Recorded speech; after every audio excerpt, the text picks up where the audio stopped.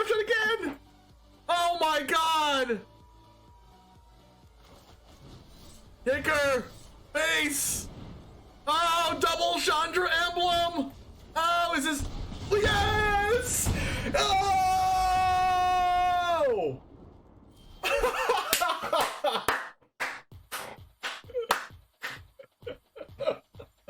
Oh!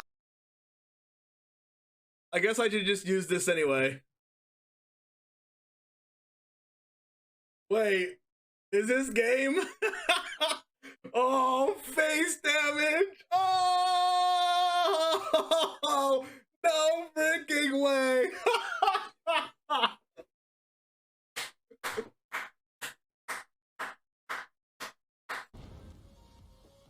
Alright, give me Scorpion. Off the top, right now. It's just too good to be true! It's just too good to be true! It's just too good to be true! What the heck, dude? Cheating! They have Fatal Push. I don't care. If they have Fatal Push, they're going to use it now. Oh no, it goes back in the deck! No! Oh, if they have Fading Hope, I swear. I'm going to pay 3 life, and then they're going to Fading Hope it back to their hand. I'm going to cry. Okay, I didn't say that. Oh no, I should have played Thalia first. No, I should have played Thalia first. No, don't do it. No! No! The second one got Approach.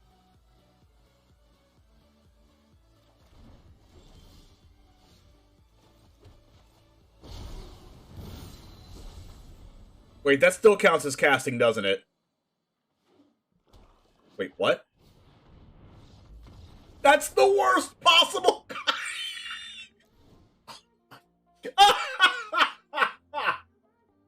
That doesn't work the right way.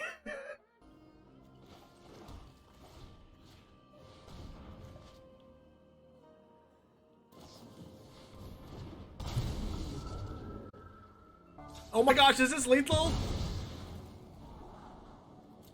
Oh, please be lethal. Oh my gosh. Is this broken or is this broken? I think we're broken. Oh my gosh, please don't kill my dog. Please don't kill my dog. If they kill my dog, I swear. Can't be blocked.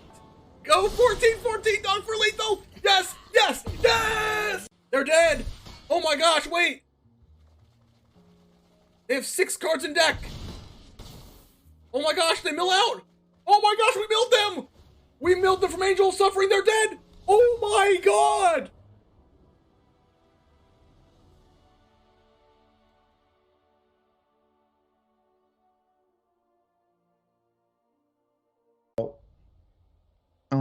I'm gonna tilt for Send Voyage. Let's both tilt together. You ready? All right. When the Wandering Emperor gets cast, we both have to tilt together. I trust me. All right. I'm ready. All right, cool. I'm ready too.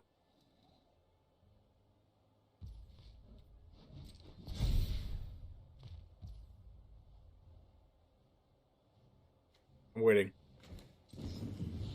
Oh my god, every freaking time. Oh my god. Why do they have so many Wandering Emperors? You have to be kidding me. You don't have Emperor. You top deck Emperor against my freaking dragon. Nobody's supposed to Emperor my dragon. And then they have another one off the top. I can't play around 2 in a row. Are you kidding me right now?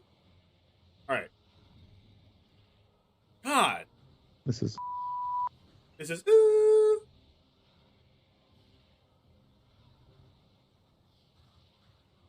not gonna win. I have 13 cards in my deck.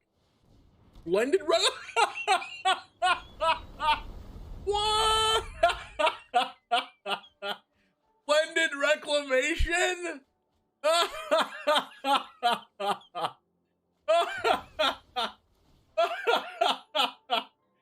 What?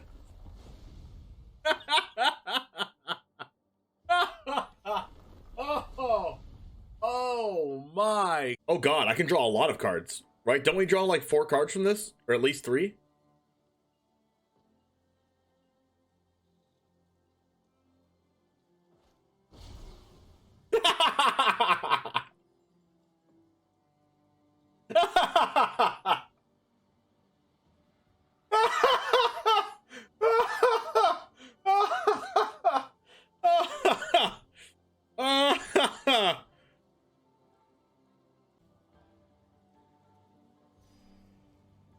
Containment breach. Oh no.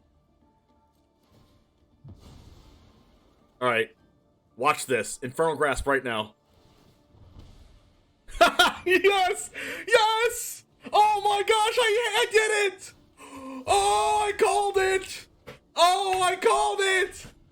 Oh! Watch this. The Bolt's trickery off the top. No, no, no, what? Excuse me! Excuse me! No! No, no, no, no, no! Oh my god! No way!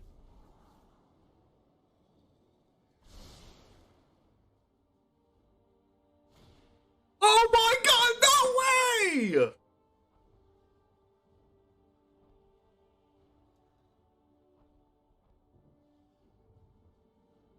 You have to be kidding me!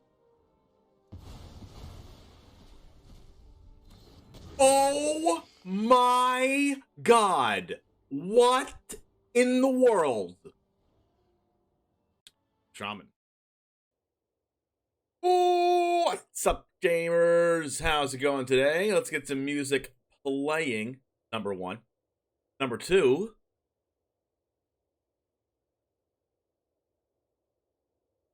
Number two is we're only 14 subs away from our goal and us to start making We're Jaming t-shirts. Let's go! 14 subs in 5 days, we can do it, right?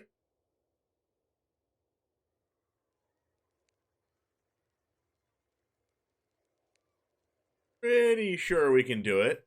Anyways, we're gonna start playing. We're gonna play some RAKDOS mid-range today with some changes. Just hit top 700 with spirits. Let's go!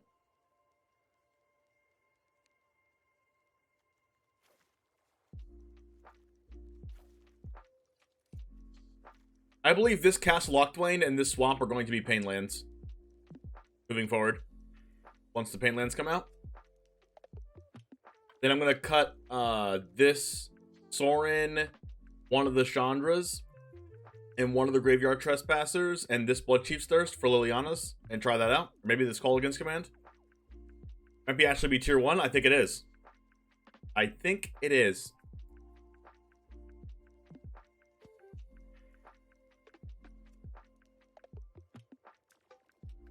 Alright, let us play this deck.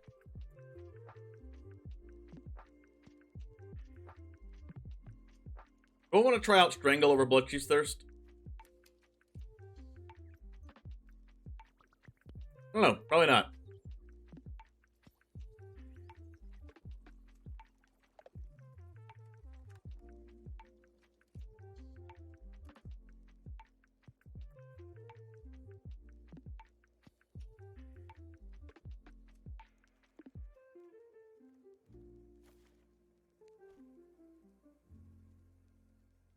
Eric Nell, what's up? All right, let's go ahead and get started. What's up, Jamers? It's the one Jame, and today we're playing RAKDOS mid-range again in Explorer with a couple of changes, getting ready for Liliana of the Veil coming out in the next set. That comes out in a couple weeks, or next week, so we're going to start out putting a little bit of cards in action, even though we don't have Liliana yet. We do have a main deck K command, but we've always had that. The new cards are an Ox of Agonis. I want to try this card out. I think it's good card advantage, especially since this deck top decks towards the end of the game, and I want a way to draw cards, and it's a really strong card. We also have a Sorin here, which I don't always play when I'm playing in the main deck here. Blood Chief's Thirst. We do have a sideboard change that we made as well. We play one Obnixilus the Adversary against control decks, and I put in a Ritual Sit here because I've seen the rise of fight rigging decks and things like that. I need something to get rid of a bunch of 3-drops at the same time. Also, Mono Green Stompy is a deck that I have to prepare for. We also have Extinction Event for those decks as well, but Ritual Slit is also better against really low to the ground go wide decks like humans. We also have Meathook Massacre, Sky Sovereign as always. We have a couple Duresses, a Noxious Grasp of Braid. You know how it goes. and 1 Hitotsugu consumes all for super low to the ground 1-drop tribal decks and also Cat Oven. Anyways, let's go ahead and get to the matches and see how we do with the RAKDOS today, and it all starts right now.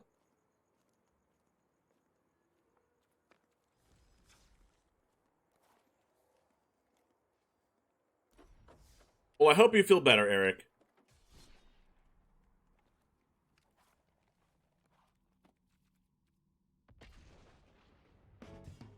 You can sit back, relax, take some medicine, watch some magic.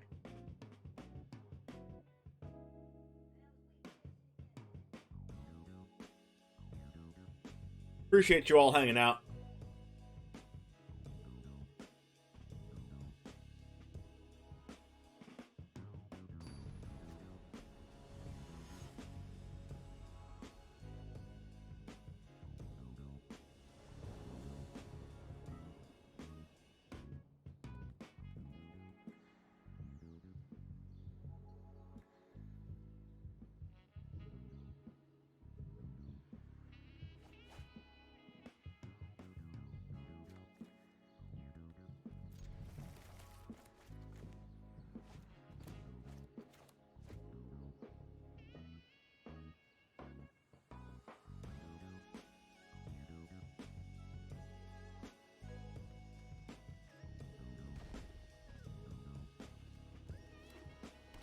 Alright, on the draw, I will work with this.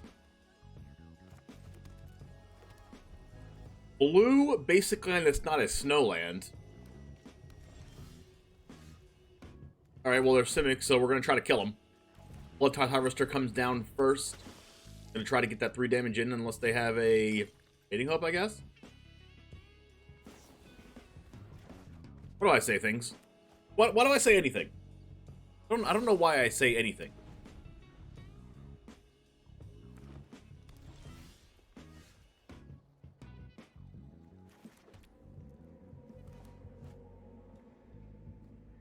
Is the 2 damage on Bone Crusher Giant relevant? I don't know, I guess I don't want to play into Censor, right? They could technically have that.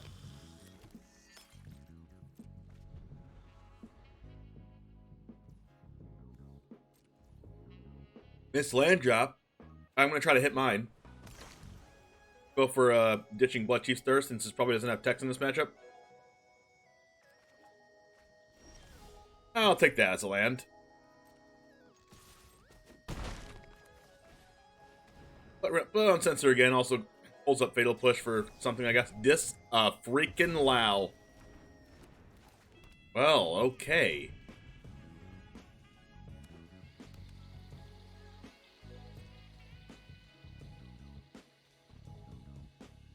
I mean, I guess I'm gonna ditch the Fatal Push. I don't even really have to, though.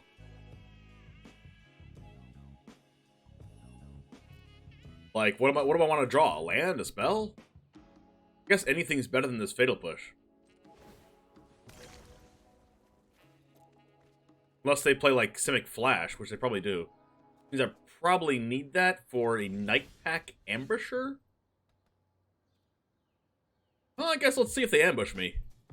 Simic Flash? Well, I don't know, but I'm gonna cast Fable and then hold up Heartless Act for their Ambusher? But it is Simic Flash. You're gonna untap their lands and then cast it end step, then I'm gonna Heartless Act it. Go ahead and cast your Ambusher.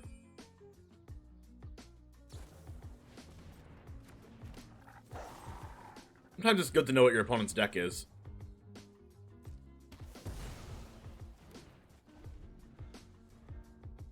Don't cast Nissa. Don't cast Nissa. Don't cast Nissa. That's decidedly not a Nissa. Happy about that.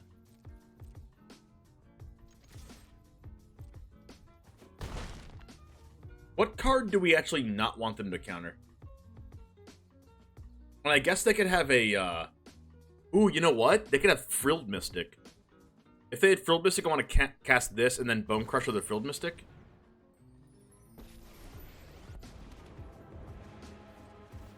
Alright, I guess not. We're making a thing here just in case I have another Ambusher. Ah. Then they attack the Count Dracula, and then we Bone Crush, so we block plus Bone Crush.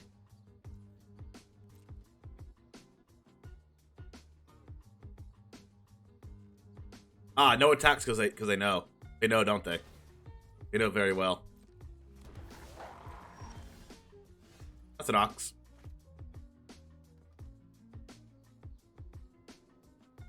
I kind of want to just like minus this again.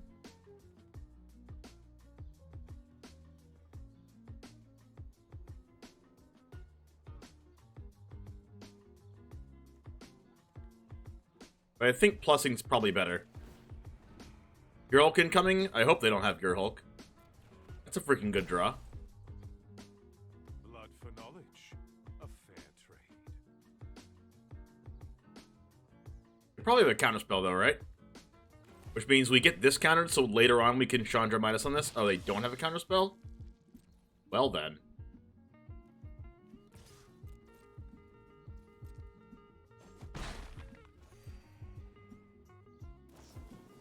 Another Nightpack Embusher?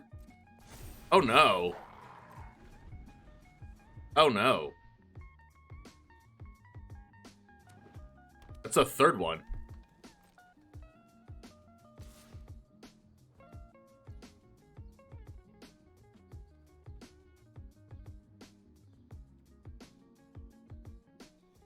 Well then. Not good.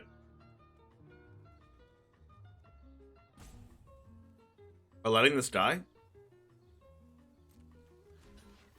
I'm blocking it.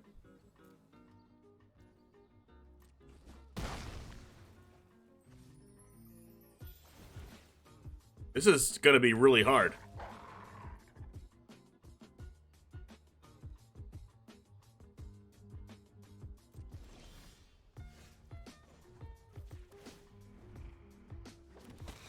How do I kill these Nightbacks?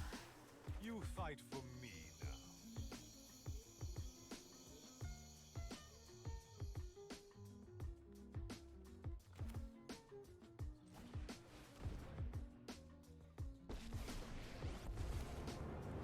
I mean, they don't have a counterspell at least. Wanna play with fire, huh? This'll be easy. They have a Gearhulk. Please don't draw a counter. They actually drew something? No! Wow, okay, at least they counter something that can come back.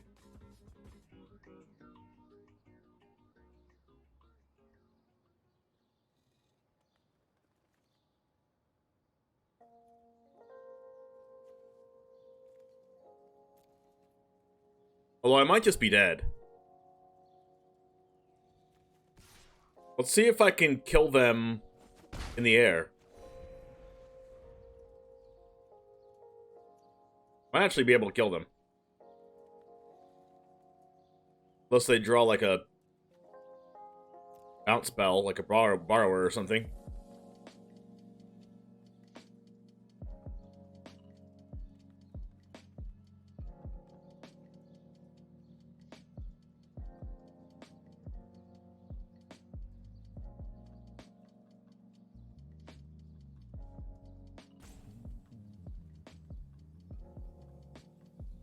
I am definitely excited to play with Liliana in Standard, and also in this format. They just drew Borrower off the top!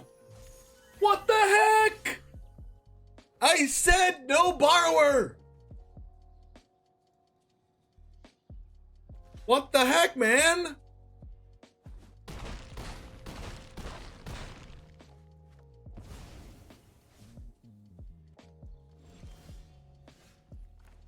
It's so annoying!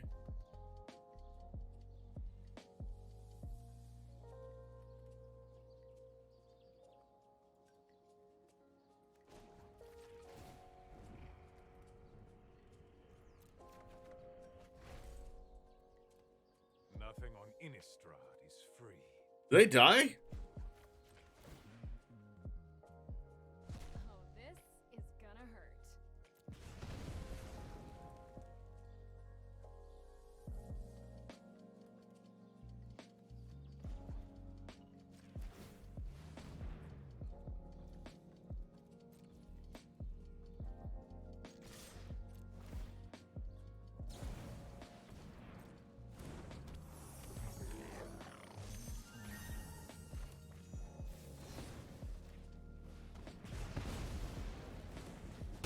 Jeez.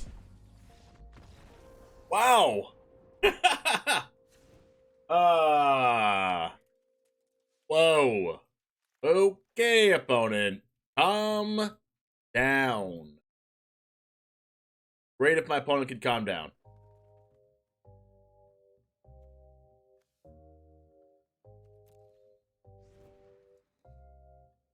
And not having Gear Hulk saved us? I mean, Borrower there was probably better than a Gear Hulk. Because it actually bounced our flyer. Let's see. Grasp, Duress. Hit Command's probably bad.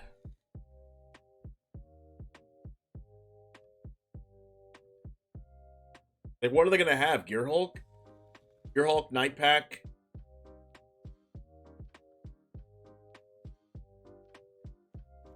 Blood Chief's probably bad.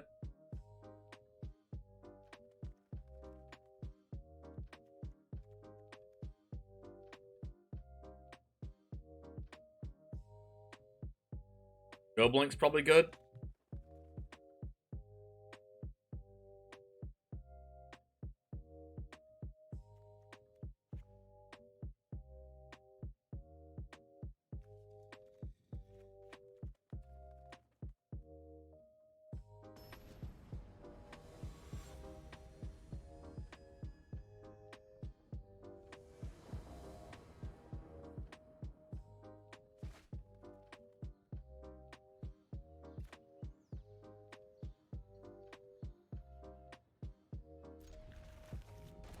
Sounds pretty strong.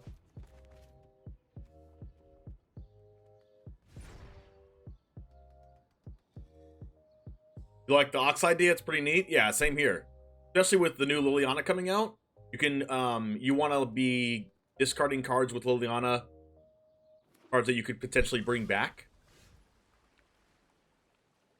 I don't know if I'm going to need Fatal Push, but just in case they play not a Paradise Druid and they play, like, some other Druid.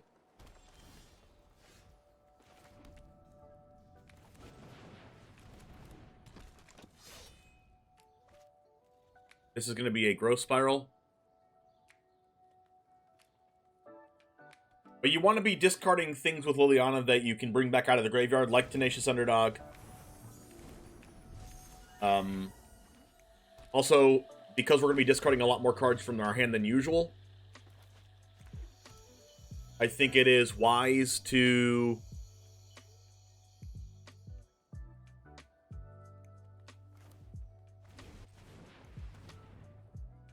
have cards that pay us off from actually filling our graveyard more than usual.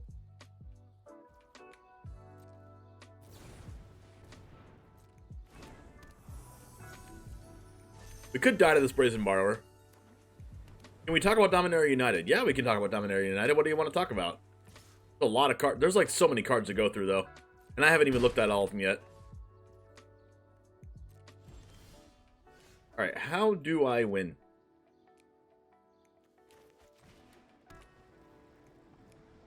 Cast this.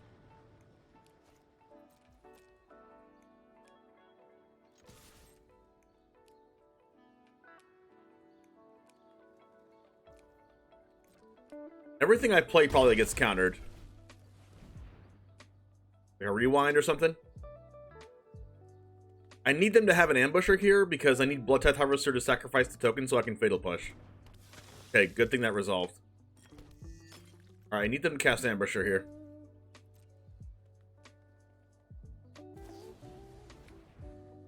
Fine. All I wanted was this blood token. Essence Scatter, the Scorn card, Impulse. Yeah, there's a lot of good cards. Alright, no Nissa who shakes the world. I guess they don't play that anymore. I mean, I guess I can race them at this point. No, they can race me.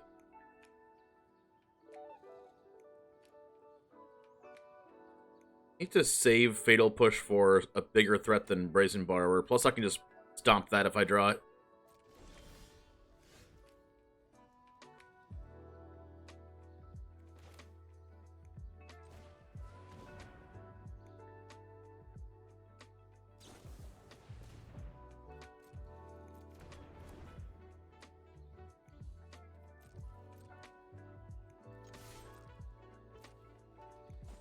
I could have like disallow or something.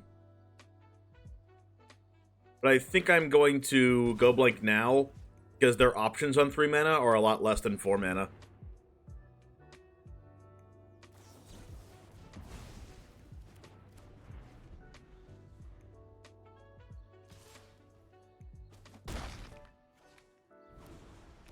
Ooh, that's a card.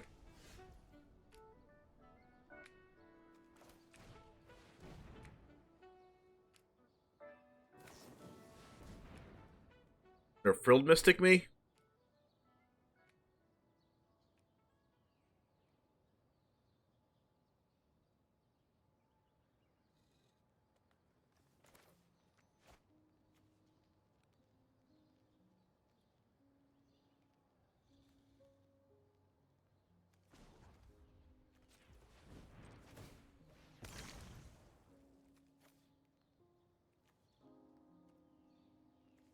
Am I discarding Onyx Ox or am I just casting it? Honestly, I think I'm just casting it. Huh. Drew Fable anyway.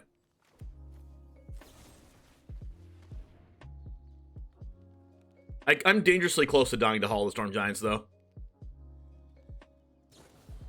Oh my gosh, they're fading, hoping it back to the hand. Alright, I guess I have to use my other Fatal Push on it. I was going to use it on Frilled Mystic, but I guess not.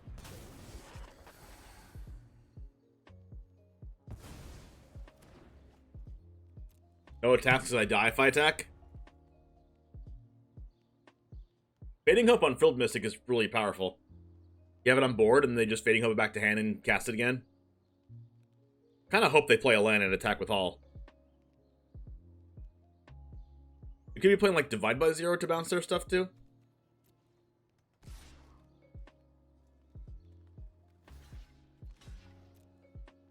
Pretty easy block.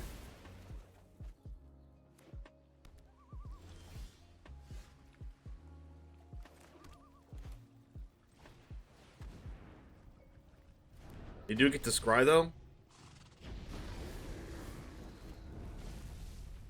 Good draws here.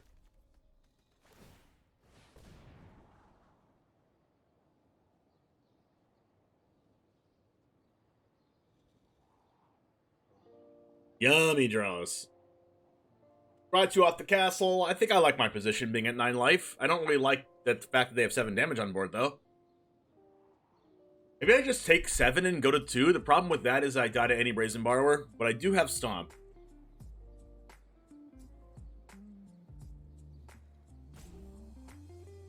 Whole pair with blue for control. There's that new bounce spell that is also a 4 mana Dimir binding the old gods that doesn't actually destroy it, puts it on the bottom. Alright, whoa, what could that be? What is this? Well, they also could just be blocking with this, which is gonna give them so much time.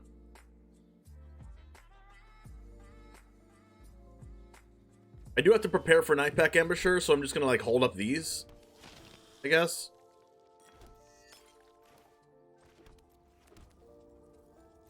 Yeah, Terror Center looks sweet too. It exiles artifacts and enchantments. Ah, Nightpack Embusher. Yeah, Rona's Vortex. I always call the card they have. It's always this card.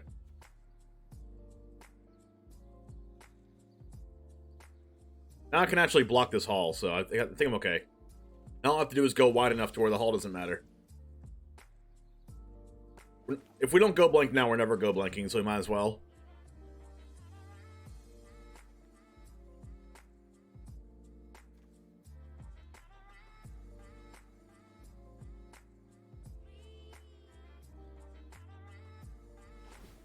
The Shark Typhoon? That's such a good card right now. What the heck? They just top deck that? That is bananas.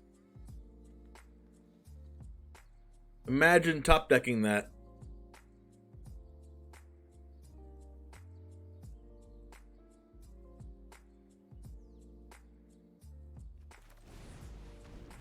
We have to pressure them? I mean, I can't.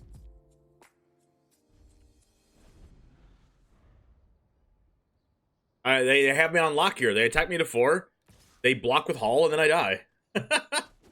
What a powerful draw. Any removal? Yeah, I mean, only so much we can do. I can only put them to 4.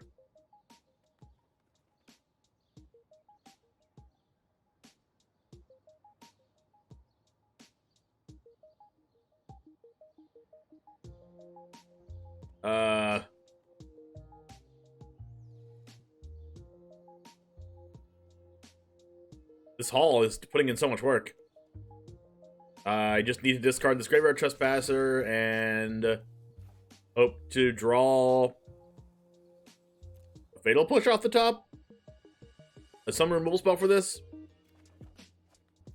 That would have been good if I just top decked it. Would it have been?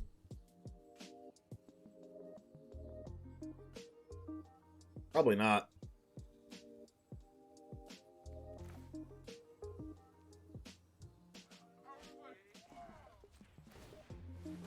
Removal?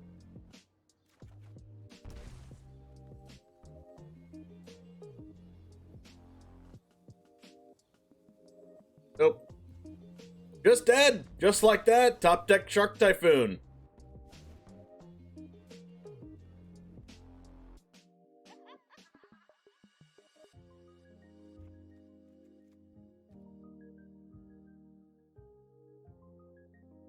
Must be nice.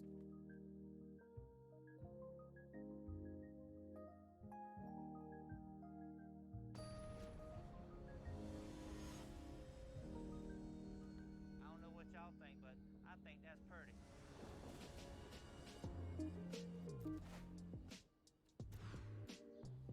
Wow, this is bad.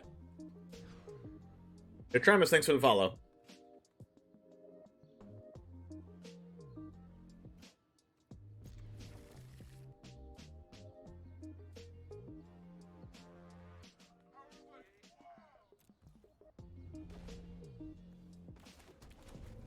I'm gonna play this land first instead of going Thoughtseize turn 1 because if I draw a 2-drop, it's way better.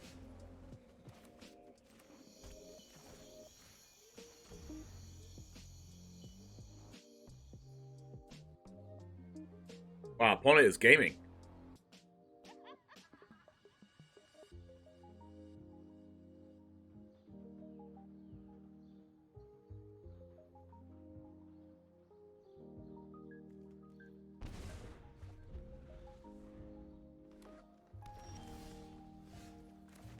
I can play around these cards. If I take the Ambusher, like, sure, they Fading Hope my 2/2. Sure, you got it. Right at the top, that's a land.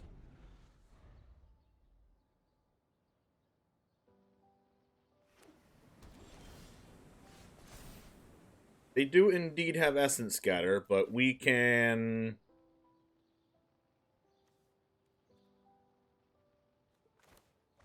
just get Essence Scattered, and then this is better than this right now. Because we have Fable. And now they have Rewind. So we just get Rewinded. We have to force it out somehow, right?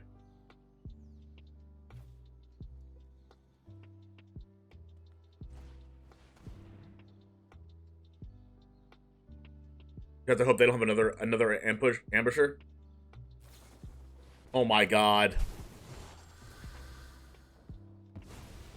Calm down, opponent.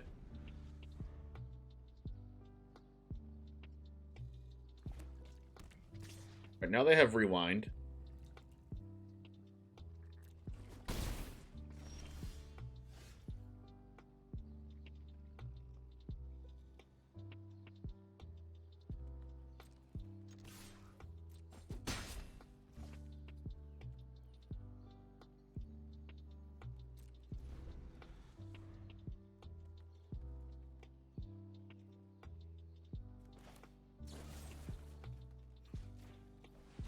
Could force out the Rewind like this, even though it does let them untap their lands, but That's still better than them untapping their lands on my turn.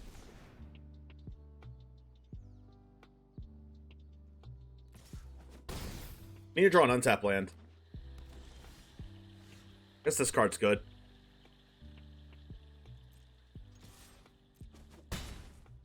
Oh, you know what? I should have Noxious Grasped this because I can't Noxious Grasp with Shark.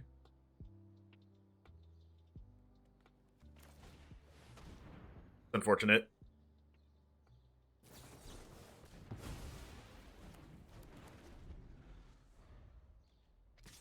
I need to hope they don't draw, like, running counterspells. That card's really good.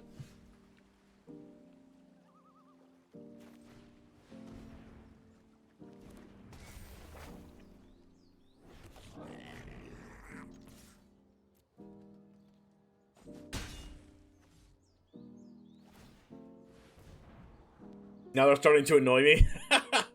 Ah, yep. They scry 2 to the bottom. That's good for me. Hopefully they don't draw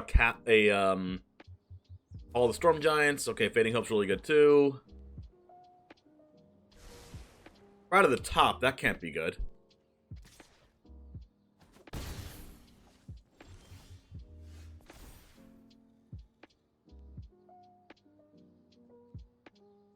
I don't want this land.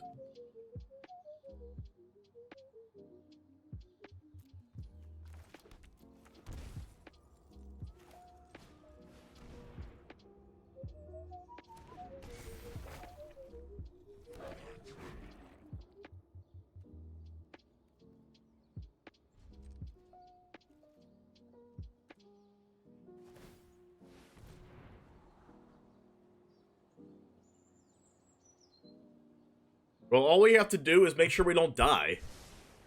Well, they scried to the top and then they scried back to the bottom?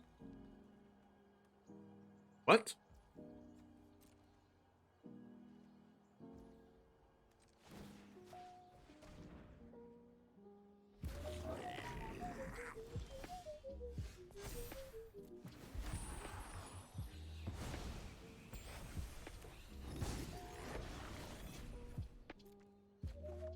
Ooh.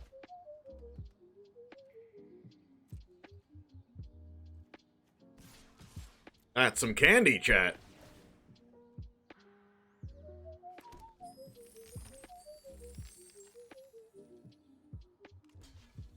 Please bounce this to hand. Well, at least I got rid of it. Now I can cast this and still hold this up.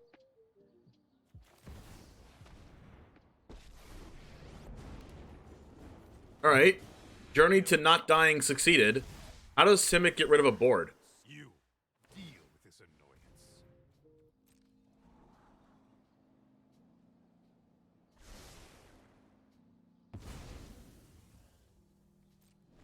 annoyance. Ugin?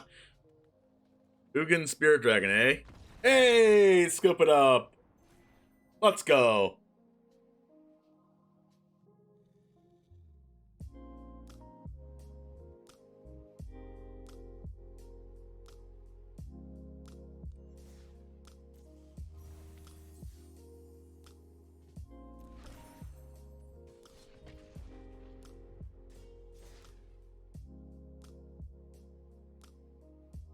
Also, I want to take this time to give a quick word to our sponsors now that Nuno is here. Everyone say what's up, Nuno. Number one is Ultra Pro, the standard and safe storage. Go support DGen Gaming by checking out the sponsor down below. Also, you can save 5% off of all your Ultra sleeves by using code DGen at checkout. Save 5% off literally anything in the store, including pre-releases for Dominaria United and sealed product at CoolStuffInc.com by using code JANES5 to get 5% off. Also, Card Hoarder, where you can get all of your Magic Online needs. Speaking of Magic Online, you can use Untap.gg to get all of your deck tracker and metastats needs, and also get the background that you see today on screen. Also, TCG Showdown, where you can battle against your friends for money. Rogue Energy, using code JANES5 gets you 20% off of all your energy drink needs as well. And also, you can beef up your MTG Arena account by using mtgcodes.com and using code DGen for 10% off.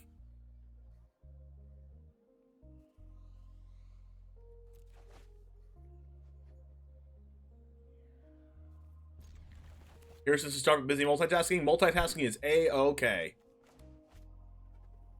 Densmond, was that you? Cynic Flash? Oh gosh, it's you. I'm playing against you. Okay, please don't watch me, Densmond.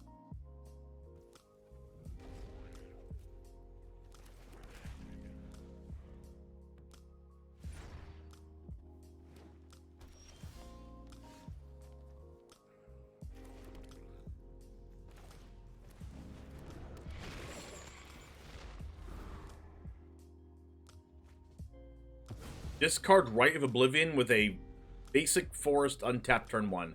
It is Abzan mid-range.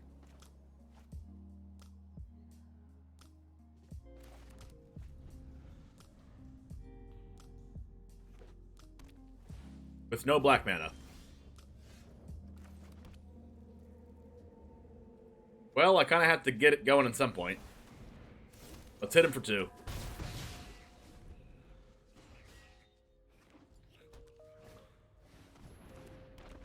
That's what we like to call a Siegis Rhinus.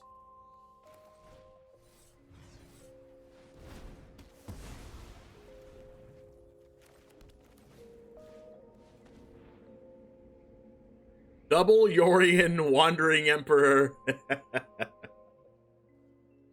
Ah, yikes.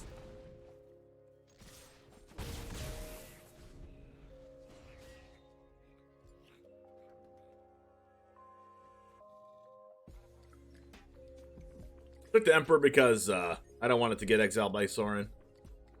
Sorin, why did I say Sorin? I didn't want Crokeyz to get exiled by the Emperor.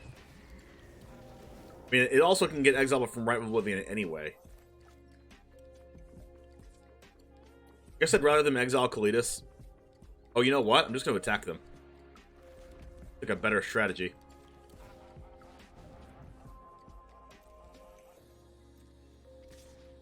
Exiling the Rite of Oblivion now, so I don't get to use it.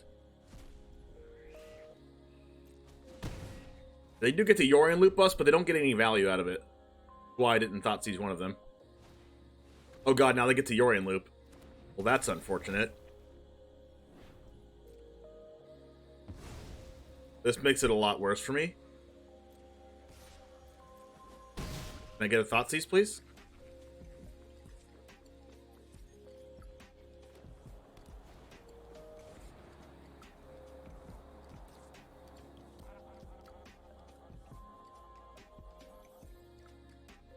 That Elvish Mystic resolves.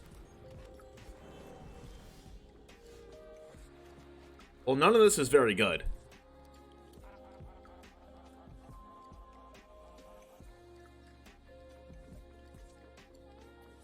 I guess I will... They're gonna get to a land and Yorian Lupus? That's not good. We have Crokeyz if we push the elf? No, we don't. We need 6 engrave.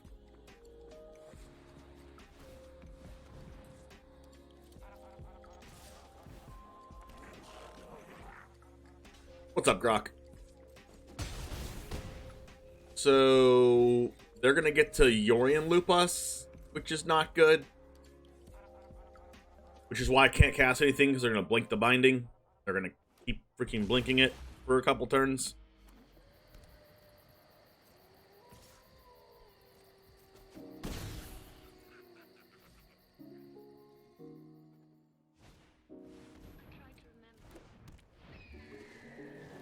Which is really freaking unfortunate.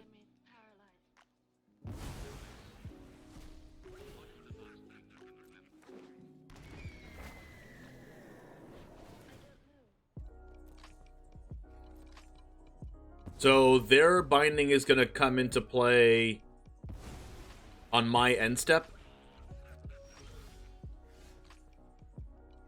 Gosh, I really wish I had something better to play. Wish I could kill this Yorian, actually. That's what I really wish.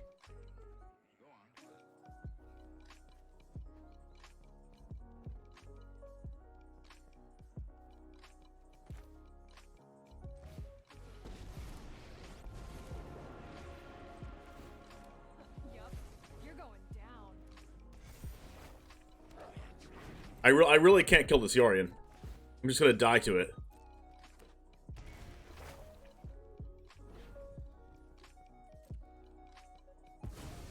Whatever. Figure it out on your own. Like, 5-mana cards with 5 toughness are, like, really hard for my deck to deal with.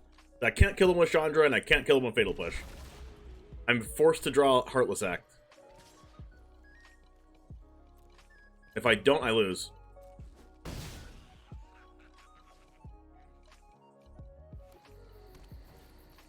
Oh god, they're gonna Yorian Loop again? Dang it, man.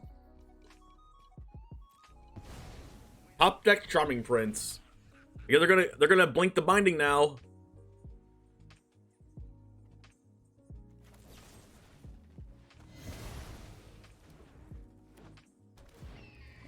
That is so very annoying.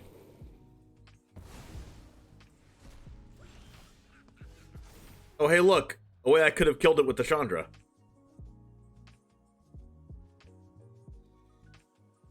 I can technically kill it with Bone Crusher Giant if they block, but they're just not going to block. They're going to block? They're not going to block.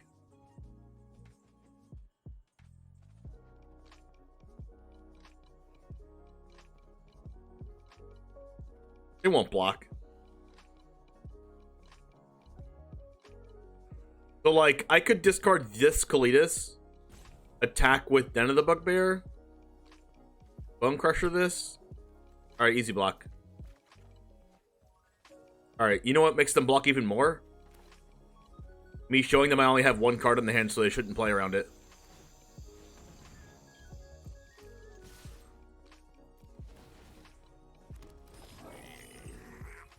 Crap. Crap.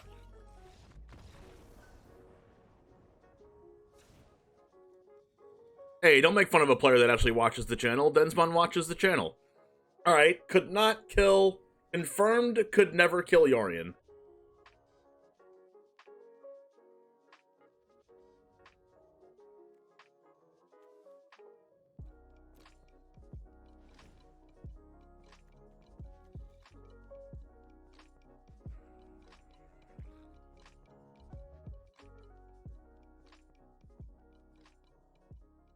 I'll even play this matchup. Let's kill them.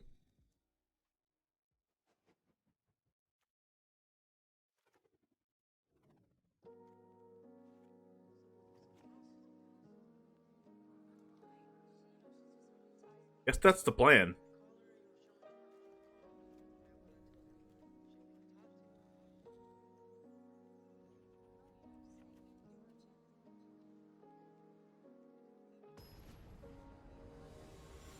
I should have said oops. Nah. Eh. I don't BM people from our community. That'd be terrible.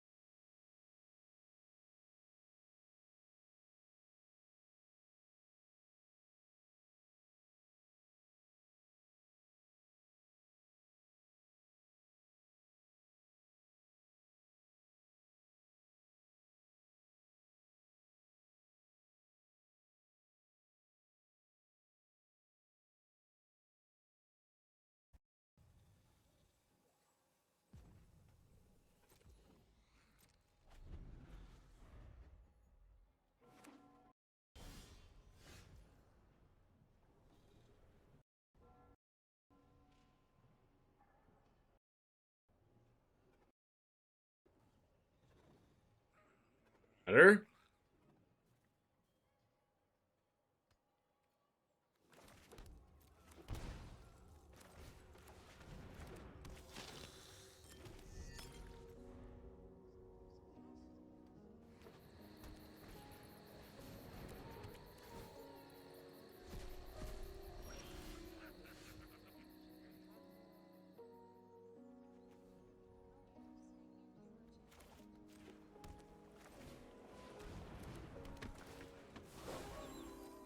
Do I play giant removal? No, but I don't care about Rest in Peace.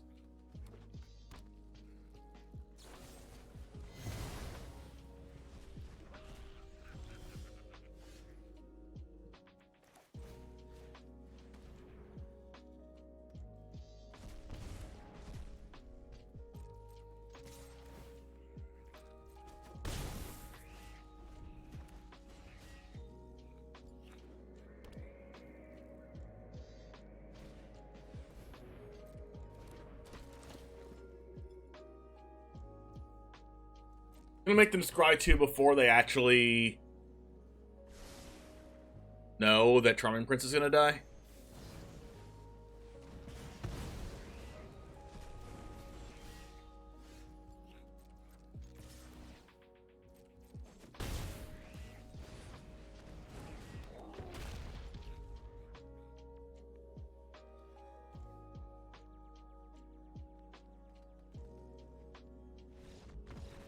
Alright.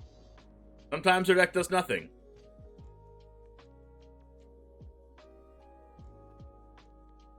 I guess I can play Invoke Despair, but... like, do I really care about Invoke Despair? Like, no?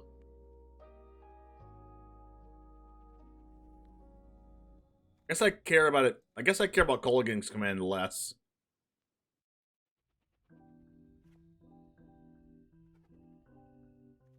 So sure, I guess?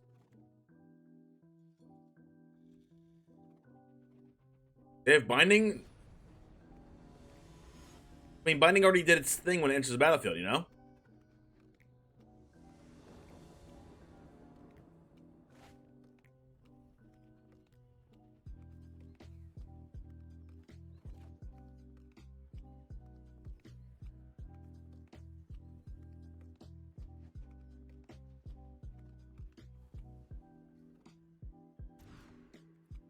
Back-to-back abysmal hands?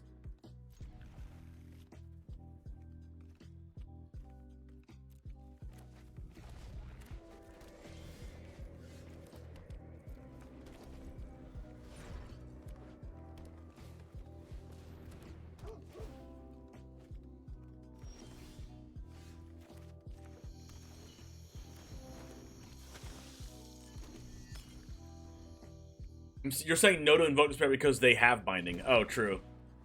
Oath of Kaya. Well, this couldn't be going any worse for me.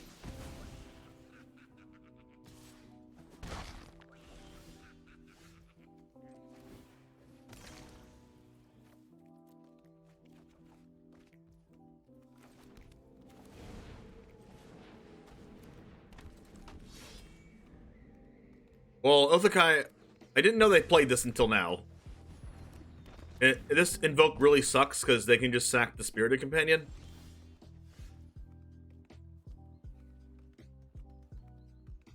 I guess I got like Blood Chief's Thirst. The Companion?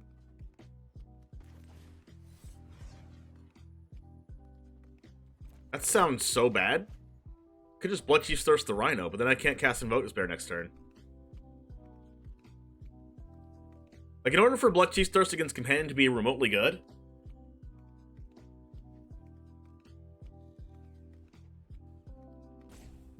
is they have to play no creature next turn. They can easily have Wandering Emperor.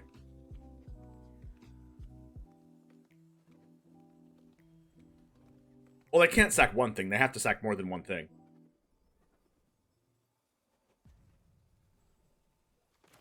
I am going to confuse the heck out of them, I guess.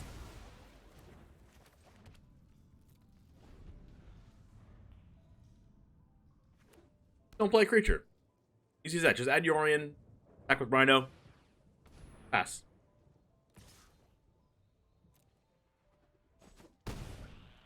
Don't play Charming Prince. Oh my god. Phone is so good.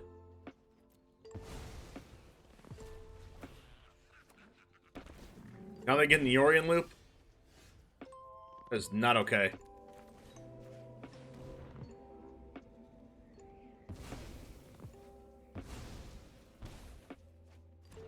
Guess I'm just dead. How'd I get to Yorion the Rhino? Mid-range problems. 5 mana cards. 5 mana creatures are especially just awful for our deck to beat. Can't beat them. I will lose to this Yorion once again. I guess just kidding, but we're still gonna die to the Rhino. Hope they don't have another Yorion, I guess. I guess I could have saved that Noxious Grass. Now they have free information.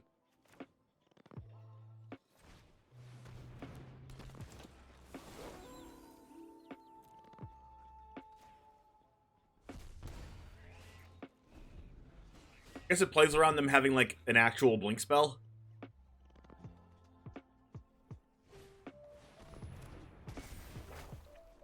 Not dead yet. But I'm also not alive.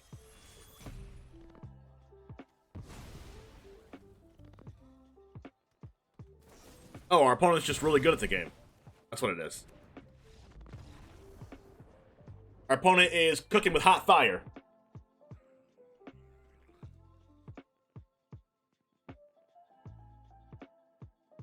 Sometimes they win.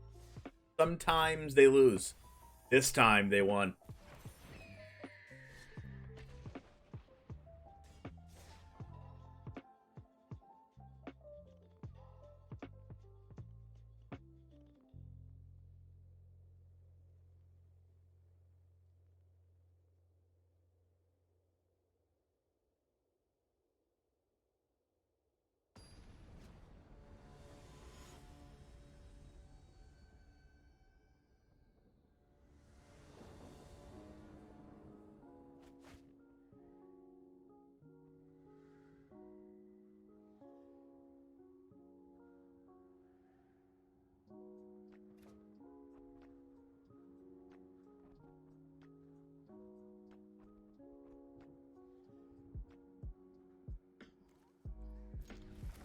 This isn't, like, amazing or anything, but I think it's a keep. The Band Man. Band. Lowest mana cost counts as 2 black pips for devotion? Yes. Alright, we played against a deck that will punish us for keeping this hand, so here we are. Primal Might, which means they probably have another one. They probably have another Primal Might. Scavenging Ooze, hey, yo, sick. Just the card I wanted to see.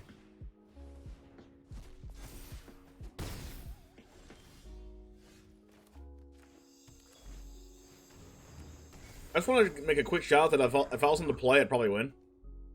Chandra minus on Scavenging Ooze. They only have a pack leader instead of drawing a card this turn with pack leader, and me having absolutely nothing to defend myself with.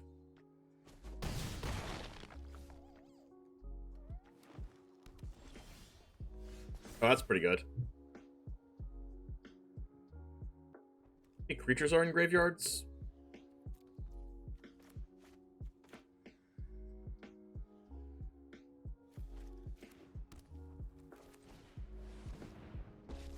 It does smell like cocoa, but there's nothing really I can do about it. Let's do this.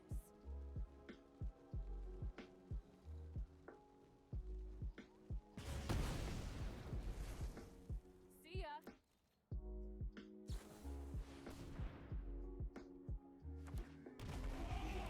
At least they don't have a 1/1.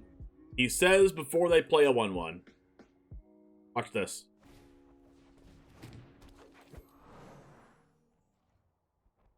Alright. Alright, opponent. Sick. Sick plays. How much do you want to bet that they just drew that? You want to bet? Anybody want to bet?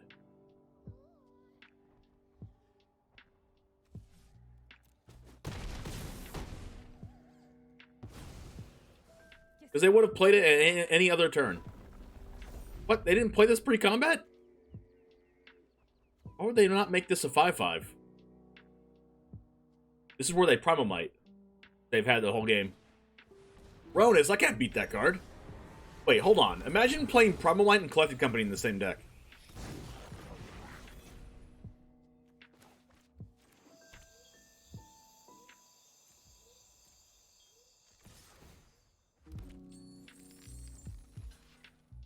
Can't beat Aronis. Like, impossible.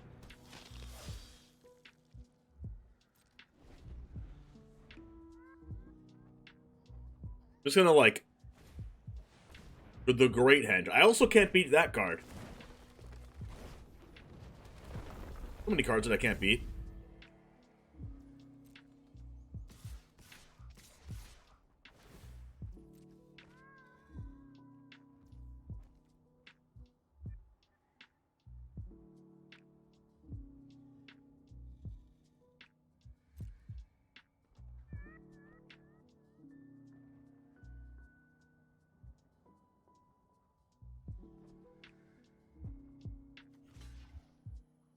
What card do I actually want to kill?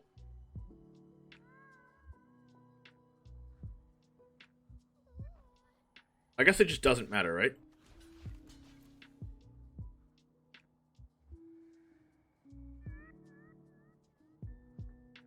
I think I just die anyway. I could have killed something before blockers. Make the 2/2. Then they just pump something. Why didn't they pump this with his own ability? I feel like that was a mistake.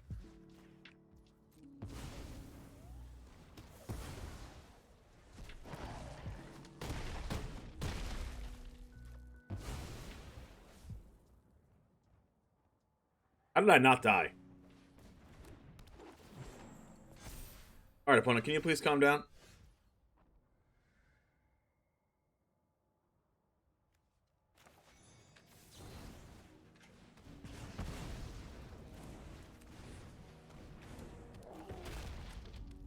I'm still dead, right?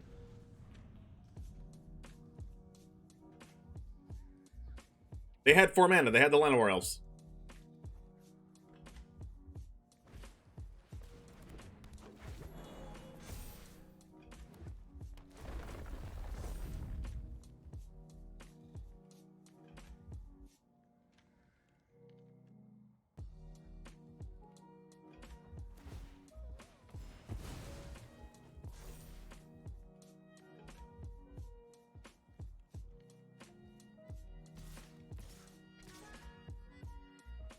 Doing awesome, Vincent. Thanks for asking.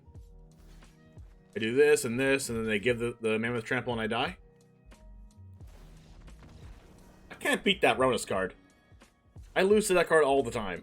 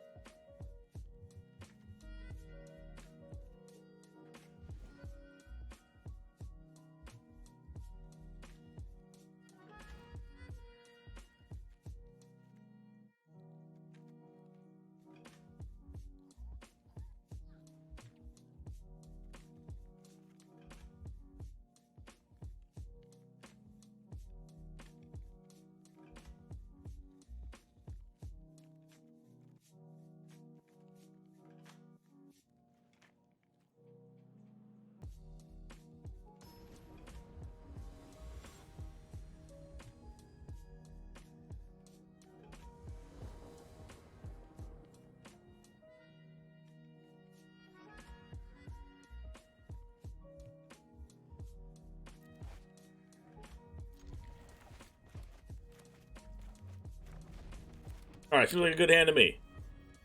In before we never draw a 3rd land and die. No! God, I hate Shaper Sanctuary. I hate it. Card's so good, they always have it on turn 1. It's like they play 4 of it. I mean, 8. You know what that means? We have to just kill them.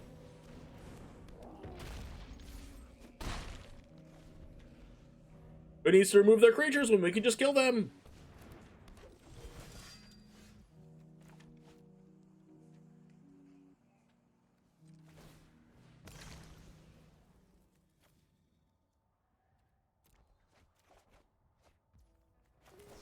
Alright, we'll give them some draws.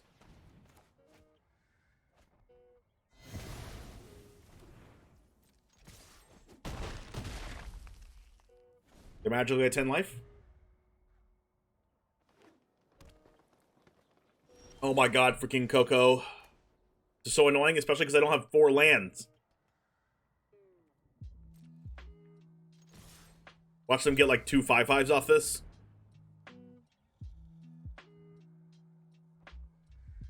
Please just whiff. There's Saper Sanctuary in your deck. Please whiff.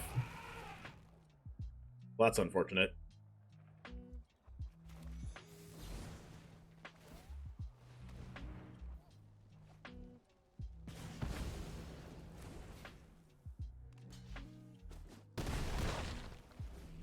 Can I draw a land?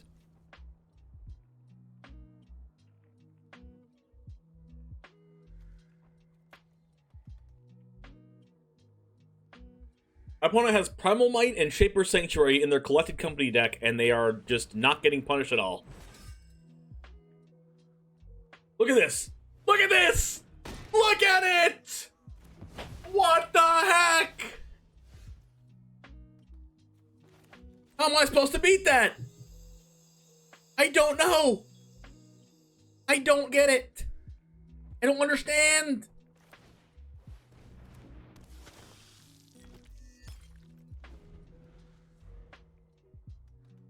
You would think that they don't run hot all the time, but this happens every time. Turn 1 Shaper Sanctuary, Primal Might, and freaking, what's it called? Great Henge and Collected Company, and always hit 2 creatures off company. This is not salt, this is real life.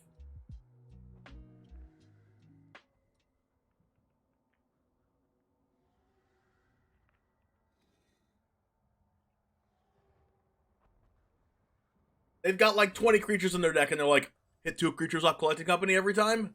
Watch still Henge? I know, I'm expecting it. They're gonna go Henge, Llanowar Elf, draw a card, Llanowar Elf, draw a card, attack for 5. Another Shaper Sanctuary!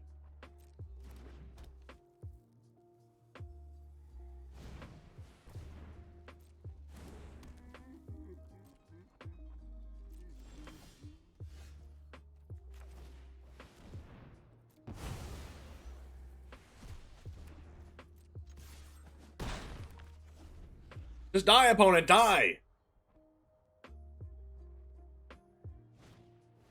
This deck's impossible for red black? I don't believe so. It's just really hard.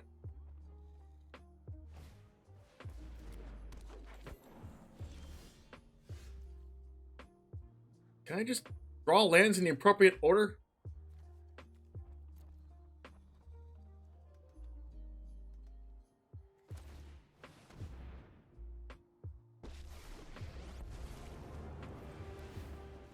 What? My hair is Congratulations, draw 2 cards. I know. I don't know, maybe I should have just ritual set it. I don't know.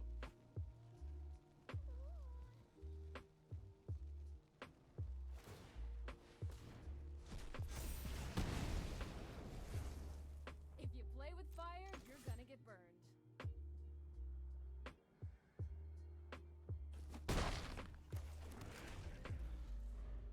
I attacked because I have to kill them anyway. I'm gonna draw Bone Crusher Giant, they're gonna die. Oh, they say, oh crap, come on, infinite life gain, here we go. Here we go, infinite life gain, why not? Well, that was a disaster.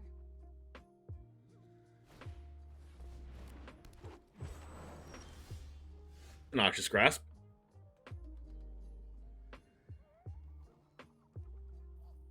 Alright, hear me out. Oh crap, I have to target something. Doesn't say up to. So I get 2 cards even if I don't kill anything with this Sky Sovereign.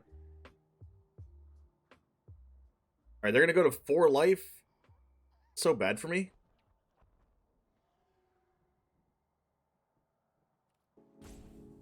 I should just sit then.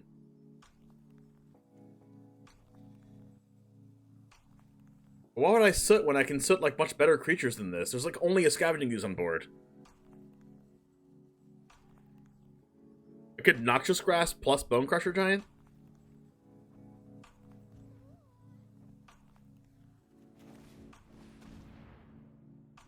Yikes.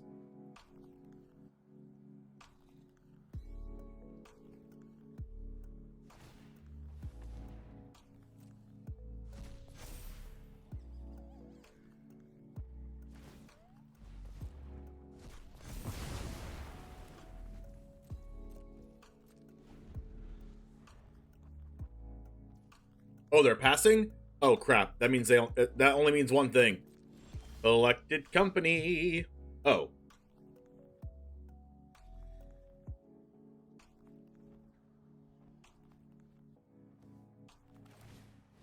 Please don't Coco in response. Please don't Coco in response. Please don't Coco. Thank you. Did Boseiju too? What the heck? Okay, they companied, but they didn't company in response. Oh, they whiffed! Their deck finally did what it's supposed to do! Their deck finally did what they're supposed to do! With infinite non-creature spells in their deck! Yay! God. Wow.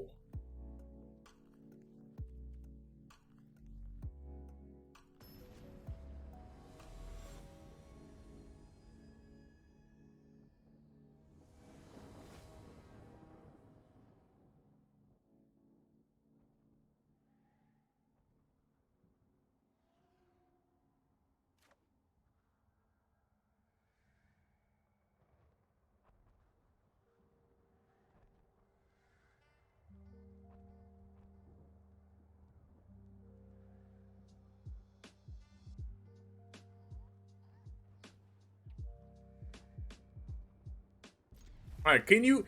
Alright. For once, can they not have Shaper's Sanctuary? Don't have it. One time. Thank you.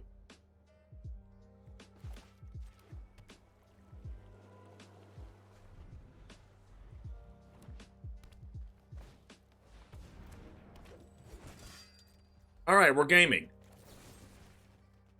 Wildborn Preserver.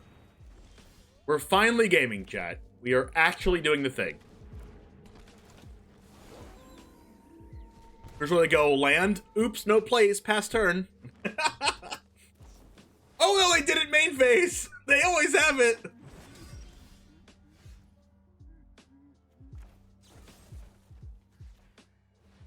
It's alright, we'll punish them. Punish them.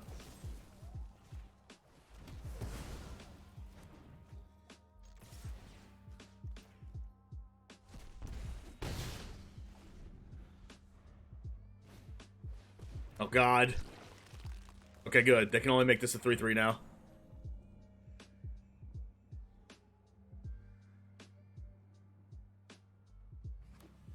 Crap, it's a 4-4.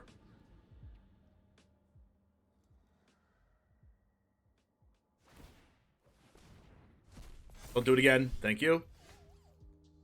Oh, good. That's much better than a braid. Alright, if they have Tamiyo's safekeeping, I'm going to riot my pants off. Thank you. I'm not attacking for this one turn. Hair smell? Can you just not have the nuts, please? Thank you. One time for the one. Good lord.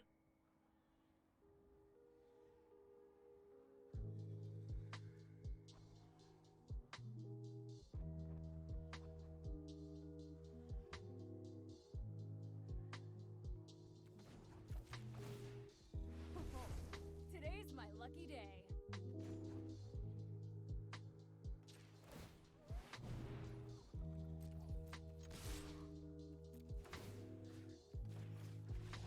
Let's go! Get out of here.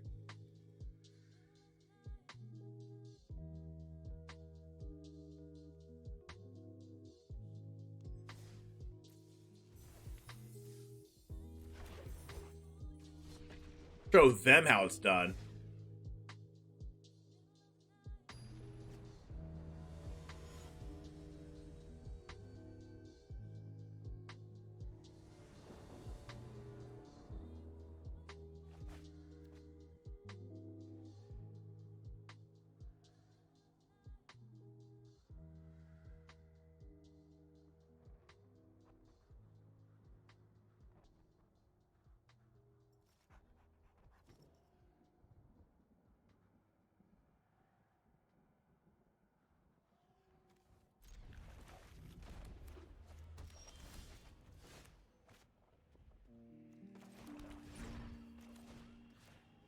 We will thought sneeze.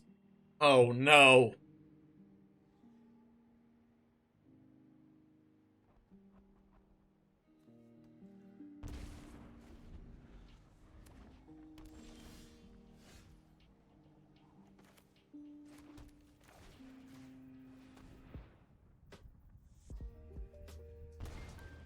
Take Absorb because I actually want to resolve my spells. I can play around Wandering Emperor.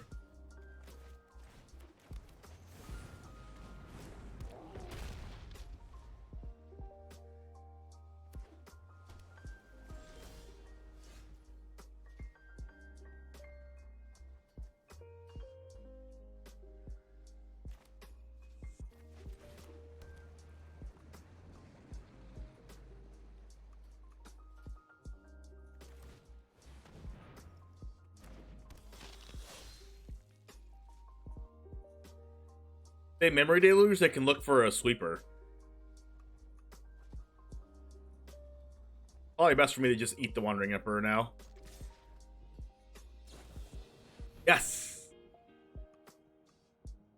Actually, I kind of don't want them to Memory Deluge because they're probably looking for a sweeper now instead of using Wandering Emperor, but here we are. Right, here we go. Tap land, sweep. How did I know? No sweep? Excuse me?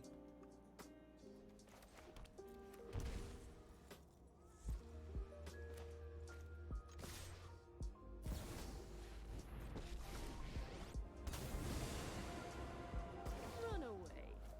You'll be safer. Years of training for this. You are not much of a roadblock.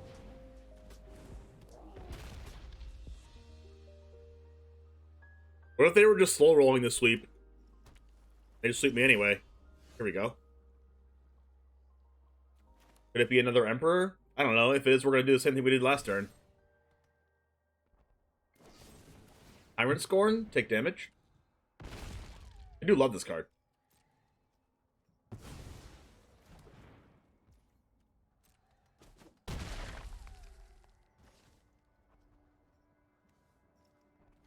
I'm going to play this. Because when they counter it, I get to play this. Then I get to hit them for 11 next turn. 4, 8, 11. Let's freaking go.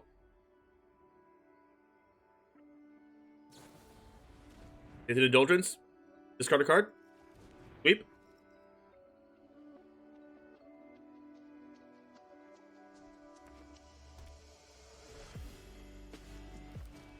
For game.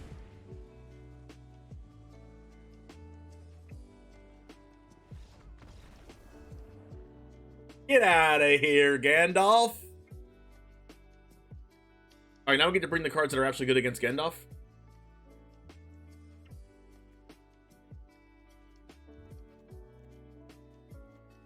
Pick out the cards that are bad against Gandalf.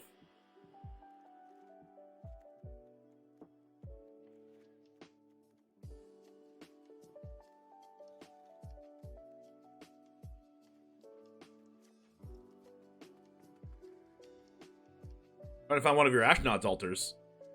Card's broken.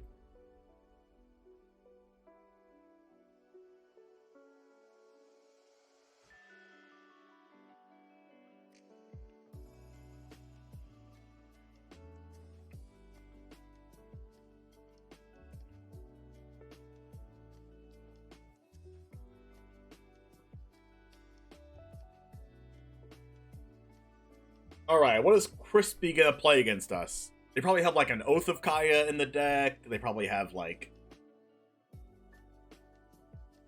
I don't know, there's a lot of spots we could have lost that game actually, if you think about it. Like, if we had not played into Wandering Emperor knowing they had it, and then we like didn't attack to try to play around Wandering Emperor, they don't take the 4 damage, and they Memory Deluge anyway. So the best thing to do if you know they have Deluge plus Emperor is just like hope they Emperor, because you don't want them to Deluge and try to then like hope to draw a sweeper. That time they Deluge and didn't draw a sweeper, which was good for us. And if they drew a sweeper, like it would have been a lot closer of a game. Maybe we would have lost, but also we could have won anyway. Like we had a couple more cards in hand that we could have played.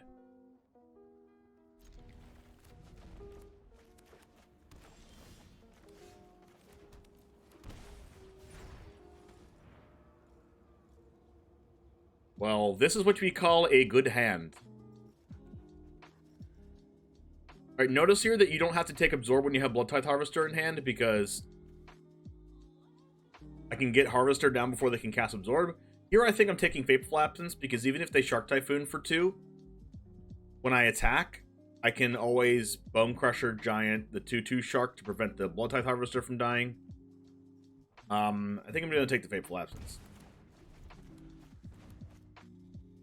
I don't want to take the Indulgence, because they don't have black mana. See here, we just cast this. They don't have Censor, I guess.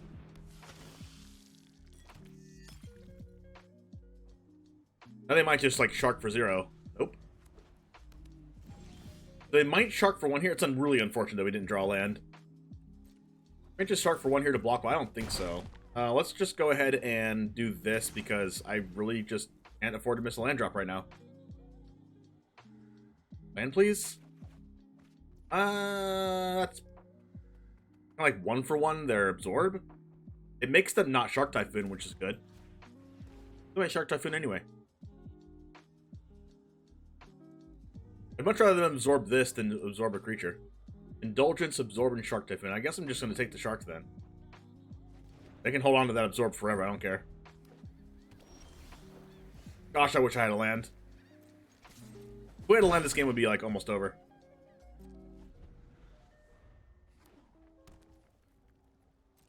Alright, let's just, like, hope they absorb this. Perfect. Okay, can I get a land? Just any untap land, please. God. This would happen to me. Just, like, inevitable. Give me an untap. This is so frustrating. I guess I could have thought seized first, but... Finally, I'm home. Keep watch. I'm just gonna take the trade and then Noxious Grasp the Wandering Emperor. I'll be back.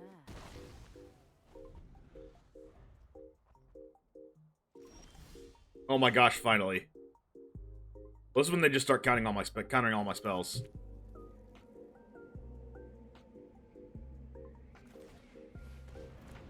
That didn't get countered.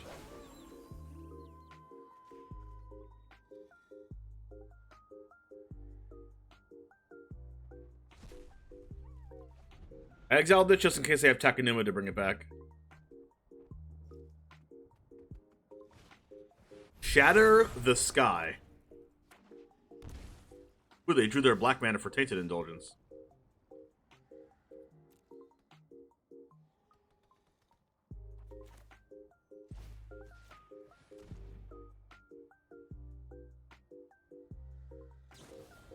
I mean, that just means they're playing infinite sweepers.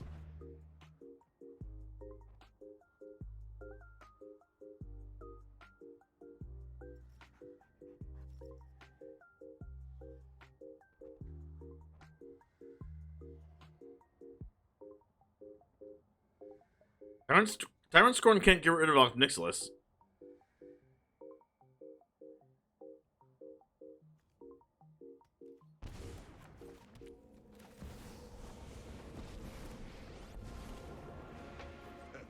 I don't need respect. Just obedience, and you'll lose everything.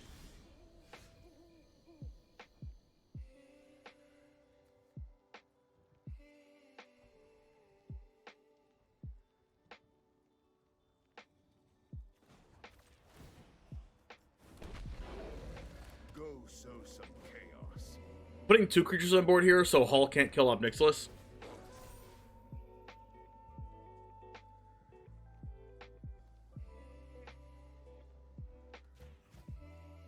Exiling these 2 to turn off Tainted Indulgence.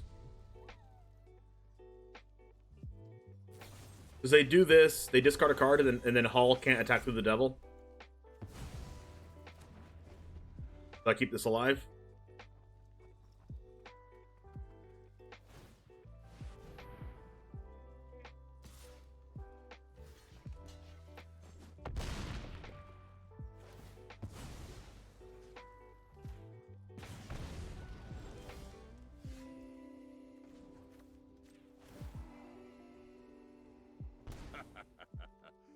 pleasure doing business with you. They're almost dead. If I invoke this better than they go to 1.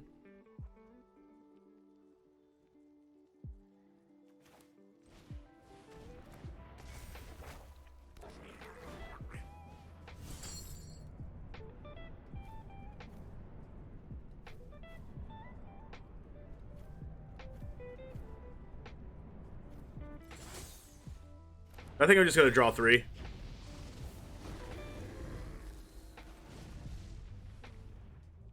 Oh, they did draw the Takenuma.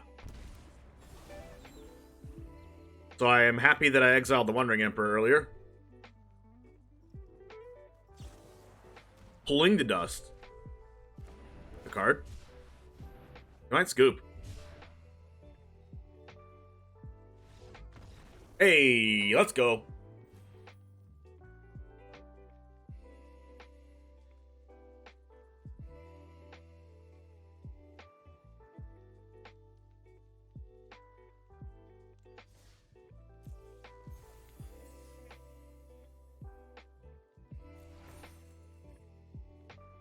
How are our matches doing today? How did we do so far?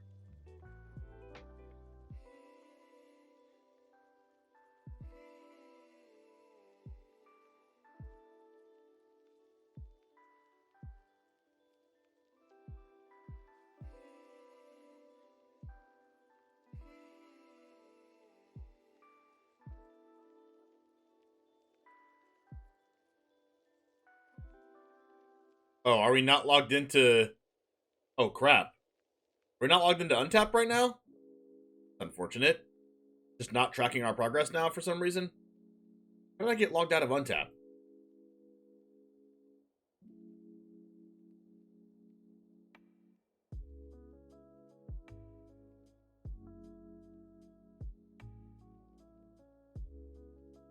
Still showing my progress?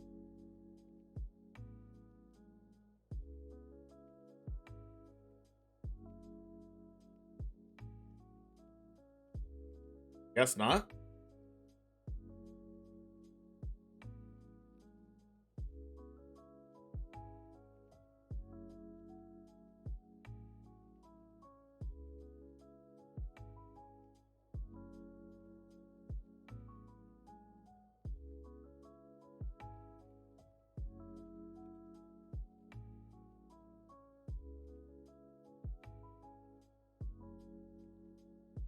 Card review is going to take a lot longer, though.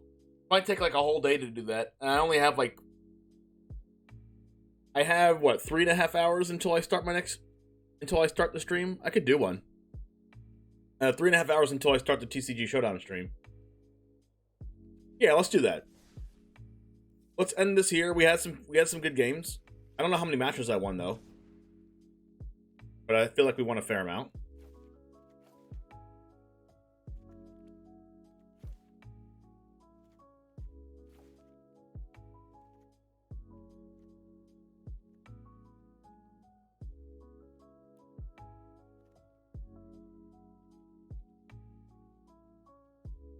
Alright, Jamers, I'm really excited about this Ox of Aghanos card in this deck. It was really good, especially in that that Esper control matchup that you saw there, drawing 3 extra cards into the Thoughtseize. Really good card, really good card advantage. Definitely it's going to come up a lot more when we have Liliana in the deck in the coming weeks when Dominaria United comes out. And also Ritual Sit was pretty good as well against the mono green opponent that we used it on their... What was it? We used it on their 2-mana creature, the Scavenging Ooze. Pretty good there. Anyways, have a good rest of your day, and I will see you tomorrow. Don't forget to hit the like button if you liked the video, and also hit that subscribe button if you want to see more Explorer Best of 3 content. Check out this RAKDOS video right over here if you like more RAKDOS, and I'll see you over there. And as always, peace. Have a great rest of your day. Going to practice on my next tournament. There we go, Vincent. Hopefully you do well. Happy you came by. You think Orzhov Discard will be one of the meta decks once the rotation happens in Standard? Discard is usually a tough deck, like archetype to be like one of the best decks, because there's so many times where you have like if your whole deck is revolved around discarding, it's really difficult to keep your deck going once your opponent doesn't have any cards in hand. Like you would think that, oh, your deck's doing what it wants to do when your opponent has no cards in hand, right? But you actually have to have a good amount of win the game potential when your opponent does have no cards in hand. Like, I think it'll be more of like a RAKDOS deck, right? Because we still have Crimson Vow, we still have Fable the Mirror Breaker, so like you can still do like a RAKDOS discard game plan with Liliana and Ravenman. Also combined with discarding off blood tokens and Fable the Mirror Breaker to turn on the Ravenman and like win that way. So I think that archetype might be like pretty good, but then again, that's just like a RAKDOS mid-range deck, right? Because then you're still playing Graveyard Trespasser, because if your opponent targets it, they discard a card, which is what you want anyway, which turns on Ravenman. So like, it's just going to be a RAKDOS mid-range deck, I think, and not be like RAKDOS discard. It's just going to have a discard sub-theme, which is still going to be good, you know? You have to have a way to win the game, like, after they have a no hand, which is what's important. Sheoldred's so good. The new Sheoldred is a 4-mana 4/5. 5 toughness is really good. And then also, every time your opponent draws a card, you gain 2 life. An opponent draws a card, they lose 2 life. You draw a card, you gain 2 life, which is like pretty good.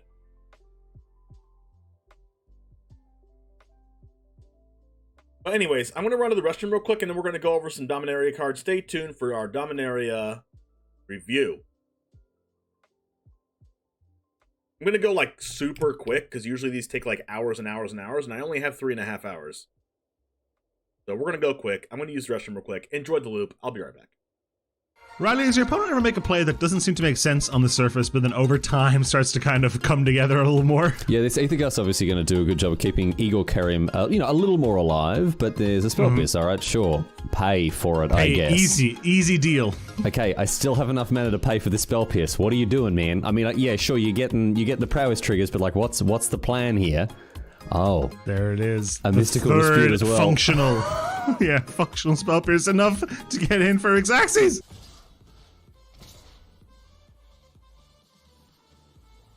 Settle the wreckage. I'm glad you asked. Oh my god!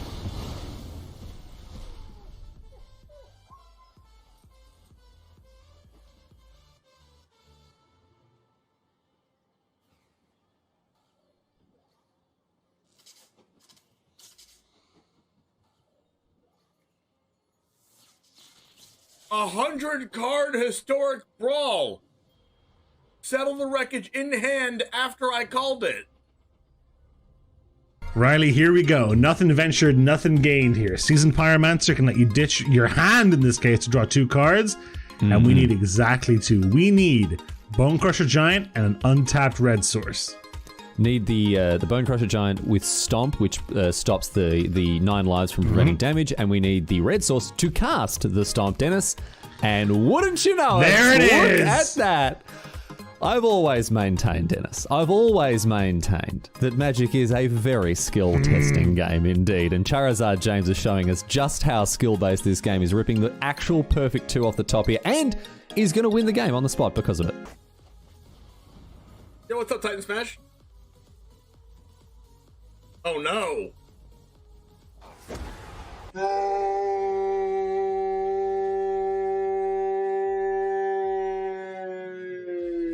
If this was the only way Tybalt's Trickery had ever been used, Riley, I think it would have been balanced the way Wizards intended it. I think this is actually Magic as R&D intended. Tybalt's Trickery. Getting rid of an eye twitch? Why are you scared of an eye twitch? Now you have to deal with a Lolth. What was that? I'm terrified of an eye twitch, dude. Like, if only it had been something like a Lolth, you know? Raise the alarm. We found their win con. We didn't know what it was, and now we know. I've now found their win con. I don't like it. You fool didn't play around Triple Tithe. Listen. My opponent had Sky Tether main deck and then boarded out of all the bad cards and boarded in good cards like Memory Lapse and Teferi. How am I supposed to win if I know that? Their tempo play of 2 soldiers are going to win them the game. Oh, it hurts. Oh, it hurts. It hurts. I can't look. I can't look.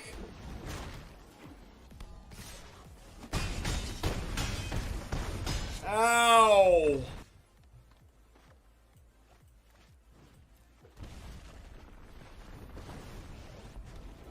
Man, Valkmir is a problem. Nope. Oh no! Wait, what just happened? Why was this 5 mana? Oh no! It came in tap! Oh no! It came in tap. Oh my god! Did we do it? Yes! I attack! Holy shit! I attack! I attack! I attack! Everyone's clenching right now. No! Oh, he lost! He lost! I attacked! No! No! What? Oh, he lost! Oh no! Oh man! What? Okay, I want them to kill this first. So I play this first. And I want these two to cast my other spells. No! Stop, opponent! Stop it! Please stop. Please stop. Please don't do it to me. Don't cast another land destruction spell. Please, oh my. Let's go! Not distortion! Yeah! Alright, chat, I am on Mythic Spoiler right now. Is this the best way to do it? Or is there a better one to look at the stuff? What's better? This or not this?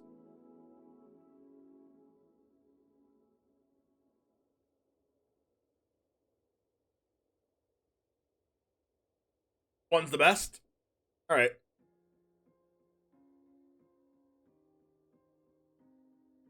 Alright, we'll start with... I mean, the only thing about this one is it doesn't do it by color. What's the one that you do it by color? Just clicking this? Okay, we'll do white first. What are these? What is this? What is this one? Creatures only or something? Creatures, instants? Okay. Sorceries? Alright.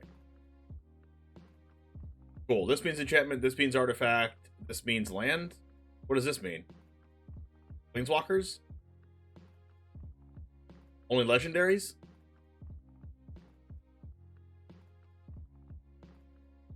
Alright.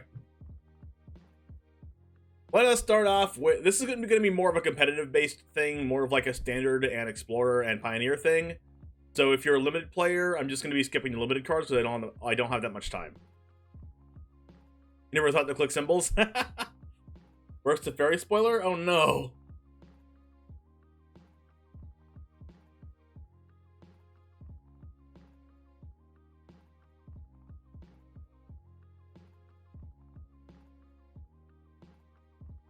Alright.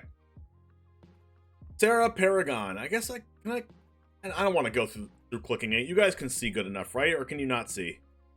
You see or can you not see? What's better for you? This or the other way? Clicking is just a lot more obtuse.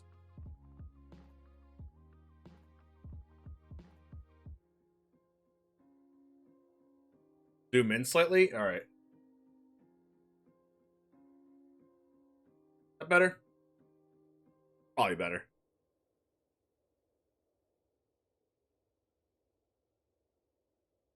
Perfect? Nah, that's not perfect.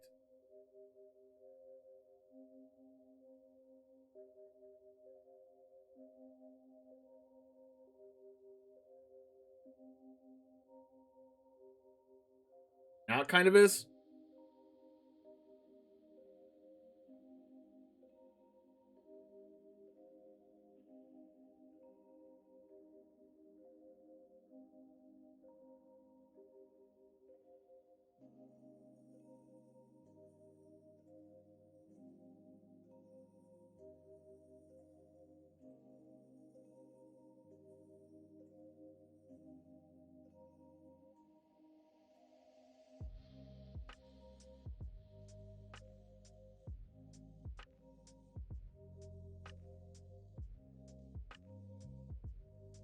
A little better, right?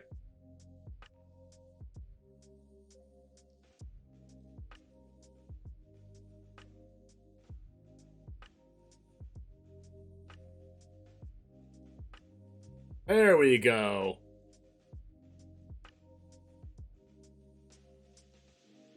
Cool.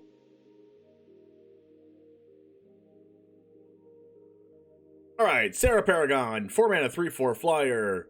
Once during each of your turns, you may play. I already know this card's good. You may play a land from your graveyard or cast a permanent spell with mana value 3 or less from your graveyard. If you do, it gains whatever this permanent is put into your graveyard from the battlefield. Exile it, and you gain 2 life. Is there anybody who hasn't seen a lot of these cards before?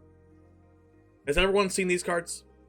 Am I reviewing them because you're seeing them for the first time? Or am I reviewing them for just giving my hot take on them? What am I doing, chat? Everybody seen these?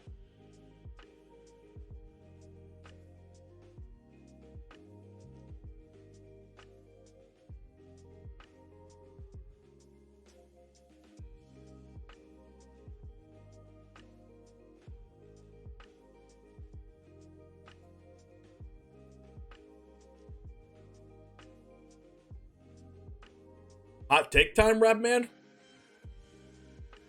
You've seen someone I want scalding hot takes anyway? Alright, Sarah Paragon. Let's see. Gosh, Sarah Paragon's just so good.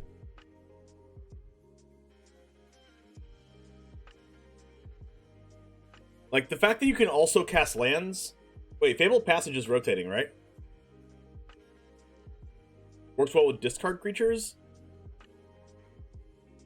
I could see this being in like some kind of Mardu mid-range shell where you play Liliana and discard stuff, and then you cast Sarah Paragon and bring them all back.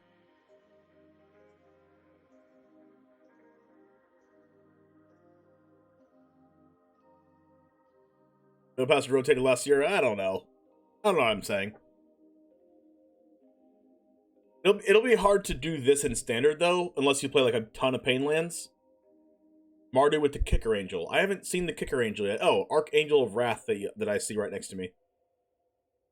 4 mana, 3/4 Kicker for black and or red. Whenever it enters the battlefield, if it was kicked, it deals 2 damage to any target. Oh god. When it enters the battlefield, if it was kicked twice, it deals 2 to any target? Wait, what? So it can deal up to 4 damage to any target? Up to 2 damage to any target twice? What?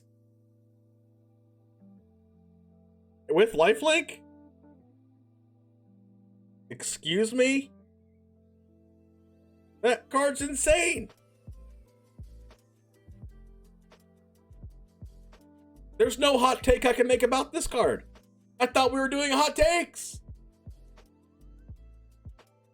Plus with Mardu, you get to play Leyline Binding as a, what? A 3 mana enchantment with flash, and you get to exile something? Because you're probably going to have 3 mana, three basic land types. You play Mardu? Hot take overrated. Alright, I'm going to be playing Mardu then. I get to play Blood Tithe Harvester. I get to play Fable of the Mirror Breaker. I get to play like Liliana of the Veil. I get to play Graveyard Trespasser. I get to play Sarah Paragon, Archangel of Wrath, every good card possible. There's the new Fatal Push card that's in black. There's like the new Thoughtseize 2 mana card.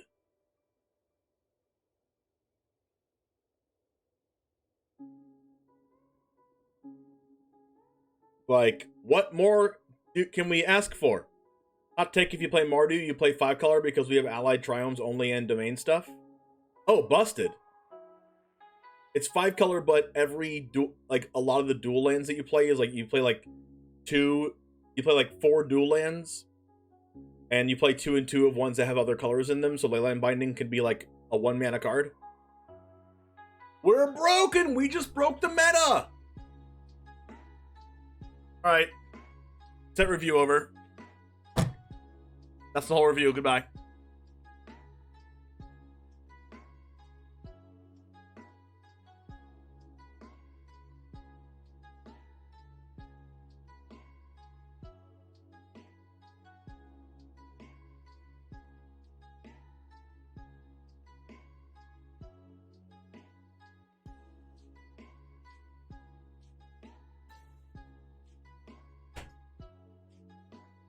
Oh wait, there's more cards?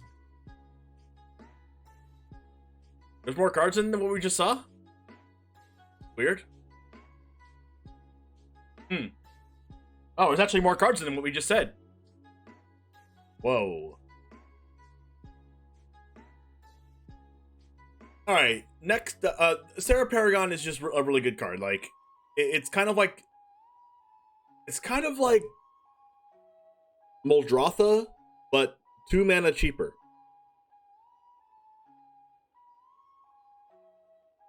It's not as good as Muldrotha. Like, the effect isn't as good as Muldrotha. Because you don't get to bring back an artifact and a planeswalker and an enchantment and a creature and a land every single turn. You get, like, 1 permanent spell with mana value 3 or less from your graveyard, and also Muldrotha doesn't restrict the mana value. But this is 2 mana cheaper, and it's a flyer, and you gain 2 life.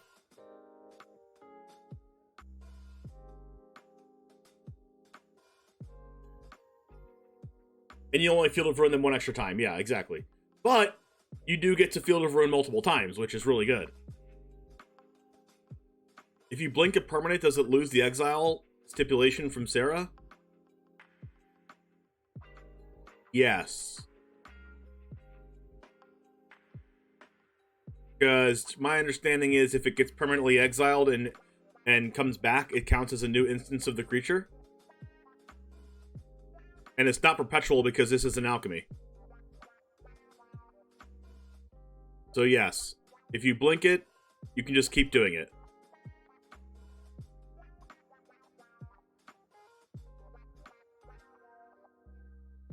Yeah, and you can also Sarah Paragon into Extraction Specialist, and then Extraction Specialist gets something else. So yeah, this card can just like single-handedly revive your entire board. Like, this card is Luris, but worse, obviously. But it's still like Luris. Like, think about it. Think about it. Luris takes 3 mana to add back out of your command zone, and then you have to have 3 mana to play it again, and something else. You know, like more mana to play your other thing, right? Very, very strong card. Like, meta-defining breaking card, right? This card does the same thing. This card does the same thing, except for, like, you know, it gets exiled. But still. It just keeps... It's just infinite value. Like, how are you supposed to... Listen, okay. Think about this. You play Fable the Mirror Breaker on turn 3. Your opponent uses a removal spell on the 2/2 because they don't want to give you a treasure. Sure. They always do. Next up, you get a loot, so you get to discard cards and draw more cards. Hey, look, you get to find Sarah Paragon. And you get to discard cards that you can bring back with Paragon. Next up, your opponent decides that they want to use a removal spell on Reflection of Kiki-Jiki. You know, because if you leave that card on the field, you lose the game. Next up, your opponent gets rid of the Fable. You play Sarah Paragon. You bring Fable of the Mirror Breaker back from the graveyard onto the battlefield. You get the 2/2 again, you get the loot again, and then you get the Reflection of Kiki-Jiki again. This says a permanent spell, not a creature or a land.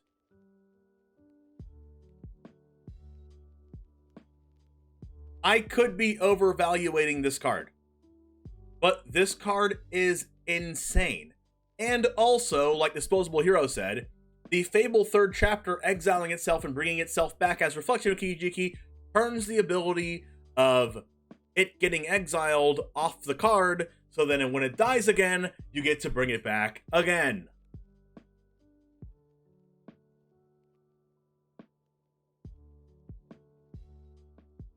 So, you've now witnessed an infinite loop of Sarah Paragon plus Reflection of Kiki-Jiki, unless your opponent has Vanishing Verse. Wait, is that card rotating?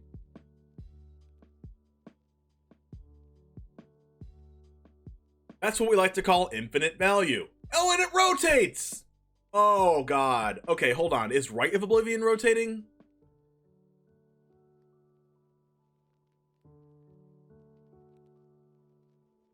No?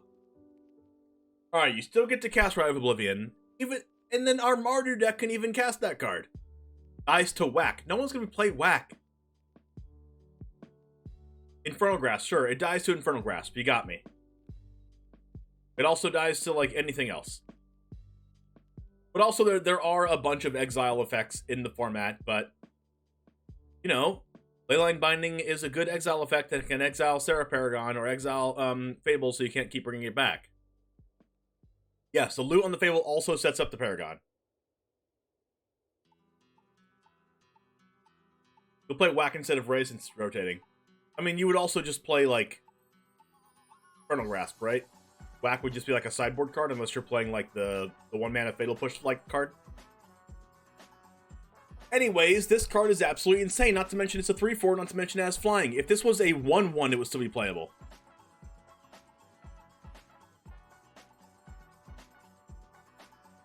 You can't cast Lurrus with Paragon.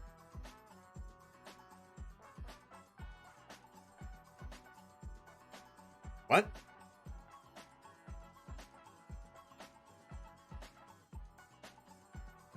Paragon doesn't say non-legendary.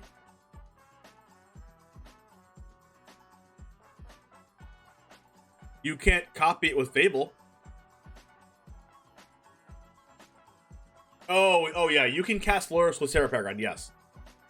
The other thing is that when they go to kill Paragon, you can just copy it in response with Reflection. And because Sarah's also not legendary, and then you can just, like, keep bringing stuff back. That's so annoying.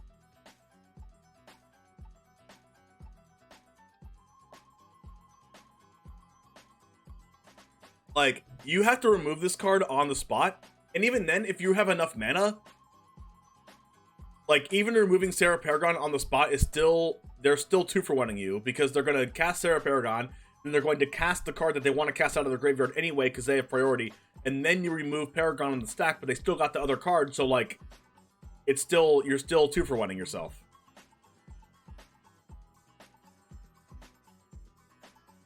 Yeah, exactly, Calyx. It's also a permanent spell. So, like, you could play this, like, in Esper midrange, and then play, like, a whole bunch of, like, Wedding Announcement and Kaido type cards, and just bring those back, too.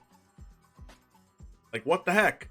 Your opponent goes through so many resources and stuff just to kill, like, all the 1/1s and stuff from Wedding Announcement and kill a Kaido or whatever, and then all you do is just bring it back. Or, like, anything pitched to Rafine, you can bring the Rafine back. This card is insane. The only way to stop this card efficiently is countering it. I'm spending so long on this card because I think this card is like one of the best cards in the set. This card is bananas. How is this card even printed? Didn't they learn their lesson with Lurrus? I guess Lurrus is always in your hand. Honestly, I think this set is insane. This is like the Eldraine of freaking 2022. Anybody think this is not Eldraine of 2022? Raise your hand. This set has insane cards in it. I don't even know what to say.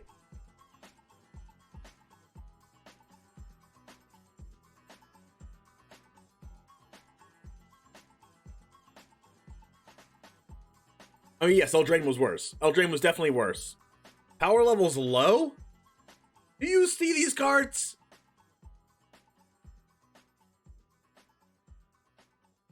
Like, even the uncommons are good. This is a normal set? No, I don't think so.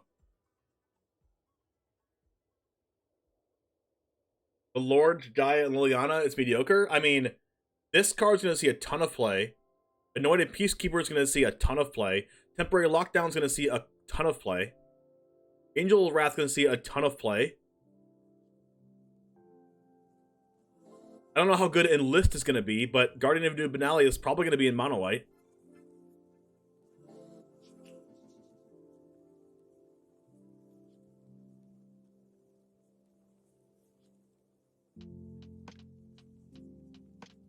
Like, Love Song of Night and Day, I read this originally as it didn't have read ahead because I thought your opponent has to draw 2 cards, but you could just not do that ability. You could just start on 2 and make a 1/1 and then put a 1/1 counter on up to 2 creatures, which is not good, don't get me wrong.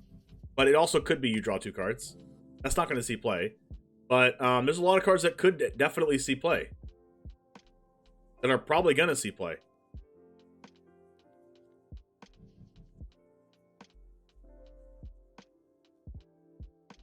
Let's say War of the Spark Power level? Sure. Love Song plus Narset in older formats? Yeah, but that's not good. People wouldn't do that unless they were like playing a meme deck. I'm putting a marker down. I don't think Sarah Paragon's going to see play. Whoa!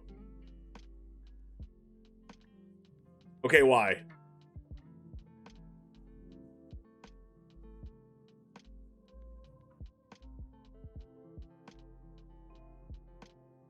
Now you gotta back it up. Now you gotta back up the hot take.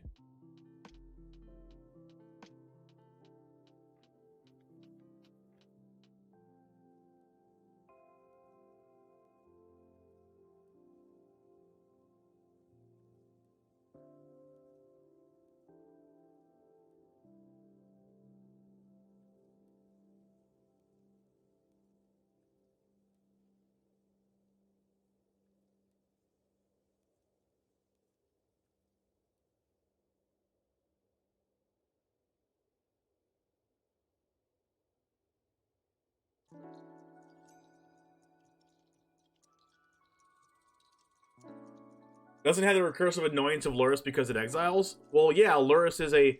I would say that it, obviously it's worse than Luris. Like, we're both agreeing on this, right? But Luris changed every format of Magic. I guess besides Commander.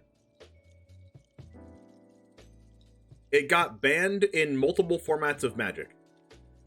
We understand that this card is... Sarah Paragon's probably not ban-worthy. But there is a difference between a card being ban-worthy and a card not seeing play, which is what Rachel has said. If a card is a little bit worse than Luris, that still means it could be the best card in Standard, even if it's worse than Luris.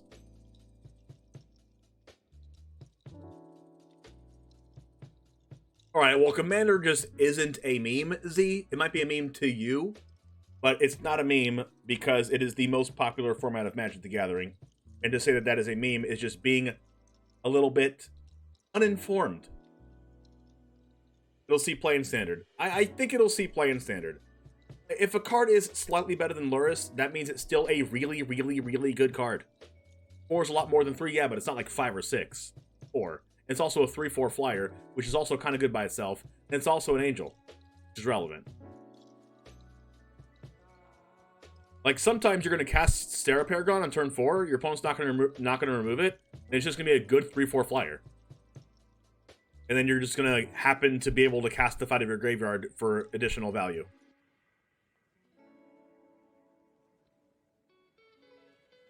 Z, are you really going to argue with me that Commander is a real format or not in the year 2022? Can we please inform Z here and the rest of the people that believe this that Commander is in a real format? Z, you've been here long enough, okay? You have a first badge, Z. For Christ's sake. Worst case, aggro decks and sideboard this in grinding matchups. Yeah, that too. A slot in the Legion Angel slot and standard best of one. Yeah, that too's Dex. It doesn't do anything the turn it hits the board until turn 5. I mean, neither does Luris. I mean, Luris is turn 4, but... Actually, no! You can still do something on turn 4. You can play a land out of your graveyard and play another card.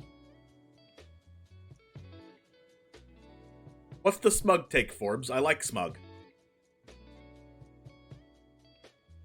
I know it's a format. It's just a joke from someone who has a competitive perspective. Oh, for sure.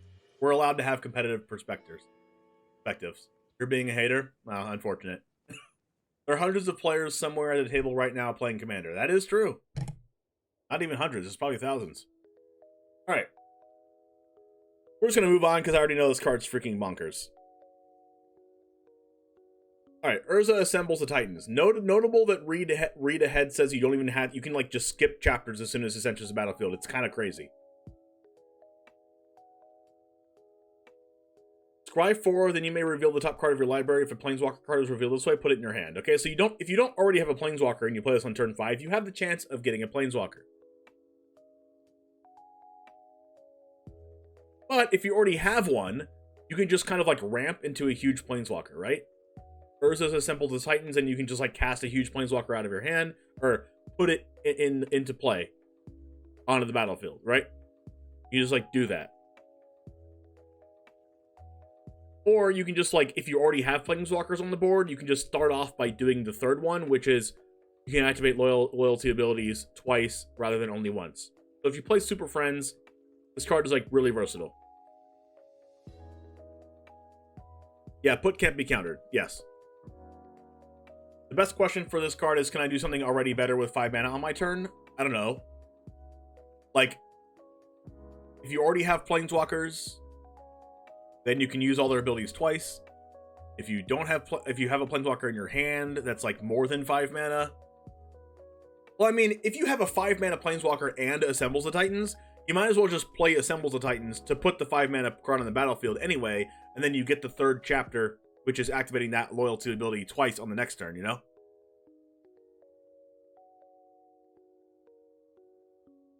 Anyways, Valiant Veteran is a 2 mana 2/2 soldier. Other soldiers get +1/+1. So this is a soldier lord. And then you can pay 5 mana, exile it from your graveyard, put a +1/+1 counter on each soldier you control. So I heard some people talk in the Discord. If you're not in the Discord, by the way, you should be in the Discord. We talk about stuff all the time, new cards, releases, decks. Type in ! Discord in chat if you want to get access to that. Plus, you can hang out with me when I'm not live. Anyways, someone was talking in the Discord about the soldiers and humans deck. It might have been Rachel. So, soldiers, a lot of soldiers are also humans, and vice versa. Humans are also soldiers. So, like, you can play soldiers and human tribal. And then this card would fit in there.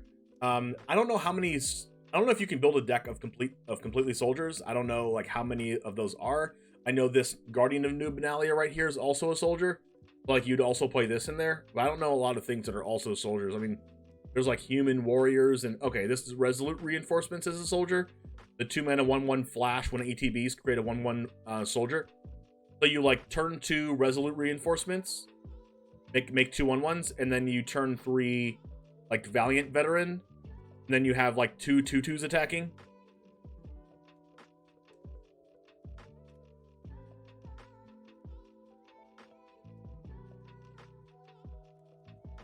So like that's the thing you can do if you play Soldier Tribal. There's Baird King Darien. I don't know what that one does. What does Baird do? Anyways.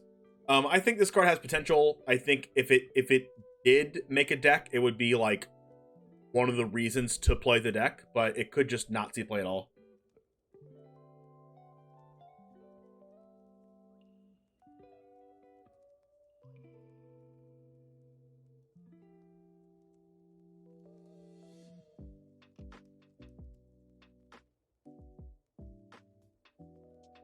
Baird creates a soldier end of turn when a creature has power greater than the starting power. King Darien gives all other creatures +1/+1.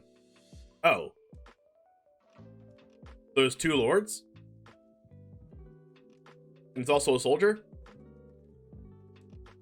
And how much mana is it? 3 or 4? Pretty good. Yeah, it's probably a deck then. Anyways. Leyline Binding. We're going to go ahead and change our stream title to set review.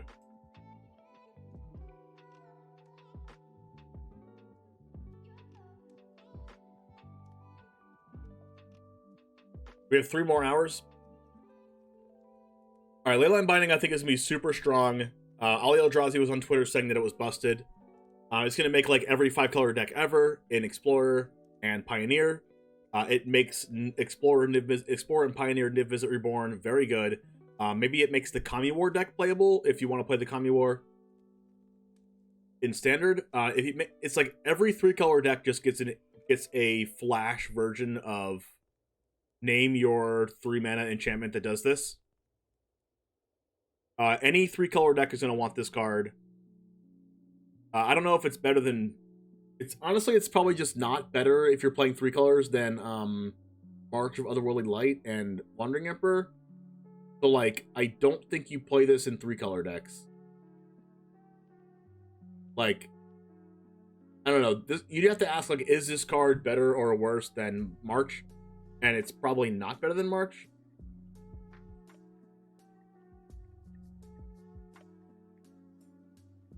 Is Planeswalkers and March doesn't? Well, I mean, if you care about that, then yeah.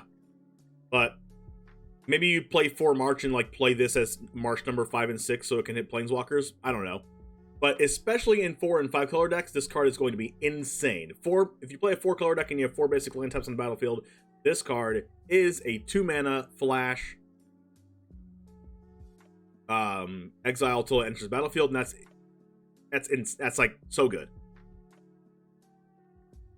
If you're playing 5 colors, this card's 1 mana, which is obviously broken.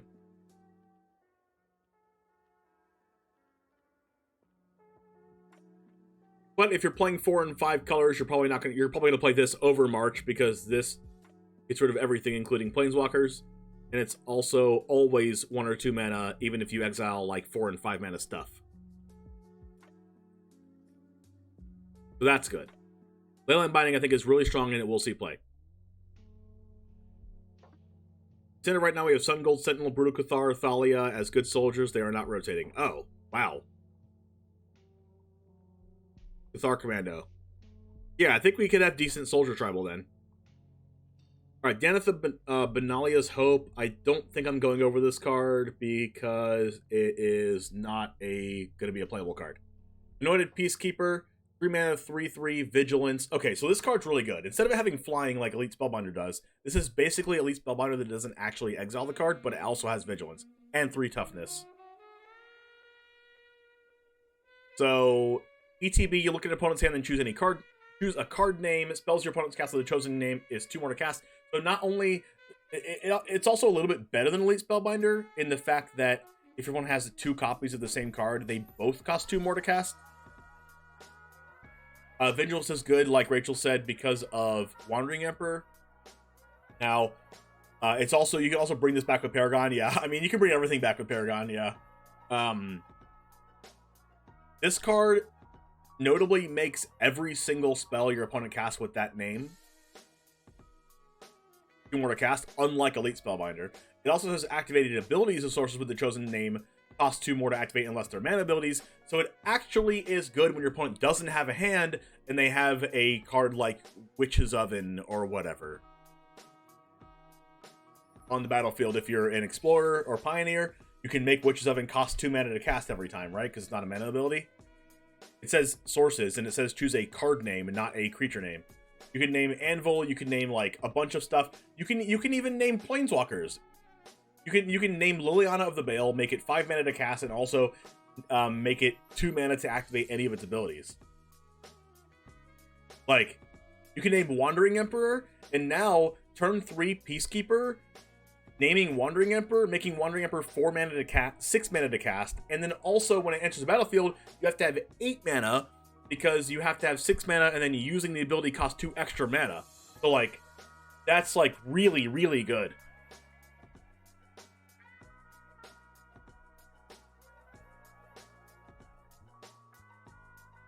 Wait, does this make channel abilities cost 2 more? It says activated ability of sources with the chosen name. So you can name Shark Typhoon, and Shark Typhoon takes an additional 2.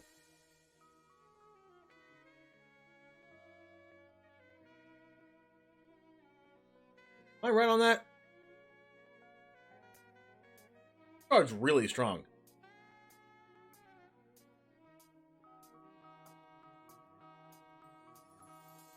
This is definitely gonna be in the Clerics deck. It'll even be in Humans decks. Like this card's really strong.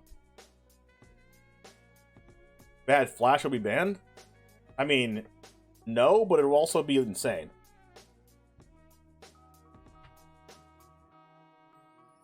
Oh, Mike Wood posted the Baird. Okay, let me just look at Baird real quick. Baird is a 2 mana 2/2. Oh, wow. At the beginning of your end step, if you control a creature with power greater than its base power, create a 1/1. Oh, that's so good. So good. Wow, I expected this to be a lot more mana.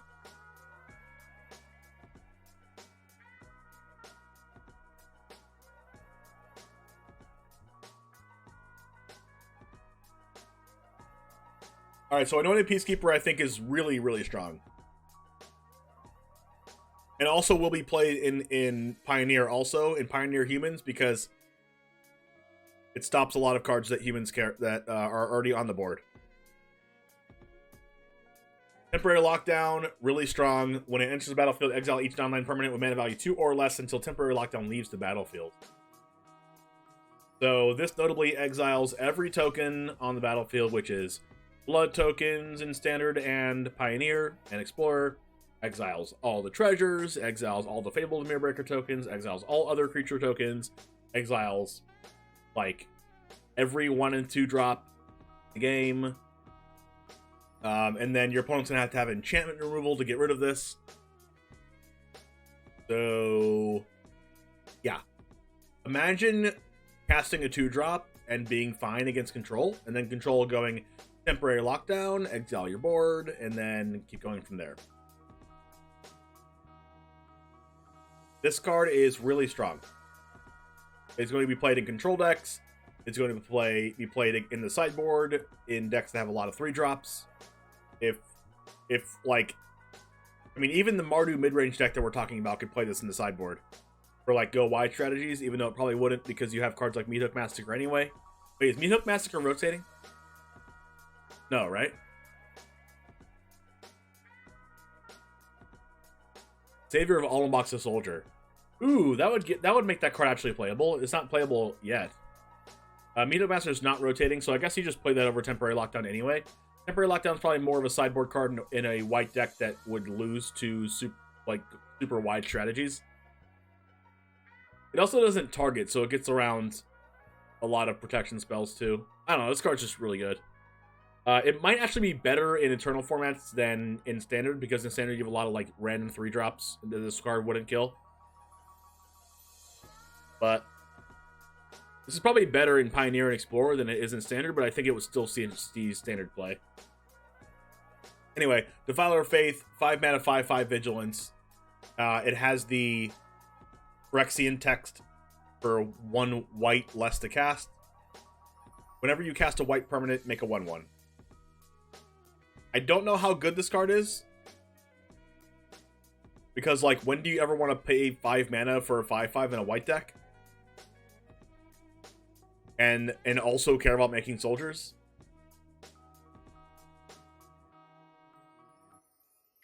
It's a soldier token, but why would you play this card? It makes a soldier. Like, why would you ever play this? If you're playing the soldier deck, you want to cap out on like 4 mana in Standard. Like, you would want to play this 5 mana card, maybe in the sideboard, I guess, as like, be in the sideboard as like a way to come back after a Wrath against control. Also 5 mana though. A blue-white control finisher? No, I don't think so. If you're doing this as a blue-white control finisher, then you would play Sarah Paragon over it anyway, because you can cast your planeswalkers back out of the graveyard and lands and stuff. Yeah, it's a little too expensive.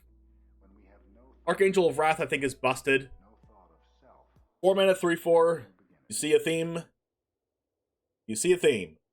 4 mana, 3/4 Angel, kicker, black and red, and every time you kick it, it deals 2 more damage to any target. And it also has lifelink. So not only does it kill your opponent's thing, it also gains life. It will kill your opponent's board and gain 4 life and be a 3/4 flyer.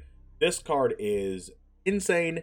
It's basically, it's like Siege Rhino-esque, where you just like get to do damage and lifelink. It also says any target, so you can just kill your opponent with this too. Like, you have 6 mana, your opponent's at 4, your opponent's at like whatever life total, you attack with everything, they block and live, and then you Archangel of Wrath and they're dead.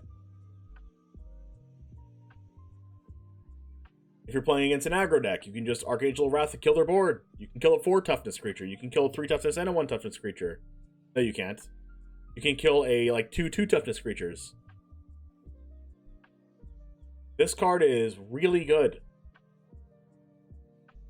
You don't think this will see play outside of Standard and Limited? Archangel of Wrath? Yeah, me neither. I think this is a little bit too expensive. for an Eternal format. Like, even Siege Rhino doesn't see play in Pioneer, but like, this card's still really strong. You can target the same target, yes, but you can't kill like a 3 toughness and a 1 toughness creature. You can kill like 2 2s, 2 1s, 2 and a 1, a 4, a 3, but not like a 3 and a 1. I think that card's really strong, but I also think Archangel of Wrath is probably limited to standard and limited, no pun intended. Guardian of Nubenalia, 2 mana, 2/2, enlist. As the creature attacks, you may tap a non-attacking creature you control without summoning sickness. When you this is the banding card. When you do, add its power to this creature's until end of turn. So basically, this makes attacking into 2 blockers more relevant. We have Fury at home, Forgotten Orb. Yeah, exactly.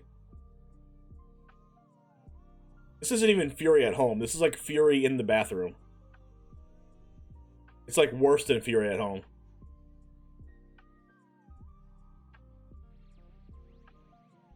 The discard a card, it gains indestructible till end of turn is really strong too. Because the tap it is not like a requirement for doing the ability. You can attack with this and list it. It'll be pretty big. You scry 2, and then you can also give it indestructible if they do double block.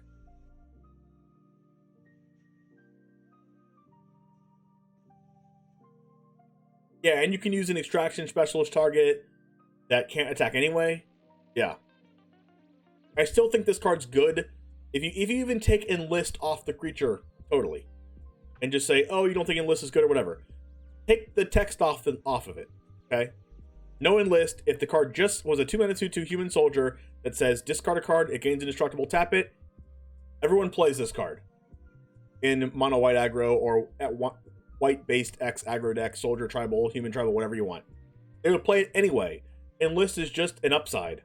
It like probably never comes up, but if it does, it's cool. You drop slots pretty stacked. I mean, yeah, but like, how often do you get a 2 mana indestructible card? Like, that puts it over the top. And also, you get to bring the cards back that you discard from Sarah Paragon. Also, with Guardian of Nubenalia, you can discard a card and protect it just to get a 1/1 flyer off Raven Man.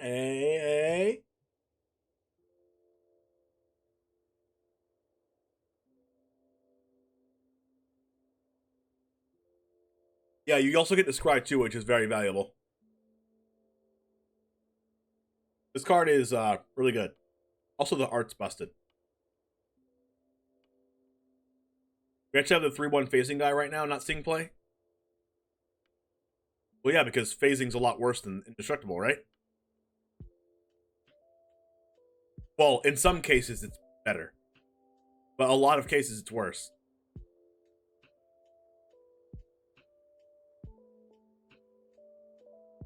It's better in that, like, when they block, you can kill them. Or, like, when you block, you get to kill their thing. If you phase out, then you don't get to kill their thing. And when you're an aggro deck, you want to do damage. If you phase out, you don't get the damage.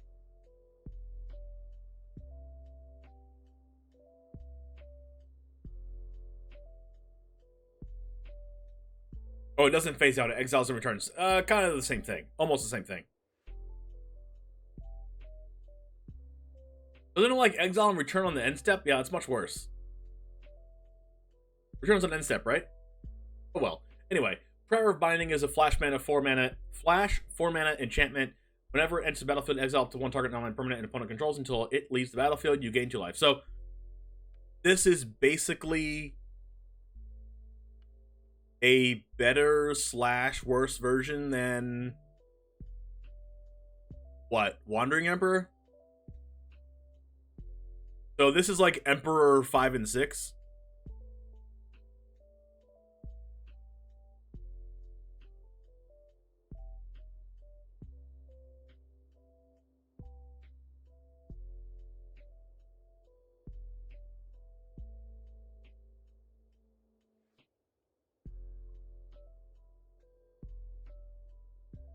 This is sorcery speed? No, this is flash.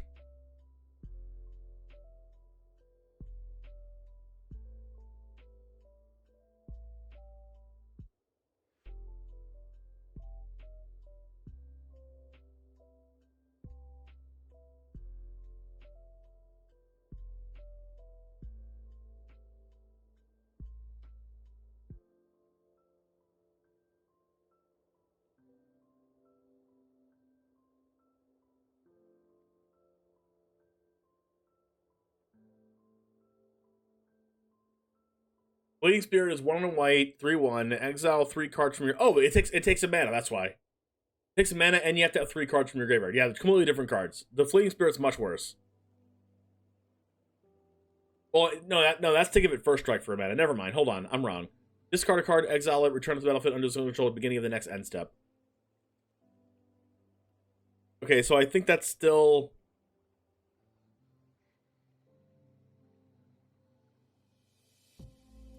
I don't know. Returning it to the beginning of the next end step is so much worse.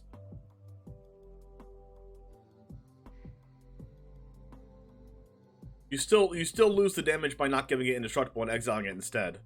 Then you have to first strike it, which means you have to pay a mana and exile cards. Like it's much better just to be able to attack into something and the ability to give it indestructible. Especially when you have a 2 mana card like that. With Fleeting Spirit, you attack into something they block because then you have to pay a mana and exile it. It doesn't kill the creature, and you have to pay a mana and you get it at the end step. Wait, no, that gives it first strike. I'm getting the two things confused. If you attack with Fleeting Spirit into something, you have to pay a mana to give it first strike. So maybe that makes it a little bit unblockable.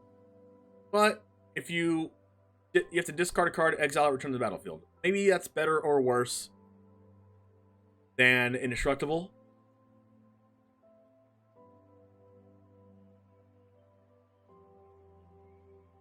Like, it's better than indestructible because if they go to exile this, then you can blink it in response.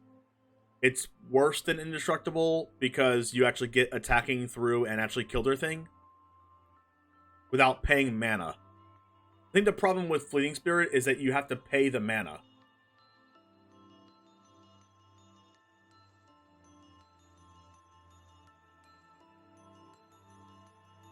Anyways, I think the new card's better, which I think might push it over the top.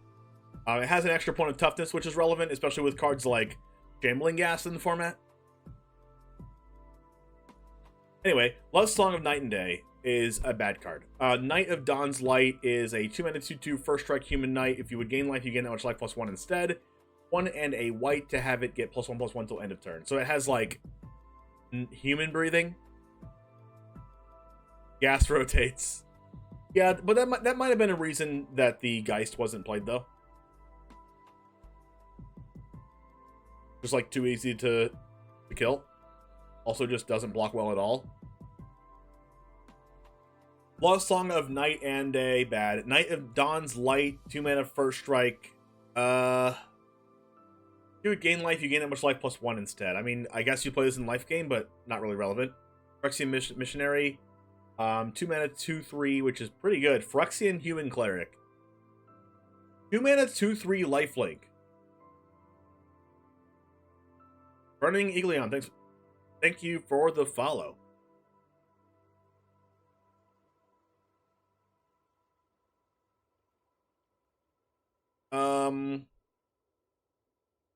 Rob Dilly, thanks for the follow. 2-mana 2/3 is a good stat. 2-mana 2/3 lifelink's even better. When it enters the battlefield, if it was kicked, return a creature from your graveyard to your hand. I don't know about this card. This is like value.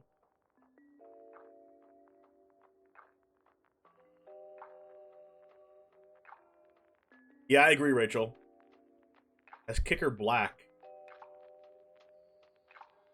So, how good is a 4-mana 2/3 lifelink add a card from grave to hand? Not good. Like, Gloom Shrieker wasn't a very playable card. And that's a 3-mana 3/1 that adds something back from grave to hand. And it can add any permanent back from grave to hand, not just a creature, and that card's unplayable. So I'm going to say Phyrexian Missionary is unplayable.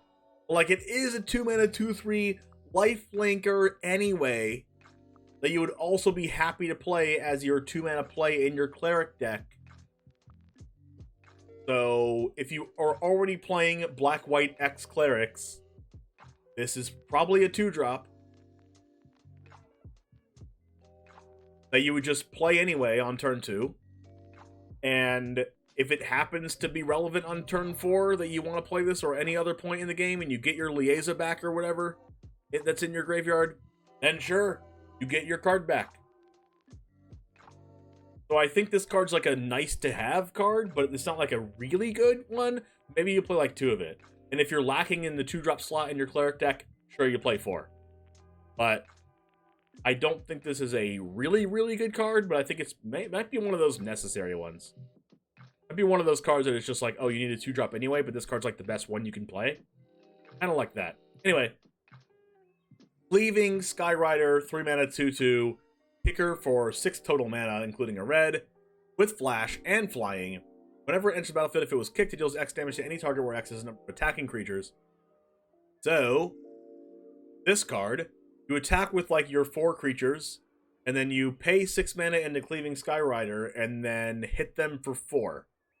Or like hit a blocker. I think this is a draft card. It is a human warrior. It does have flying and flash. You could just play this as a 3 mana 2/2 flying flash. But I don't think that's good. Like a Brazen Borrower, but worse. Whatever flash flyer you can think of. And then the kicker's probably just never going to happen. Especially if you're playing an aggro deck that cares about attacking. So I think it's a draft card. Runic Shot, 1 mana sorcery. Kicker for a blue. Destroy a tapped creature if it was kicked scry to. What? Just 1 mana sorcery?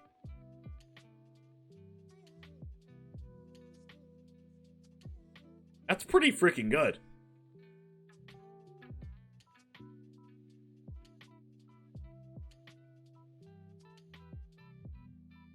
Like, you would think like, oh, tapped creatures. That's bad because it has to be tapped. Well, Wandering Emperor is insane. I think this card makes it out of limited. I mean, there's March in the format, so maybe it doesn't make it out of limited. But it's any tapped creature.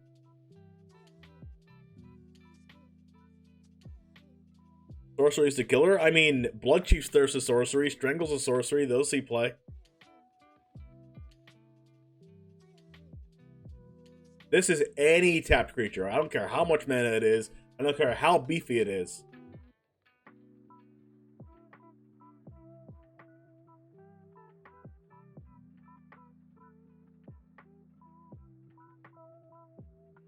I don't know. This card might see play. I think it's on the fringe, but I think it's a strong enough effect that if a deck needs it, then they'll play it. I don't know if it's better than March, though. Yeah, Control will try this. Yeah, definitely. Probably sideboard. Like, 1 mana destroy a creature is really good. It's any creature. Wingmantle Chaplain, 4 mana 03 defender. Nah, that's not good. Coalition Sky Knight, 4 mana 2/2 flyer enlist. Nope. Resolute Reinforcements. That could make the soldier deck. 2 mana 1/1 flash. That makes another 1/1 soldier. Join Forces, right underneath me here, is untap up to 2 creatures. They each get +2/+2. That's a draft card. Shalai's Acolyte. Ooh, remember Shalai? Anybody remember Shalai? The one that gives everything hexproof? 5 mana 3/4 kicker for 2, including a green. That's bad. Demolish Faith Bonder, 2 mana 1/3 vigilance enlist. Nope. Captain's Call, 4 mana sorcery, make 3/1/1 soldiers. Would you ever play this card? I don't think so. Clockwork Drawbridge, 1 mana 03 defender, not good. Destroy Evil. That's literally what the card's called. I just remembered you can't see this. Names of it. Destroy Evil is the name. That's like... I don't know, maybe I would come up with that name. 2 mana instant, choose 1, destroy a creature with toughness 4 or greater, or destroy an enchantment. So this is like a...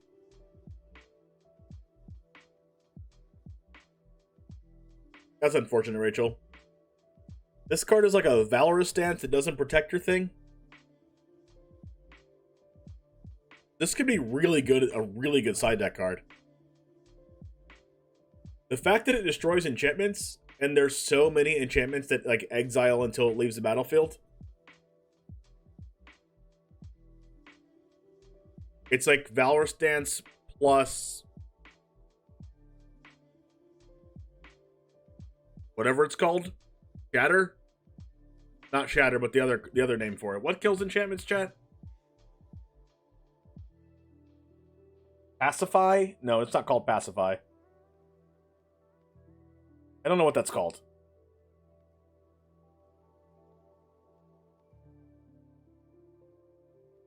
I'd be able to tell you if I heard it.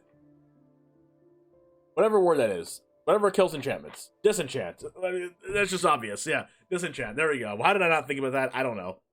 Anyway, it's a Valor stance plus disenchant. That's pretty good because of all the cards in the format that we already know about that are like, exile this until it leaves the battlefield. Destroy Evil is definitely a sideboard card, especially since it hits Fable the Mirror Breaker. And a lot of sagas that will be on the format. So this is a staple sideboard card. You're going to play this. You're going to play like at least 2 of it. If you're playing white, probably. Really top tier sideboard card. I mean, honestly, you could just play March anyway.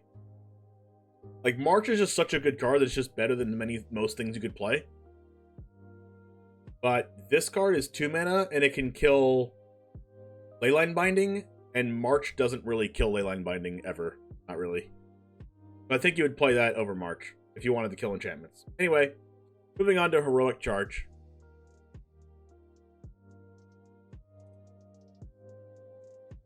It's a 4-mana instant. It says creatures get +2/+1 till end of turn. If it was kicked, they also gain trample till end of turn. Kicker is for 6 mana. I mean, I don't really see this card seeing play.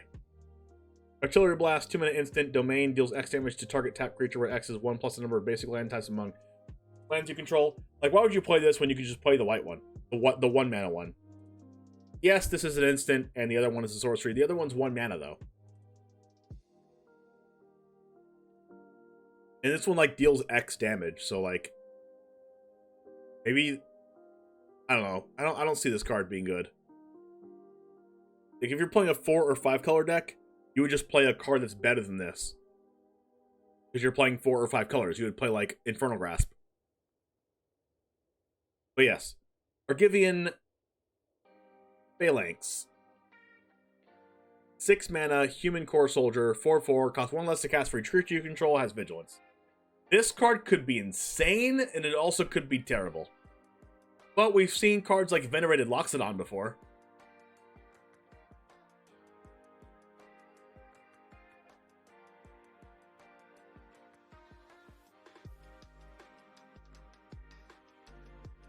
This card could just be Loxodon for Soldier Tribal.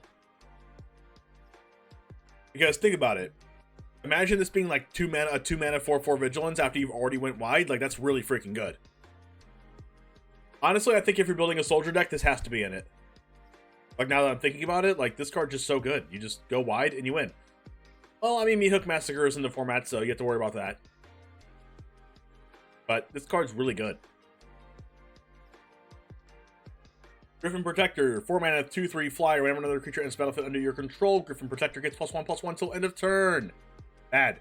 Juniper Order Rootweaver, 2 mana, 2/2 human druid, kicker for 1 green. When it enters the battlefield, if it was kicked, put a 1/1 counter on any creature you control. Oh god, I don't think this card's good. Yeah, not good. Argivian Cavalier is a 3 mana, 2/2 enlist. Whenever it enters the battlefield, create a 1/1. That's bad. Citizen's Arrest, 3 mana enchantment. When ETBs, exile a creature or planeswalker an opponent controls until it leaves the battlefield. This is another one of those enchantments that do the same thing, basically. But costs double white. Semite Herbalist, 2 mana, 2/1. Whenever it becomes tapped, you gain a life and scry 1. Oh? Why did I not see? I've not seen this card before, but I don't know if it's good or not. Probably not. It's a 2 mana, 2/1. If it was a 1 mana, 2/1 and it had that ability, it would be busted. But it's not. So it's not good. Mesa Cavalier, 3 mana, 2/1 flying. When ETBs gain 2 life, not good. Stall for time, oh no. I don't even know what this card says, and I'm already upset. Alright, how many people don't know what this card says and is already upset? I am. Stall for time. That is not what you want a card to say. It is not the name of a card that we're going for here. Time to get annoyed by reading this. Kicker for 1 in a blue. Of course it's a blue-white card. Tap up to 2 targeted creatures. If it was kicked, put a stun counter on each of those creatures. Draw a card. Oh, it draws a card. Interesting. I don't think this is good because there was that learn card that did the same thing that also kind of drew a card because it was a learn that gets a lesson, and that card wasn't playable. But putting a stun counter on stuff could be relevant, but that's also 5 mana, so yeah, that's not good. Pick up the shield. 2 mana instant. I like the stun mechanic too. Put a +1/+1 counter on target creature, gains lifelink and indestructible till end of turn. I don't think this is playable because it's 2 mana and not 1. If it was 1 mana, it'd have a lot of play in other formats, but I think that's not good enough, especially with the green cards that are so good that you could play anyway.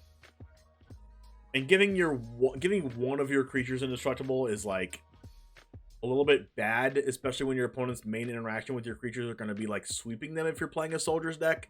But I guess if you're playing a white-based aggro deck that's playing a little bit less wide, like Naya Werewolves or something like that, maybe you would want this card. But why would you play this card over Valorous Stance anyway? So, yeah, no, not playable. Banalish Sleeper, 2 mana, 3/1 kicker for black. When it enters the battlefield, if it was kicked, each player sacks a creature. Oh. So this is a 2 mana, 3/1, but it also can be Plaguecrafter if you want it to be. I don't know how good this card is. I mean, if you need a 2-drop, and you want a 2 mana, 3/1 anyway, then you might as well play this. Oh, it's a soldier! Black-white soldiers, anyone?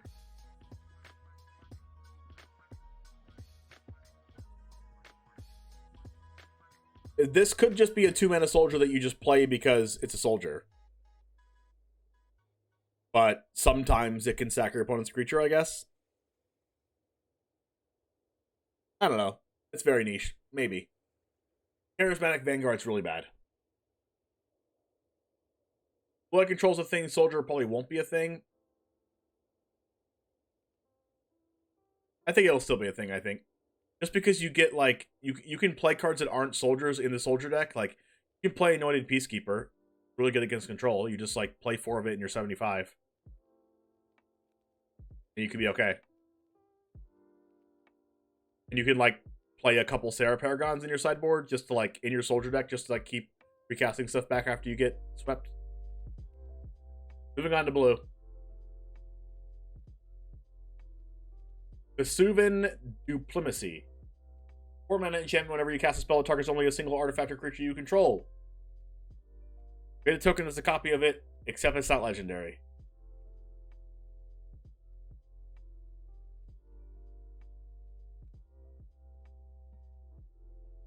Oh yeah, temporary lockdown's gonna exile all the tokens. That's unfortunate.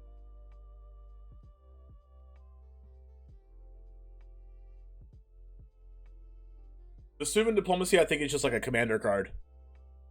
It's much too slow for standard or any other format.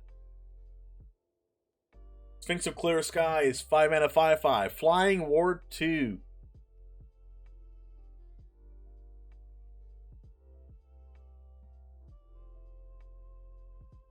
It is a 5/5. Domain. Whenever it deals combat damage to a player, reveal the top X cards of your library where X is the number of basic land types among lands you control, so like at least 2. The opponent separates them into 2 piles, put 1 pile in the hand and the other into the graveyard.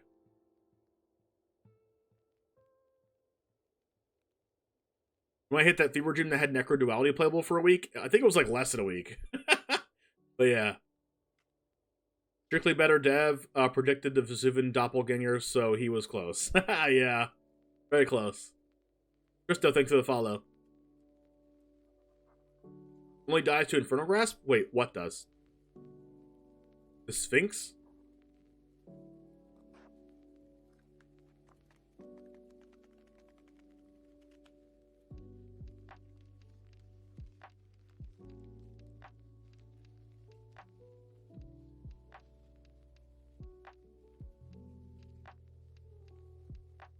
I don't know how good this Sphinx is, though. Like, the Ward 2 is making it more playable than it, like, probably should be with this effect.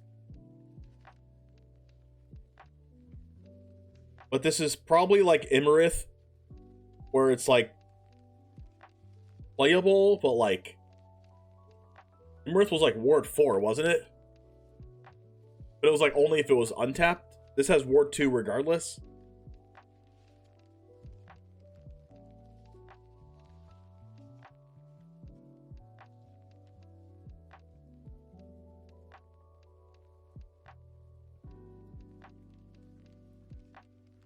I don't know. It might be playable, but I think it'll only be playable in like as the top end of like a blue based mid range deck.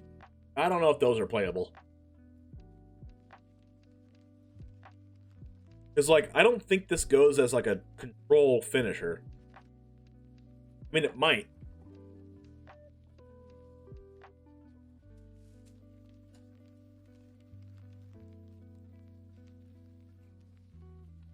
I don't know. I'm not very high on this card. I think it's just okay. Academy Lore Master is a 2-mana 2/3 human wizard. At the beginning of each player's draw step, they can draw an additional card. If they do, spells they cast cost 2 more to cast. Excuse me?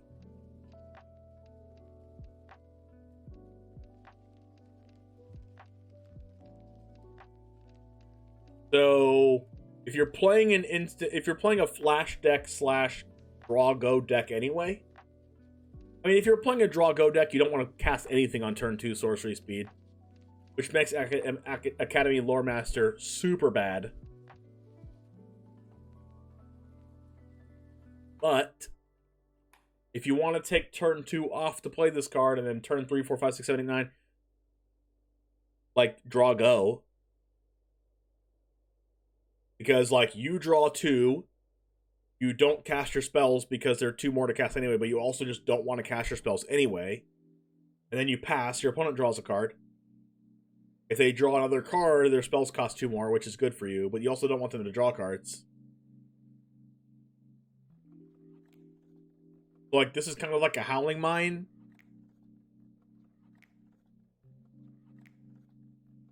I mean, Cut Down can't even kill this card, right? But yes, it can. Cut Down kills this.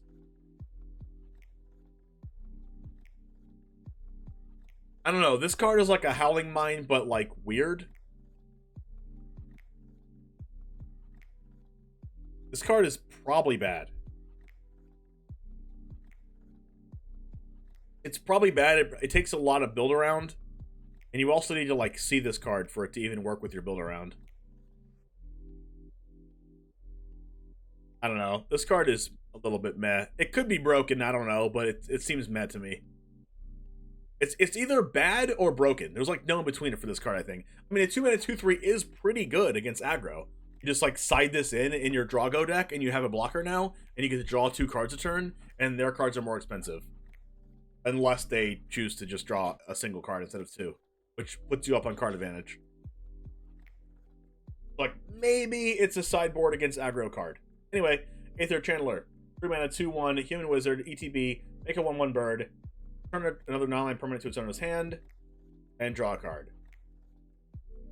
This is like almost exactly Callous Blood Mage, and that card's not playable. This Callous Blood Mage makes a 1/1 pest, or draw a card, lose a life, which is 2 of these 3 abilities, and the other ability is exile a graveyard. Bouncing something is better than exiling a graveyard. So we have that going for us. So it's like better than Callous Blood Mage, but Callous Blood Mage was also not a playable card. I see it actually seeing play in Explorer and Historic Enigmatic Fires.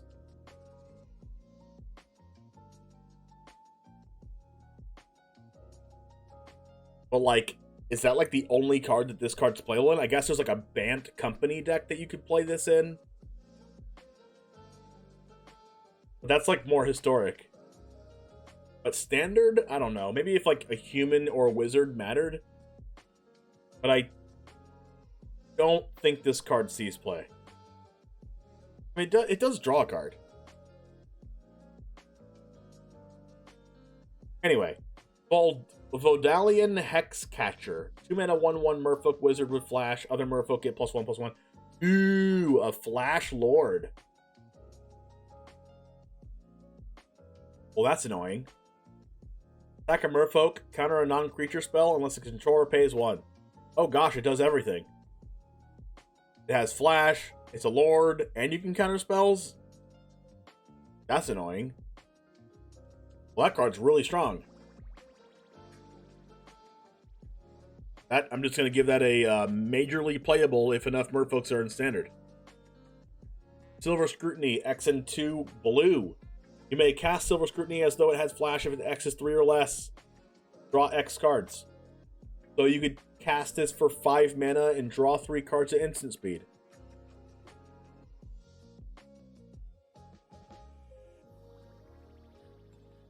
There's only 4 merfolk and they're all from this set. Yeah, but the thing is, the merfolk in this set are busted. Like, do you see this Voldalian Mindsinger card? Explorer merfolk becomes tier 3 and 2. Yeah, probably. Is Silver Scrutiny better than Deluge? It probably is not better than Deluge. So it's unplayable. Like, you can cast this for 3 mana, I guess, and you can, like, draw 1 card. That's bad. Casting it for 4 mana, drawing 2 cards is right about on rate anyway, but you'd probably want a Deluge regardless. Hadi Jin is a 3 mana X4 flyer. Its power is equal to the number of instant and sorceries in your graveyard. Instant and sorceries cost 1 less to cast. This is pretty good if you care about spell slinging. Is it Phoenix could play this as 4 toughness? That's so much toughness. Like, Is it Phoenix could definitely play this in Explorer and Historic.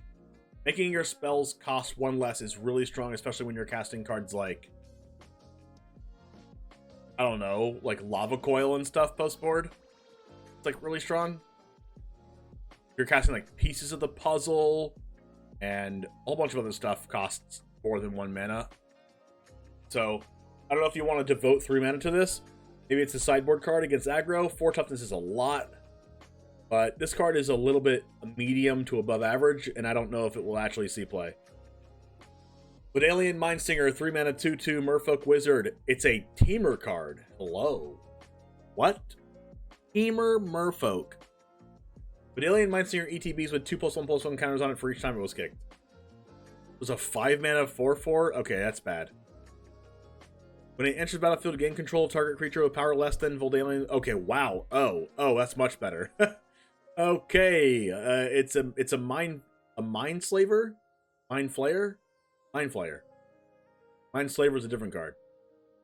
So this is a mind flayer.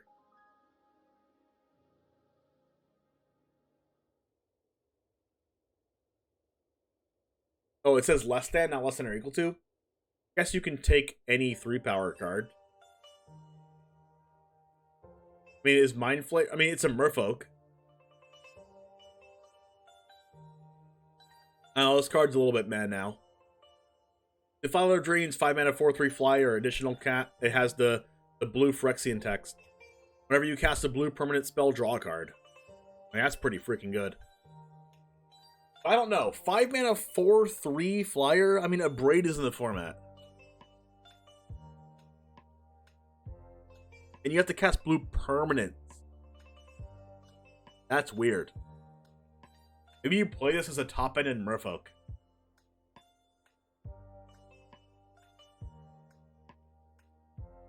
Yeah.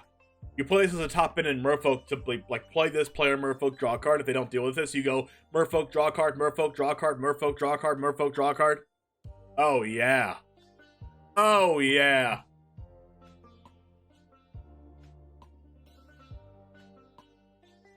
This is Great Henge. Great Henge for Merfolk right here.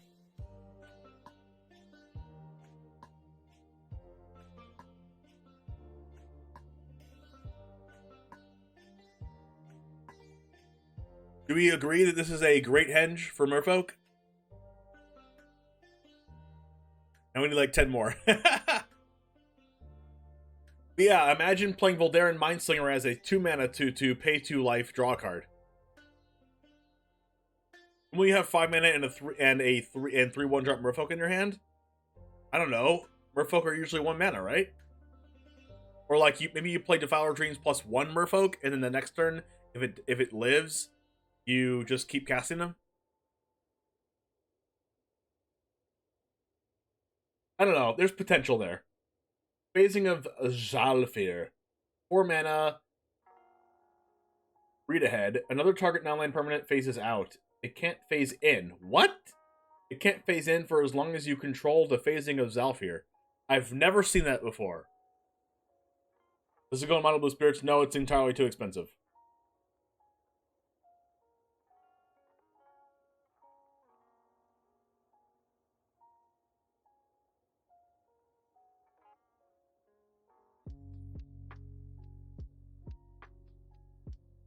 So I've never seen something say it can't phase back in. But it says non-land permanent. Then you destroy all creatures? For each creature destroyed this way, its controller creates a 2/2. What? A blue card destroys creatures?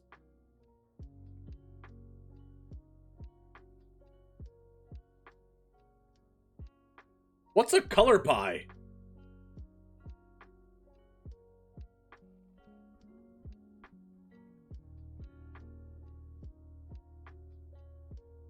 It polymorphs? It doesn't really transform them. It actually destroys them. You're gonna play this with wedding announcement? What, to phase out your own wedding announcement?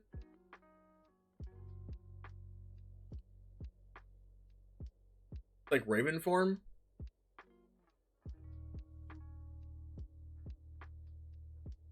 Is this card good?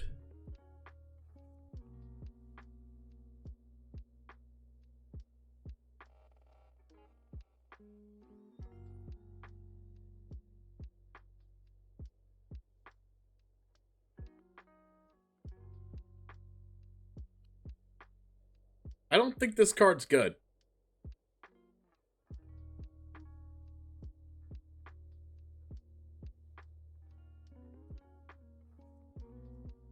If you're playing control, you wouldn't want to give an aggro deck a bunch of 2/2s? Oh, for sure. Or drop board wipe? It's not really a board wipe. You just give them 2/2s. They kill you with the 2/2s.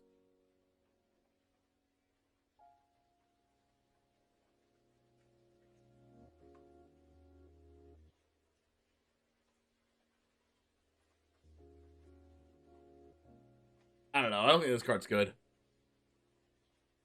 Bertali Scorn. 3 mana, instant, costs 1 blue less to cast if an opponent can cast 2 or more spells this turn, counter a spell.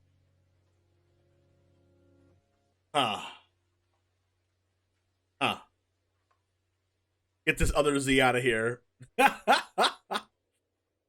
Alright, it's a Z off. Alright, so this is a 3 mana counter target spell, which is like fine. But it's also a 2 mana counter spell for anything if they cast 2 or more spells this turn. Which is just the second spell. Most of the time.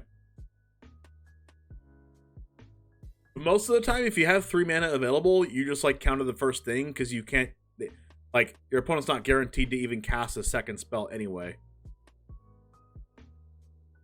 Like, I don't even think this cost reduction matters a ton.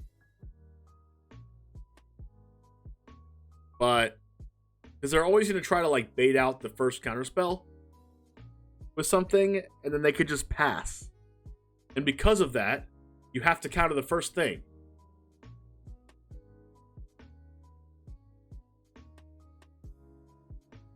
No, I definitely think this is going to be good.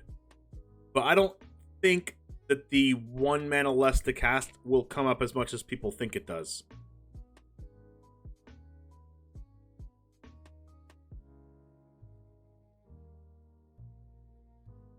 Like, it's really strong.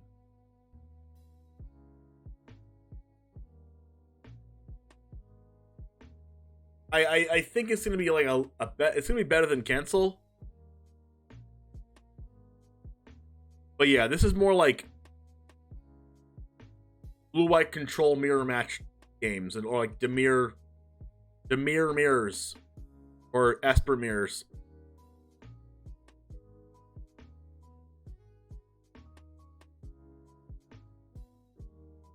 It works well if they only have 2 mana open. Yeah, they don't get priority because their Tali scorn is 3 mana, and then they're like, oh, they don't have priority, they don't have a counterspell, and then they cast their other one, and then it gets scorned. Alright, Djinn of the Fountain. 6 mana, 4/4, Djinn with flying. Whenever you cast an instant or sorcery, choose one. This is already bad.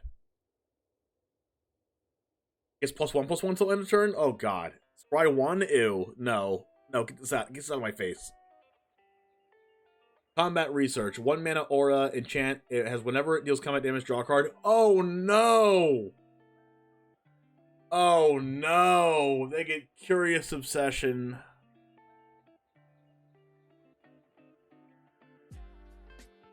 This is a better Curious Obsession? So Mono Blue gets a better card than they're already playing? It gives them Ward 1! And it also doesn't fall off?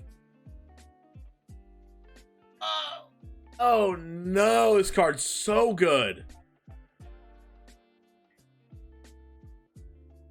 Oh, if it's legendary. Woo! Woo! I thought it said if it wasn't legendary.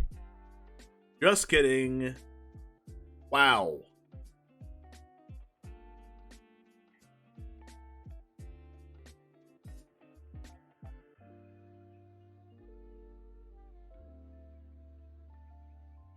It doesn't have the attack clause, though.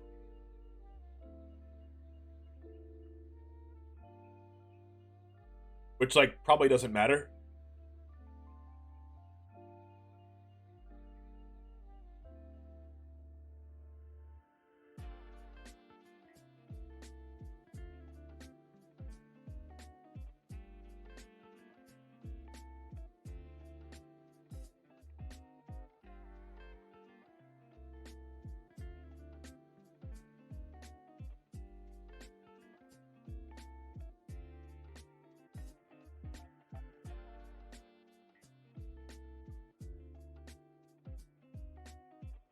I'm not sure. Like, this card's still really good, and it definitely sees standard play. It might be Curious Obsession number 5 or 6 if they want to. And also, if they happen to have legendary creatures, then it will be +1/+1 in Ward 1, but they don't play the other card anyway, so maybe they don't.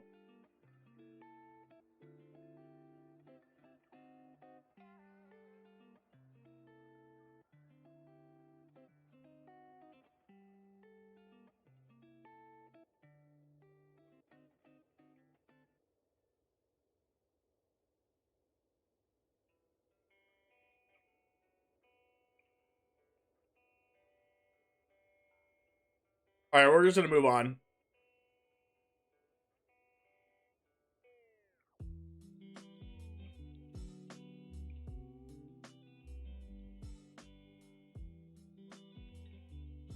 You could do Bant Auras and Cinder with Light Paws and Ivy. Ooh, yes, you could. At worst, it's Curiosity. Yeah, but they also don't play Curiosity, right? Oh, wait. Do they not play Curiosity because it's not in the format? Or do they not play Curiosity because they don't want to play Curiosity?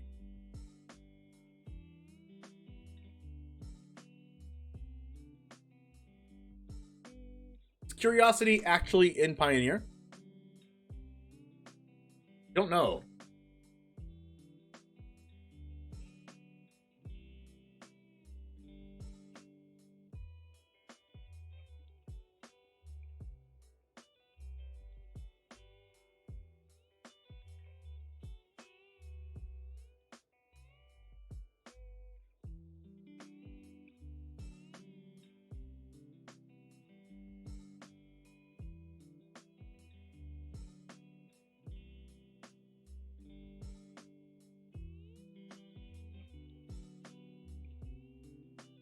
It is not Pioneer legal. Okay. You think we play as like, what, number 5 or 6? Battlewing Mystic, 2 mana, 2/1, Bird Wizard. Kicker for red. Flying. Whenever it enters the battlefield, if it was kicked, discard your hand, then draw 2. Whoa! Discard your hand? Excuse me? What do we think of this card?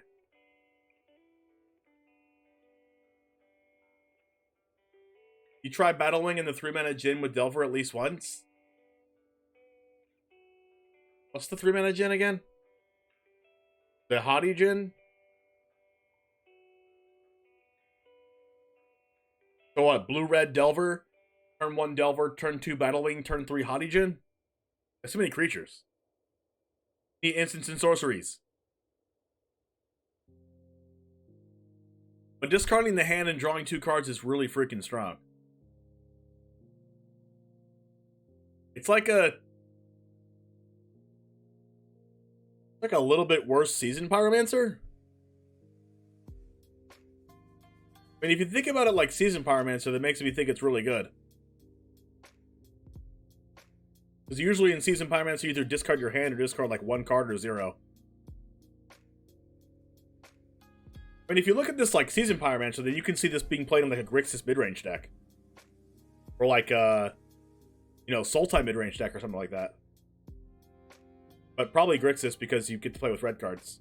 Mono Blue Tempo and Historic did play 4 Obsessions and at least 2 Curiosities. Okay. Then yeah, I would play that card. So Battlewing Mystic could be seen as more of a Seasoned Pyromancer type effect and be like a good Grixis midrange card. It's like you run out of cards and you just cast this for 3 mana and you get to draw 2. It's also a flyer. What do we think of that? What do we think of that application of this card?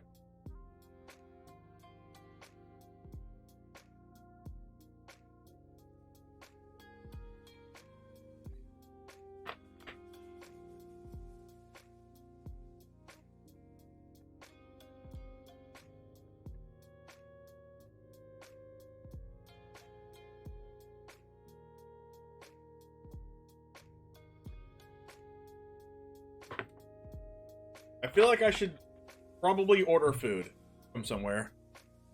I'm getting hungry.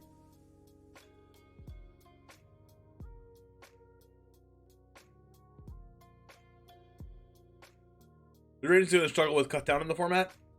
I don't know. I think you can easily play around cut down. The only legendary 1-drop in blue has Defender. That's funny.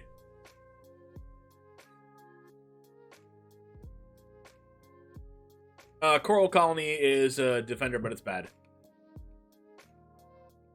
Joint Exploration is a... Oh, I like this card. This card is the fixed Uro / Growth Spiral. It is 3 mana to scry 2, draw a card, and put a land on the battlefield. And if you don't kick it, it's just scry 2, draw a card, which is still relevant. Fair Growth Spiral, yeah. It's Fair Growth Spiral, but it also could just be Omen of the Sea. What is that, like a Preordain? So, like, it's Preordain, but could also just be Growth Spiral plus Preordain for 1 more mana. Which is, like, pretty freaking good, right? It's like Uro at home. But there's also Scries. Strictly Better Deliberate, yes. Seems good. Yeah, I like this card. I will be playing with this card. Mark my words. Bounding the Third Path, 2 mana. You may cast an instant or sorcery spell with mana value 1 or 2 from your hand without paying its mana cost. Oh! Target player mills 4. Oh god. Oh no. Not like this. Exile target instant or sorcery card from your graveyard, copy it, you may cast it.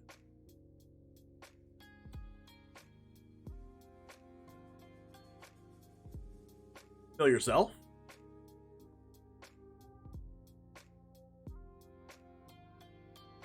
Huh. Uh-huh. Uh-huh.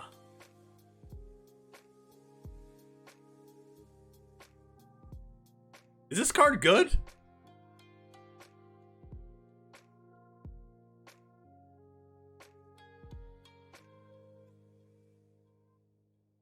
See the truth. That's funny. Alright, so you cast this, and then you immediately cast a mana value 1 or 2 from your hand without paying its mana cost, which is good. Then you mill yourself, because you're playing, like, you know, cards that you care about the graveyard, and you want to turn on the other ability. Okay, so turn 1, you play a cantrip. Like, whatever it's called. Let's say it's the one that surveil one, draw a card. Turn 2, founding the third path. Cast whatever else. Consider, yeah. Cast whatever else, or cast consider, or whatever else at this point. Then you mill yourself 4. And then you can copy an instant or sorcery from your graveyard. Shock, sure. The fact that it casts something for free the turn you play this card makes it like a little bit better. The fact that it says read ahead, that you can just exile one from your graveyard and copy it right away instead of doing the other things, is also good. Like later on in the game, when you want to cast a sweeper from your graveyard, and then you just like play this on the third chapter and then sweep them. It's like you know what? This card is a sorcery speed Snapcaster Mage.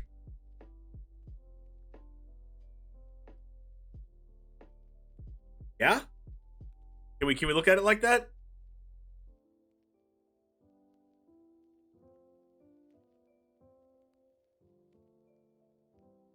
You could also just play this, cast a removal spell, and then bill 4, and then exile the same removal spell, and then play it again.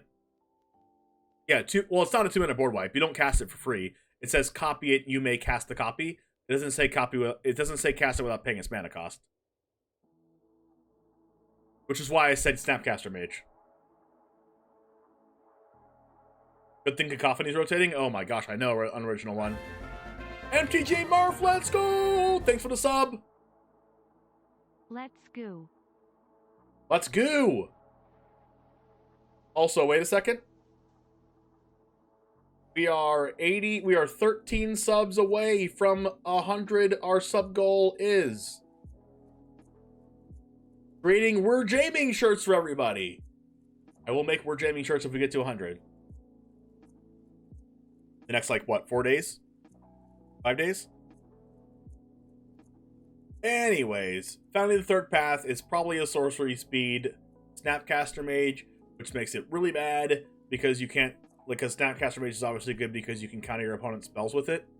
Founding the third path is more of like a value card in a way, but it takes like forever. Also, you can like reuse your cards from the graveyard, which is pretty strong. I don't know. I think you'd really need a really niche deck to play this. Or it'll be really good and it'll be in like every blue-based control deck ever. I don't know. I'd sub you, but I'm on Twitch mobile at the moment. Well, that's unfortunate. You can't sub on Twitch mobile? Let's thought about that. Can you or no?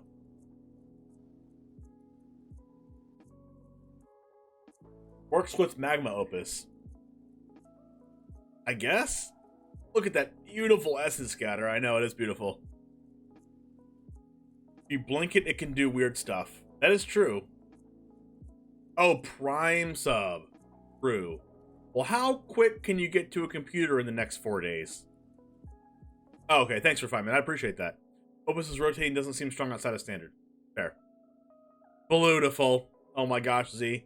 Rona's Vortex, 1 mana instant. Return a creature or planeswalker you don't control to its owner's hand. If it was kicked, put the permanent on the bottom of its owner's library instead. So, this is 4 mana, remove target creature or planeswalker from the board. And it doesn't trigger dice triggers. 2 a black and a blue for a Binding of the Old Gods type ability in a blue-black based control deck or a blue-black based mid-range deck.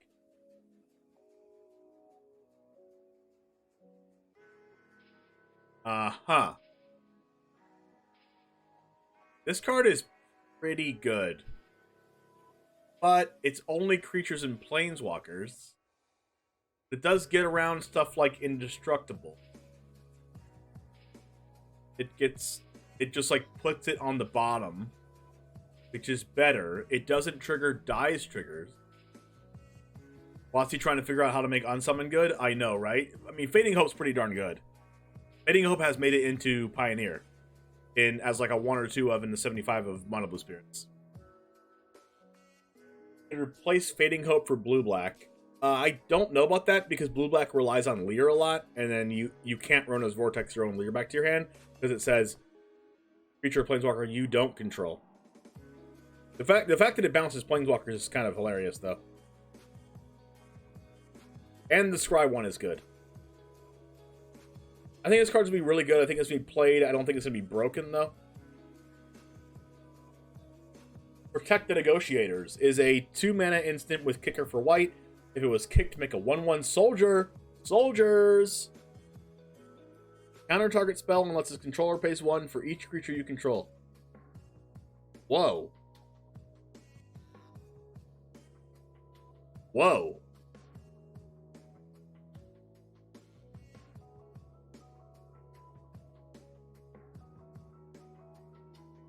Blue-white soldiers?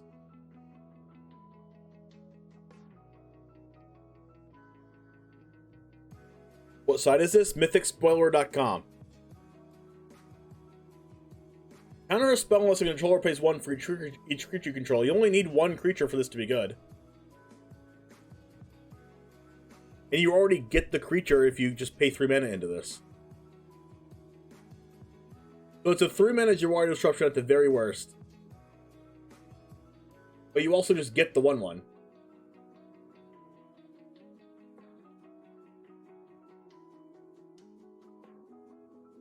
Plus, if you're playing this in a tempo deck, it can be really strong.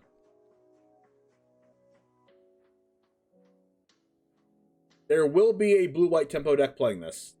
Because we're already getting that Curious Obsession card.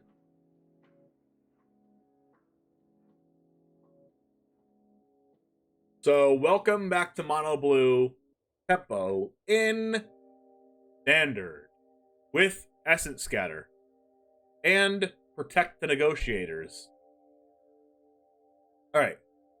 Frost Fist Strider is a 5-mana 4/4 Ward 2 with ETBs. Tap a creature opponent controls and put a stun counter on it. Bad. Micromancer, 4-mana 3/3 with an ETB. Search for an instant or sorcery with mana value 1. Reveal it, put it in your hand and shuffle. Bad. 4 mana for a card that just searches a 1-drop is bad. Unless you're in Commander, where you can search cards like Ephemerate or combo pieces.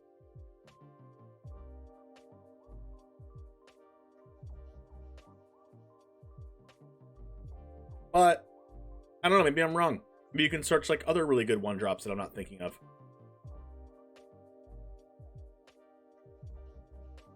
Essence Scatter. Counter a creature spell. Been reprinted like 80 times. Pretty solid card, though.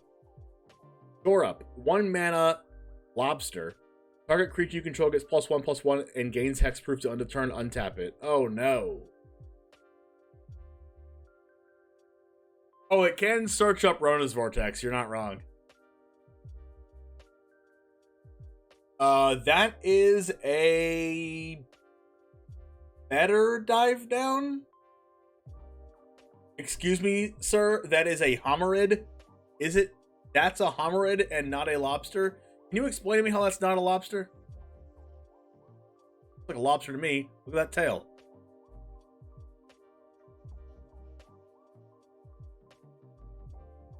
Oh, wait. Maybe lobsters don't have crab claws like that. No. Lobsters do have claws like that. That's definitely a lobster. Unless Rachel is an animal expert. Micromancer is a 3/3 that comes with a free extra card with flexible options. Doesn't sound terrible, especially in limited. Oh, for sure. I'm talking about more like for the competitive, like Standard, Explorer, Pioneer formats. But Josh, the Hyrule Laureate, yes, it's pretty good in like Commander. Probably good in some random combo decks. Impulse, baby, so much good blue, yep.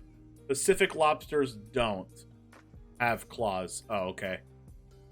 We're learning animals today. Door Up is very, very strong, potentially better dive down. And dive down was already really good. Okay, they obviously really want Mono Blue Tempo to be a deck. Soaring Drake, 3 mana, 2/3 flyer, bad. Tidepool Turtle, 4 mana, 2/5, bad. Timely Interference, 1 mana, instant kicker for 2. Target creature gets -1/-0 till end of turn. If it was kicked, it blocks if able. Draw a card. Oh wait, it doesn't say up to 1 target creature. You can't actually just cantrip this to draw a card. Oh, Josh Goro, what's up? I know Josh Goro in real life, so everybody say hi to Josh. You cannot timely interference just to draw a card, which makes it a lot worse.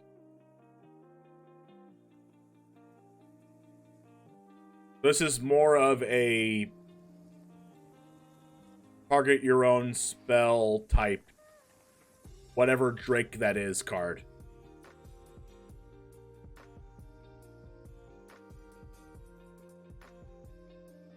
You're stoked on that Djinn that scales power with instants and sorceries? Oh yeah, that card's really good. I talked about that being possibly played in Is It Phoenix and Explorer. Thank you for following Gametown, Engalala. What's up? Alright, Haunting Figment. 2 mana, 2/1 Vigilance. Can't be blocked as long as you cast an instant sorcery this turn. Oh. Oh no. That's a Mono Blue Tempo card, isn't it? Oh no.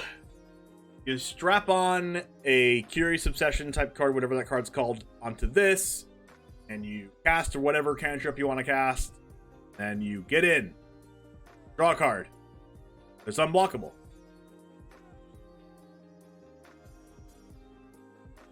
Hi, I'm one of the Rogue Partnership managers. Just wanted to drop a follow and say hi. Hope things are going well. What is up, Angalala? Appreciate you coming by.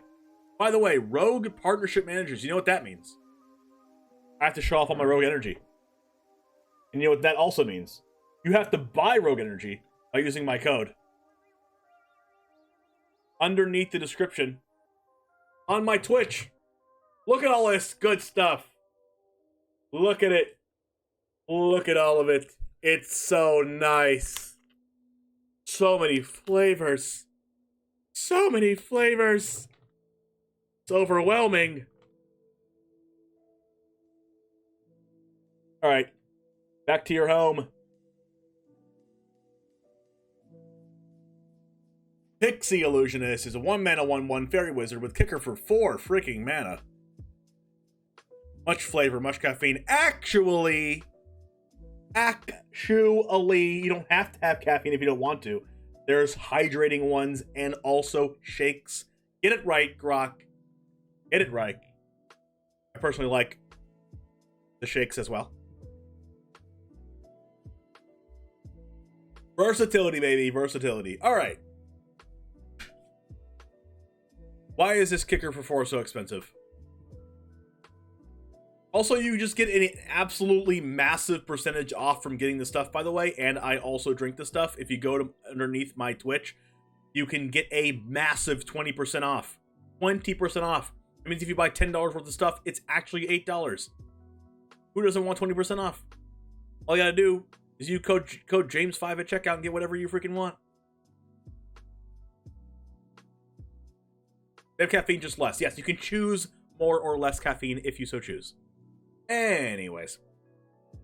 1 mana 1/1 flyer. If it was kicked, it enters the battlefield with 2 1/1 counters on it, so it could be a 5 mana 3/3 flyer. That's so bad.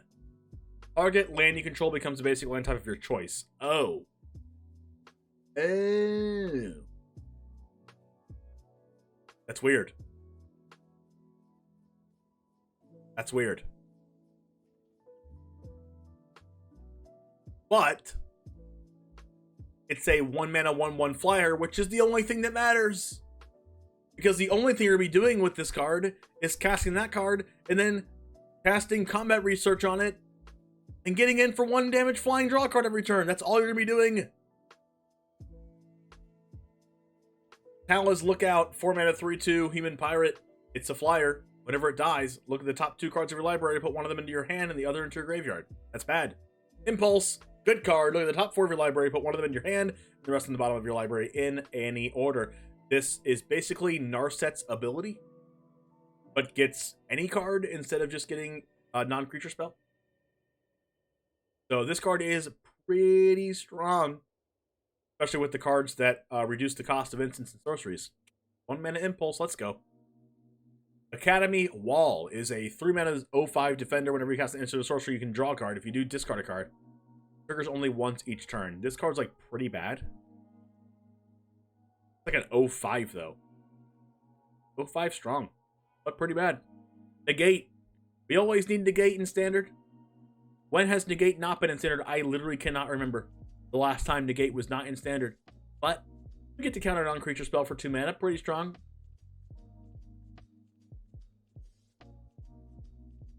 Isn't a 1-drop blue creature that can color your mana kind of good?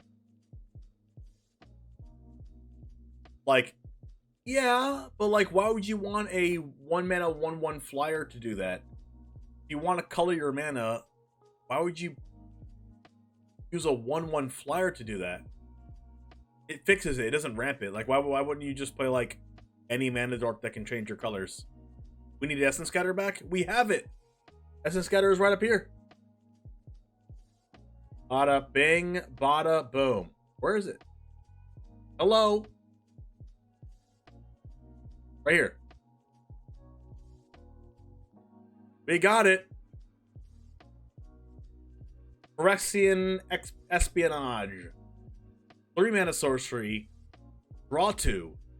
If it was kicked for 5 total mana, including a black, each opponent discards a card. Oh. Oh. Huh. It's 5 mana though. It's so much. Further cast Invoke Despair. That's bad. Divination, but for 5 mana they discard a card? That seems bad. Boda Sea Scavenger. 3 mana 3/2. It's a merfolk. When it enters the battlefield, look at the top X cards of your library, where X is the number of basic land types among lands you control. You may put one of those cards on top of your library. Wait, is this 1/1 flyer a merfolk? Nope. You may put one of those cards on top, put the rest on the bottom. So this card is basically the same text as...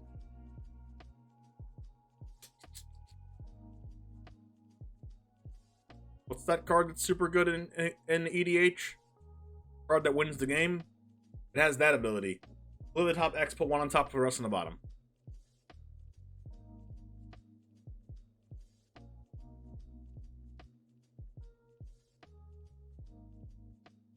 I mean, this card's good if you're playing Merfolk. Bad every other way. Volsci Tide Turner. Volsh Tide Turner. 2 mana 1/3 Merfolk. It adds blue mana. Then it's only cast an instant or sorcery or a kicked spell. I mean, when you have the Lord on the battlefield with this, it's a 2/4 for 2. It also adds mana. The fact that it doesn't cast a Merfolk spell is weird, though. Because Merfolk's gonna be like almost all creatures. But I guess you can like use it as mana to cast counter spells or something. There's a Merfolk deck that's definitely played, though. Valerian Terror. 7 mana 5/5. It costs 1 less for each instant and sorcery in your graveyard, so it's like Pseudo Delve. Ward 2.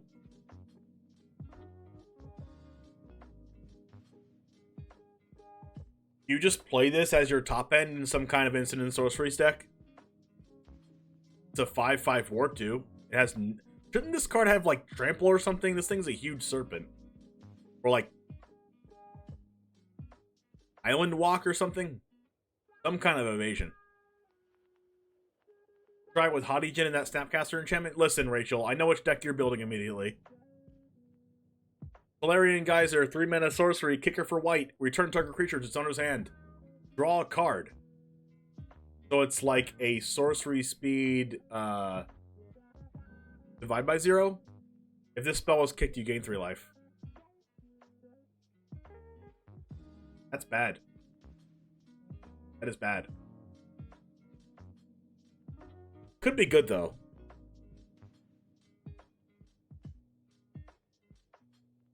Could be like sideboard Peck in like mono blue. Like tempo draw card is like pretty good. It's a sorcery, though. Probably not played. Impede Momentum, 2-mana sorcery, tap a creature, and put 3 stun counters on it. And scry 1. It's a sorcery, which makes this card really bad. But it's probably played in the sideboard in mono blue. But we already have, like, never mind. We already have, like, that card that turns something into a legitimate business person. And that card's, like, probably better than Impede Momentum, right? This does let you scry, though. Now we get to the actual good cards and the black cards, which is my favorite color. Let's freaking go. We have an hour and a half left to go over a lot of other stuff, so I'm going to be going pretty fast and not reading everything. I'm going to use the restroom real quick because I have to, and I'll see you in a second. Riley, does your opponent ever make a play that doesn't seem to make sense on the surface, but then over time starts to kind of come together a little more? Yeah, this Aether Gust obviously going to do a good job of keeping Igor Kerim, a little more alive, but there's a spell pierce, alright, sure. Pay for it, I guess. Easy deal. Okay, I still have enough mana to pay for this spell pierce. What are you doing, man? I mean, yeah, sure, you get the prowess triggers, but like, what's the plan here? Oh. There it is. A mystical dispute as well. Functional. Yeah, functional spell pierce enough to get in for Xaxes.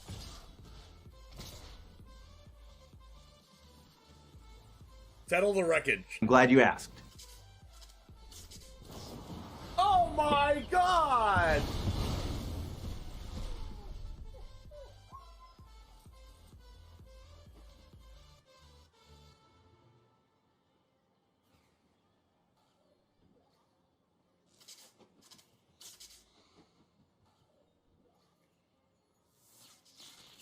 A 100-card historic brawl.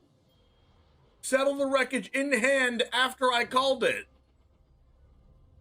Riley, here we go. Nothing ventured, nothing gained here. Seasoned Pyromancer can let you ditch your hand in this case to draw 2 cards, and we need exactly 2. We need Bone Crusher Giant and an untapped red source. Need the Bone Crusher Giant with Stomp, which stops the 9 lives from preventing damage, and we need the red source to cast the Stomp, Dennis. And wouldn't you know there it is! Look at that! I've always maintained, Dennis, I've always maintained that Magic is a very skill-testing game indeed, and Charizard James is showing us just how skill-based this game is, ripping the actual perfect 2 off the top here, and is going to win the game on the spot because of it. Yo, what's up, Titan Smash? Oh no!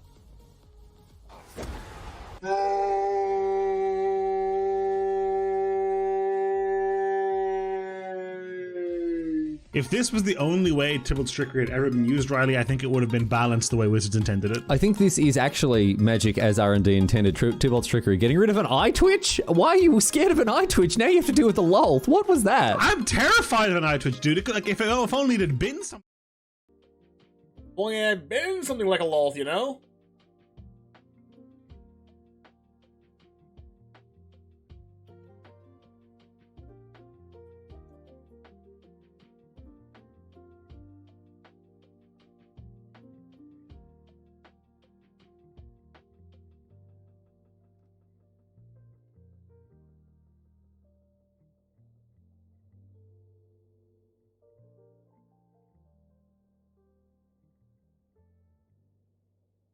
All right.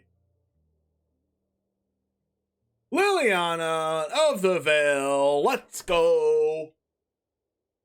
3 mana, 3 loyalty, Planeswalker, Liliana. Each player discards a card.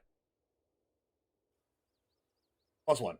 -2, target player sacrifices a creature, which makes Graveyard Trespasser a little worse to play on turn 3 on the play. Unless you played a 1 or 2 drop before that. -6, separate all permanents target player controls into 2 piles, including lands. That player sacrifices all permanents in the pile of their choice. This card is super iconic, super awesome, and probably sees play and is broken. Yeah. What all there is to say about that? Gildred, the Apocalypse, 4 mana, 4/5, Phyrexian Praetor, Death Touch. Whenever you draw a card, you gain 2 life. Whenever an opponent draws a card, they lose 2 life. So, this is especially good against I guess this is just like a good mid-range threat. It's 4 mana, it has 5 toughness. It has Death Touch, which doesn't really matter being a 4/5. Like, sure, your thing kills my thing. It's a 4/5 anyway. It's going to kill it anyway. Like, why does this thing have Death Touch? Why doesn't it have, like, Fear or something? Like, I don't understand why, like, cards that are huge statted have Death Touch. I guess, like, for when you double block, it kills both. Is, like, the only thing I can think of.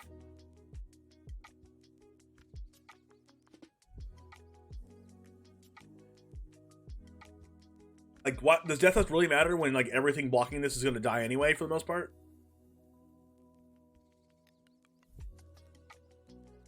Flavor keyword, I guess. By the way, chat, what food should I order? I know what I'm going to order. Pollo Tropical. Pollo Tropical.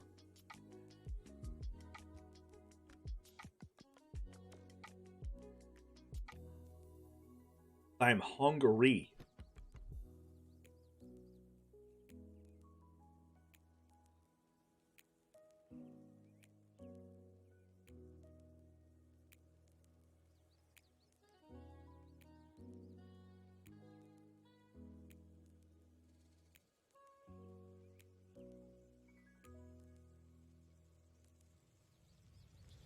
Alright, so, the Cruelty of Gix is a very interesting card.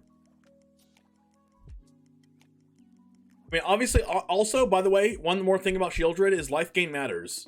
Because there's a lot of cards that, like, make you pay life, especially with the new Phyrexianized mana permanent cards. Paying a lot of life is going to matter. So whenever you draw a card, you gain 2 life matters a lot, especially when you, like, play this. And then you have, like, Reflection, like, you have Fable the Mirror Breaker drawing a couple cards. You gain 4 life, so you gain, like, 6 life that turn, because you already drew a card per turn, which makes you gain 2 life. That's, like, a huge life swing.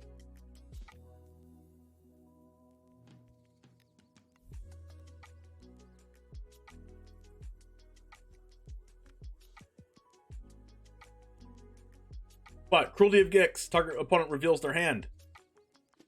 You choose a creature or planeswalker card from it, that player discards that card. You're probably never doing this one. You're probably just skipping over to the other two. Search your library for a card, put it in your hand, then shuffle, you lose 3 life. Okay. So, it's kind of like Mastermind Acquisition-y.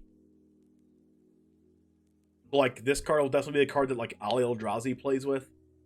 Put target creature card from a graveyard on the battlefield under your control. So, most of the time, you're just going to be using this as a 5-mana reanimate spell, which is not the worst thing ever. But you don't need to revive anything at the moment. You can just, like, search for a card. And if you have a reanimate deck, you can use the Cruelty of Gix. If you have Cruelty in hand and a big creature, and you don't have a discard outlet or something, you can use Cruelty of Gix and go get, like, a, let's see, big score. And then in your upkeep, you can, in your own upkeep on your next turn before Cruelty of Gix goes off, you can big score the big thing to the graveyard, discarding it, draw 2, make 2 treasures, and then use Cruelty of Gix when you go to your main phase and put that creature on the battlefield. So it has some cool synergies like that. It does hit their graveyard as well if they're being hating on your graveyard with a Trespasser. What does? Oh, it says a graveyard. That's true. That's true. You can also reborn from your opponent's graveyard. So it's kind of like the Eldritch Reborn in that case.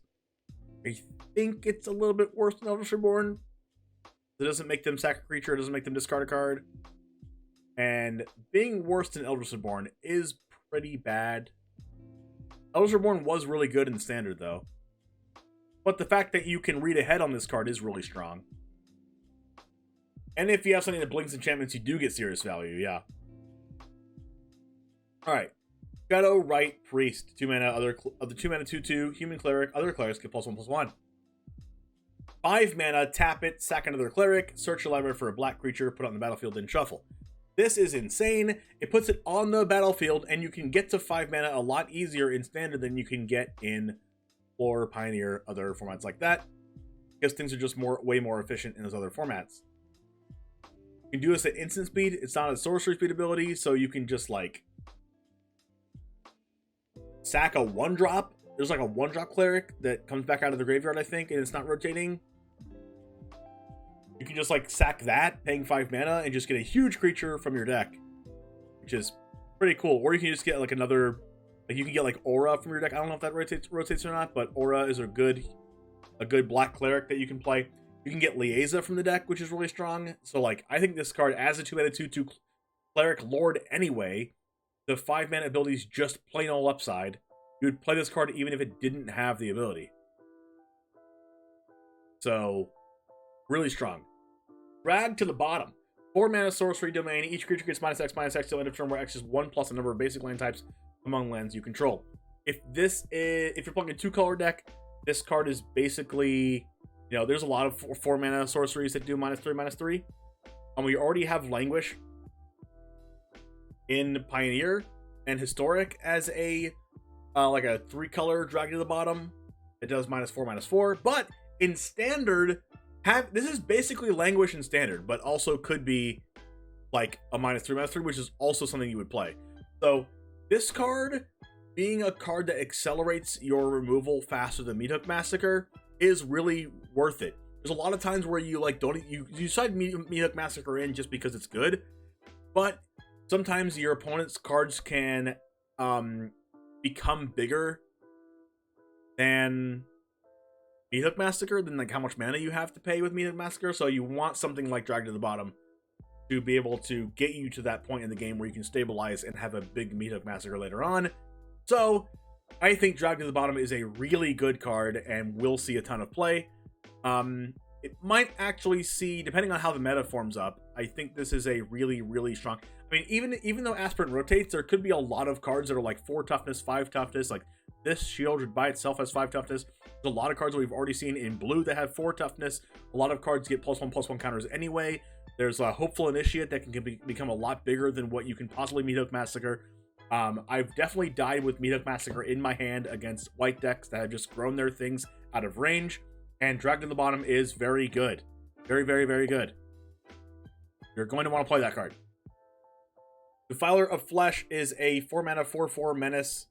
And it has the black Phyrexian text. Whenever you cast a black permanent, target creature you control gets +1/+1 and menace till end of turn.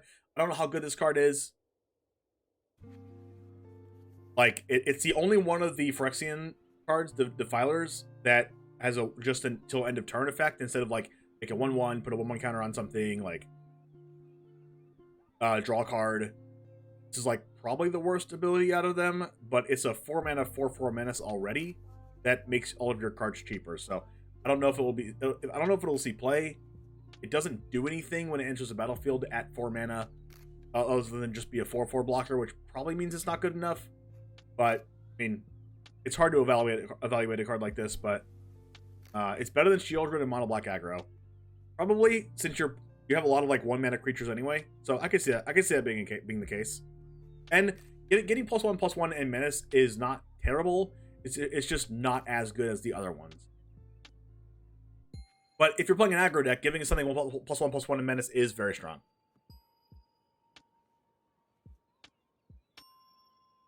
Raid's Arisen Nightmare, 3-mana 3/3 Nightmare, legendary. Beginning of your end step, you may sacrifice an artifact, creature, enchantment, land, or planeswalker. Basically anything. Sacrifice anything except for... Is there any exception to this?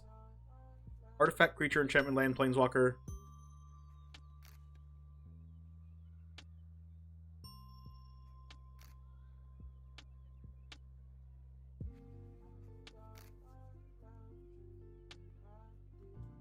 What other permanent is there in the game? Why doesn't this just say sacrifice a permanent?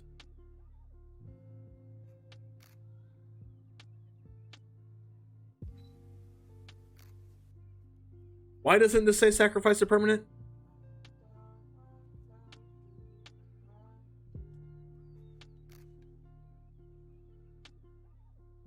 Anyway, if you do, each opponent may sacrifice a permanent that shares a card type with it. Well, I guess because they want that. For each opponent who doesn't, so they just choose to not do it, and they just like lose 2 life and make you draw a card. So you have to sacrifice something. Okay, this card's only good if you're sacking like treasures and bloods, stuff that like are not actually a card that you played out of your hand, or like a land if you have a ton of lands.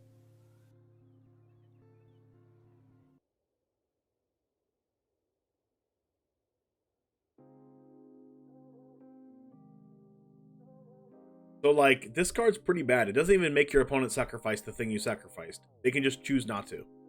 But I think this card's, like, pretty bad unless there's, like, no other good 3-drop in, like, a mono black deck, but there is because Graveyard Trespasser exists. Be great with what? Blood Tithe Harvester?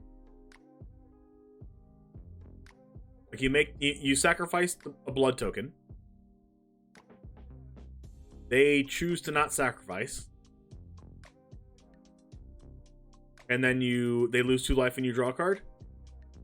But then how are you getting another then you just like keep saying that you don't want to sacrifice with this. This is like a 3-mana this is a card that if there's no other good 3-mana card to play, you play this.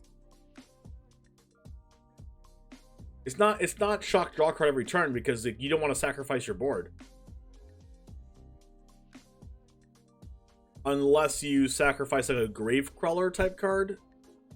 But I don't know if we have a lot of things like that in Standard. Okay, Raven Man. This is a card that I'm actually excited to play with. I'm going to be trying this out in my RAKDOS midrange deck, but I don't know if it's going to be good or not. It's a 2-mana 2/1, which is like, it dies to Fatal Push, sure. But you can discard blood tokens. Your opponent can discard blood tokens. You can discard off of... You can make them discard from Crokeyz. You can make them discard off Liliana the Veil. They can use their blood tokens. They can use their Fable the Mirror Breaker discard. Thoughtseize discards. Duress discards. Like there's just so many things that discard for my own game plan and for like opponent discarding off their own game plan. You can probably make a 1/1 every single turn of the game. Like my end step, their end step, my end step. If you just keep making 1/1s. But I think that's like pretty strong. And then you can also pay 4 mana and tap it to have each opponent discard a card. If you really need to, or if you have that much mana or whatever. So like, I think it's strong enough on as a turn 2 play to play this and then play Liliana afterwards. Can't sacrifice a plane. Like this plus Liliana, or like this plus Graveyard Trespasser, because your opponent doesn't really want to get rid of the Graveyard Trespasser anymore because they have to discard a card to do so. And then when you discard a card, I make a 1/1. It says beginning of each end step, so they might just do it at the end of their end step, after the start of their end step, so that I don't get the 1/1.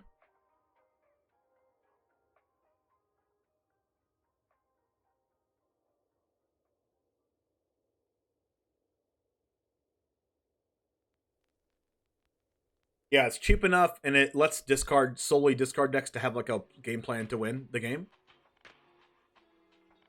I like this card. I'm gonna be playing it.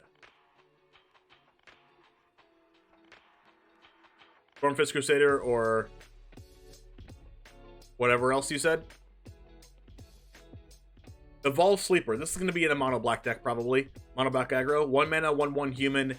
It becomes a human cleric with base power and toughness 2/2, and then if it's already a cleric, you can pay 1 and a black to make it a 3/3, and if you can pay 1 and double black, if it's a Phyrexian, put a +1/+1 counter on it, then you draw a card and lose a life. So you can just like keep doing this over and over again to keep drawing cards over and over again, as long as you have 3 mana. And it's also a 1 mana 3/3 that keeps getting 1/1 counters. Oh, something. Okay. So like this card could definitely be a must remove card. Especially in Standard. It's like a really good 1-drop. Stronghold Arena, 2 mana, kicker for Abzan. Whenever it ETBs, you gain 3 life for each time it was kicked. Whenever one or more creatures you control deal combat damage to a player, you may reveal the top card of your library and put it in your hand. If you do, you lose life equal to its mana value. Okay.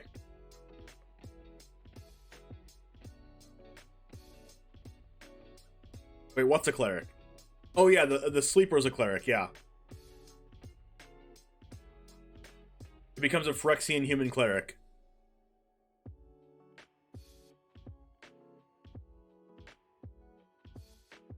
I don't know how good Stronghold Arena is.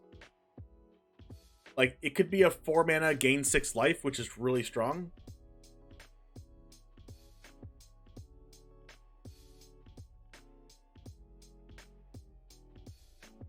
First strike? Does it get first strike?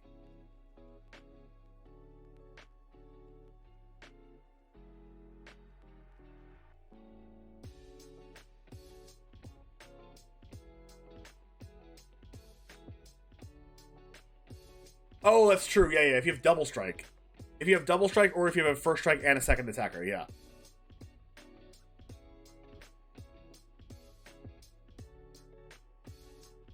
So this like draws a card every turn, and also could be 4 mana, gain 6 life. I mean, the gain 6 life is a lot of freaking life.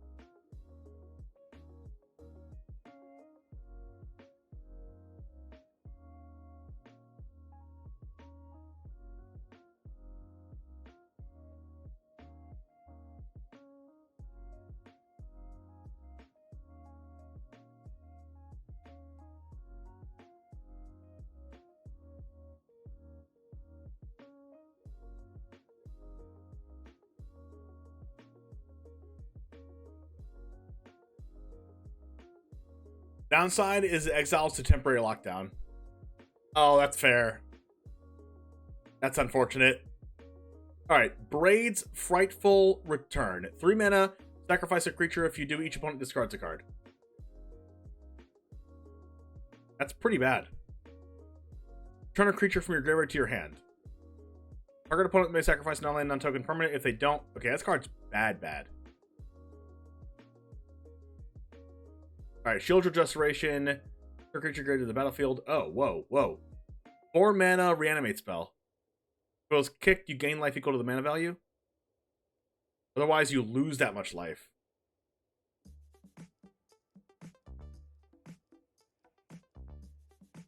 Shield Restoration is really good. A 4 mana reanimate spell that doesn't require you to sack a creature. Like the last time we had a 4 mana reanimate spell, it was like the one that you have to sack a creature that like puts one on the battlefield and one back in your hand. Each chapter is almost worth a card. Sack a creature. If you do, they discard. That's not a card.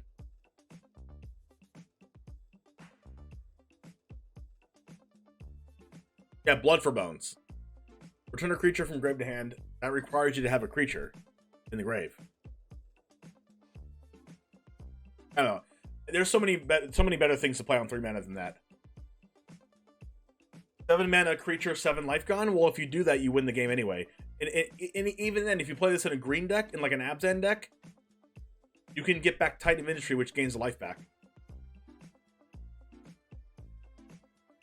Aquarius Rat, thanks for the follow. Welcome to Jamestown. Blight Pile, 2 mana defender, pretty bad. I mean, 2 mana 3/3 defender is better than like average. And you can just play in a defender deck, but pretty bad. Pilfer, 2 mana sorcery, Thoughtseize. 2 mana sorcery, Thoughtseize, it doesn't lose you a life. Which you would play if you are playing it in your discard deck. And maybe a sideboard card? Cult Conscript, a 1 mana 2/1. Oh, this is the mono black card we were talking about. The Skeleton Warrior. ETB's tapped, and you can pay a 1 and a black to return it from your graveyard to the battlefield. Activate only if a non-skeleton creature died under your control this turn. So, you would just use this in your mono black aggro deck to have a 1 mana 2/1, and then keep bringing this card back over and over again. And it's an uncommon. Alright, Monstrous Warleech, 4 mana, blue kicker. ETBs, if it was kicked, mill 4. So you just never kick this? Monstrous Warchief's power and toughness is equal to the highest mana value among cards in your graveyard. Oh my god. So you'd only kick this if you had nothing in your graveyard?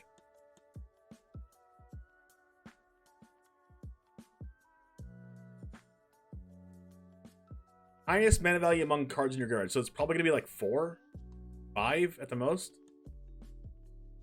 The 15 mana value card in standard right now. This could be a 4 mana 15/15.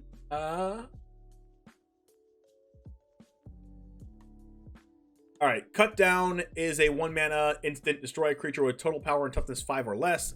This card is really good, and it will be played in Pioneer probably also as a Fatal Push 5 and 6.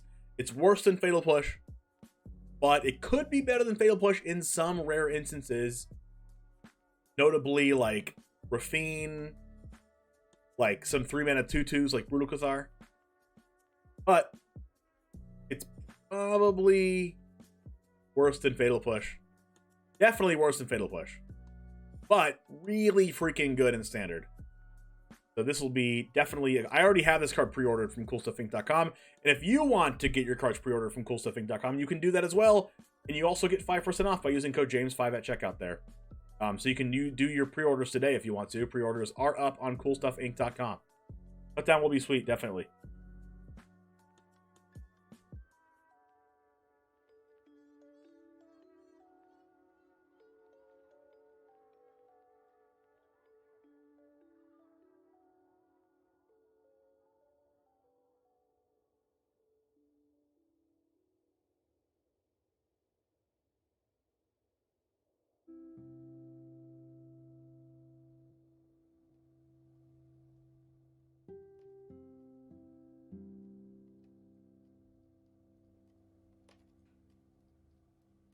One sec, chat.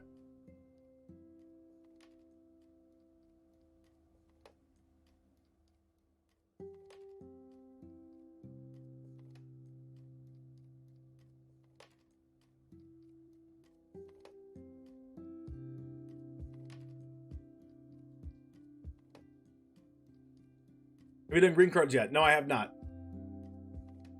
I'm trying to order food while doing this at the same time, and it's difficult. All right, Balduvian Atrocity.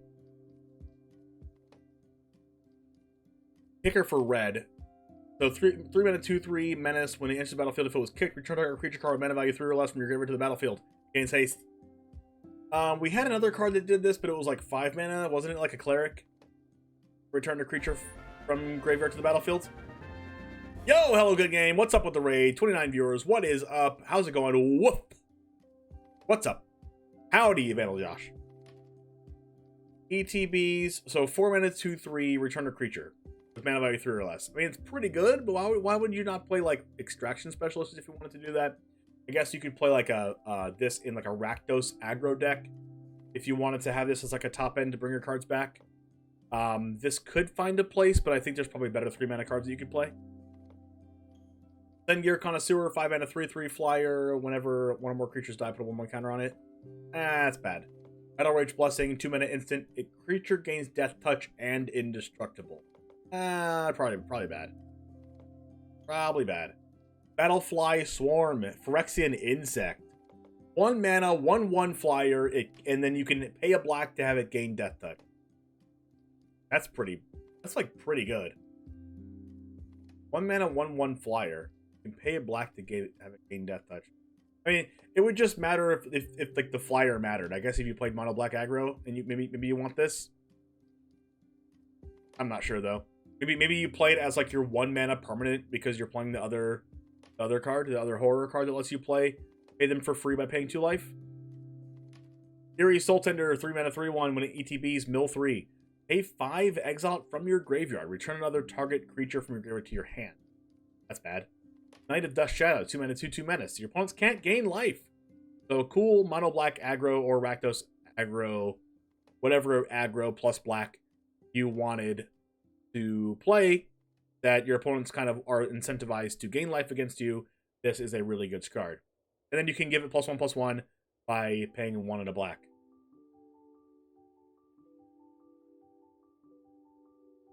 So I think that's a good card. Phyrexian Vivisector, 2 mana 2/2. Whenever your creature you control dies, scry 1. Huh. This could be played in a combo deck. This could be played in a Bolas Citadel, Golgari or Jund Citadel in Pioneer. Pioneer/Explorer. Because whenever you're sacking to scry or things die to oven or whatever and you scry, you want to scry the lands to the bottom. I think this could actually be played in that. Shadow Prophecy. Instant, 3 mana. Look at the top X cards of your library, where X is the number of basic land types among lands you control. Put the 2 of them into your hand and the rest into your graveyard. You lose 2 life. So this is an instant speed divination, like almost always. I mean, it is always instant speed divination. Sometimes you get to look at more cards than others, but if you use 3 basic land types for this, look at the top. Look at the top 3 cards of your library. Put 2 in your hand, lose 2 life. I mean, that's pretty good at an instant speed. So that's pretty good. You can gain life, not your opponent. Yeah. Yeah, and you put the rest of them in your graveyard, so you can even use this in some kind of like combo-y reanimating deck. Like 3 or 4 color reanimator.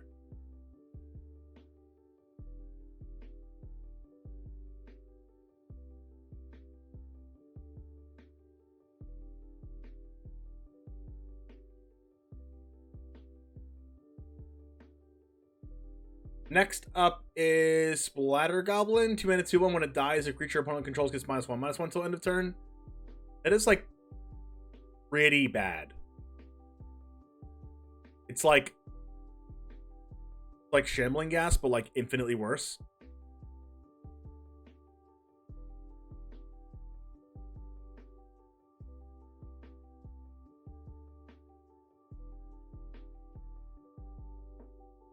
I don't know if I'd play it over the Maestro's Charm. Like what? Shadow Prophecy? Maybe not. Because Maestro's Charm puts stuff in your graveyard anyway. I guess you would only play it if you're not playing red or blue, right? Bone Splinters. This is a iconic card, reprinted. 1 mana sorcery, additional cost, sack a creature, destroy a creature. So it's worse than a creature than a card that we already have, right? We have the one that exiles a creature or planeswalker, so I don't think this sees play.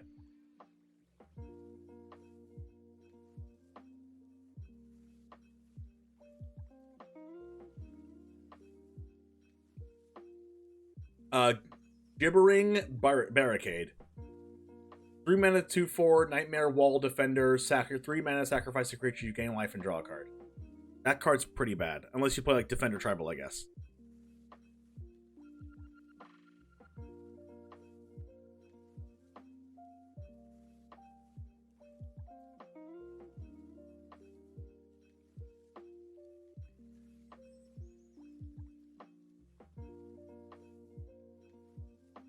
Alright, Aggressive Sabotage, 3 mana sorcery, kicker for red. Target player discards 2 cards. If this spell is kicked, it deals 3 damage to that player. Whoa. Alright, so this is like Go Blank, but for aggro decks. But I think they're just going to try to put additional effects on Go Blank, because Go Blank is so popular. In like, you know, against, I mean, Mind Rot is a popular card, but no one actually played Mind Rot, unless you're like dedicated discard. But because Go Blank also discarded graveyards, it just made the card go over the top and be actually good. Aggressive Sabotage is a card that could be similar to that, where like, yeah, you want them to discard 2 cards and it's card advantage, and it's good against control, or like other mid-range decks where you want to be 2-for-1ing your opponent, but it also hits them for 3, which is pretty strong. So if you're playing a RAKDOS aggro deck, you would want this card against control, maybe even over Go Blank. So, I like that. Anyway, Phyrexian Warhorse, 4 mana, 3/3, Phyrexian Horse, kicker for white. Whenever it enters battlefield, if it was kicked, make a 1/1 soldier. Pay 1, sack another creature, it gets +2/+1 till end of turn. I mean, that card's like pretty bad, right? It's 4 mana. Extinguish the Light. 4 mana instant, destroy a creature or planeswalker. If its mana value is 3 or less, you gain 3 life. Extinguish the Light is a black card that has Jaya dying in it. Jaya did not want to die, but of all the things to die for, Dominaria felt right. Wow, they were just they're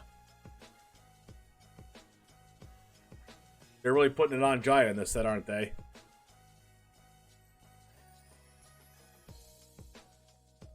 Cut down best 1 mana removal. You mean outside of Fatal Push? Yes.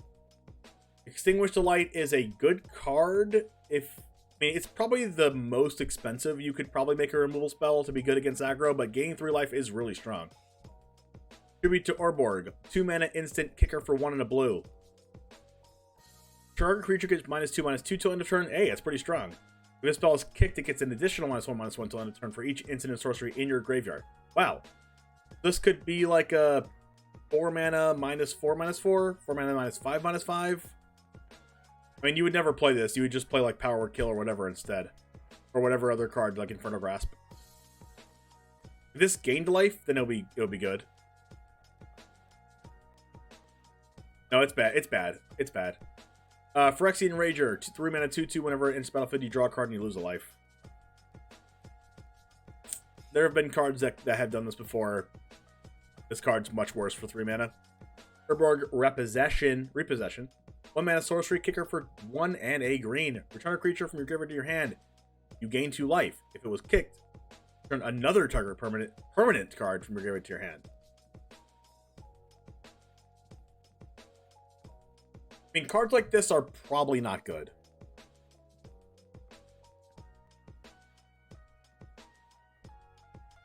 Unless there's some kind of, like, loop. I guess it's good for, like, Shigeki Turtle. Sultai Shigeki Turtle. Because you return the Shigeki to your hand, and you gain 2 life, and then you return the turtle also.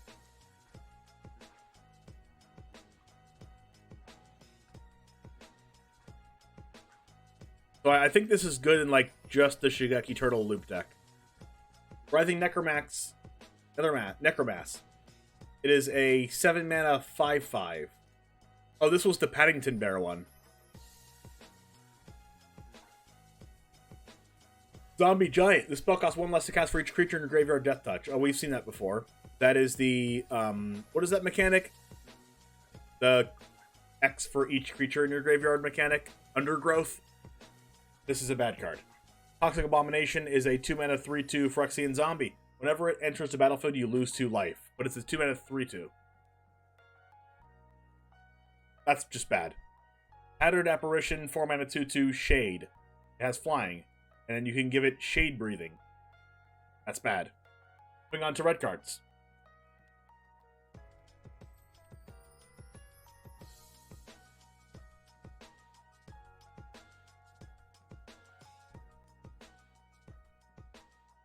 Because we have exactly 48 minutes to finish all this.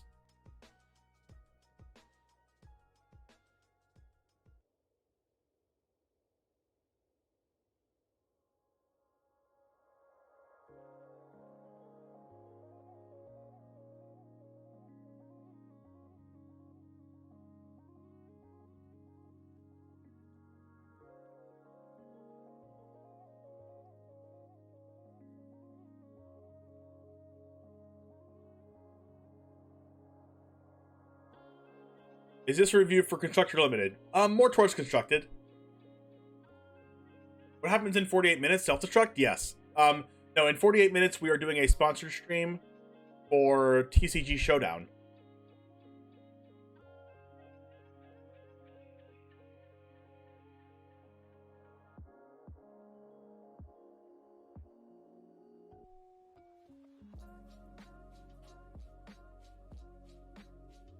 Where you hear me if you're here all the time, you can hear me talk about this all the time. But I always say this stream is sponsored by TCG Showdown, where you can battle against your friends for money, and that is true. If you can see this here, you can look at pods. There's none available right now, but you can look at pods, and you can do tournaments, stuff like that, and you can battle against your friends for money. As you can see right here, there is a little $20.20 thing on the top right, and if you win, you can make money from the opponents that you beat.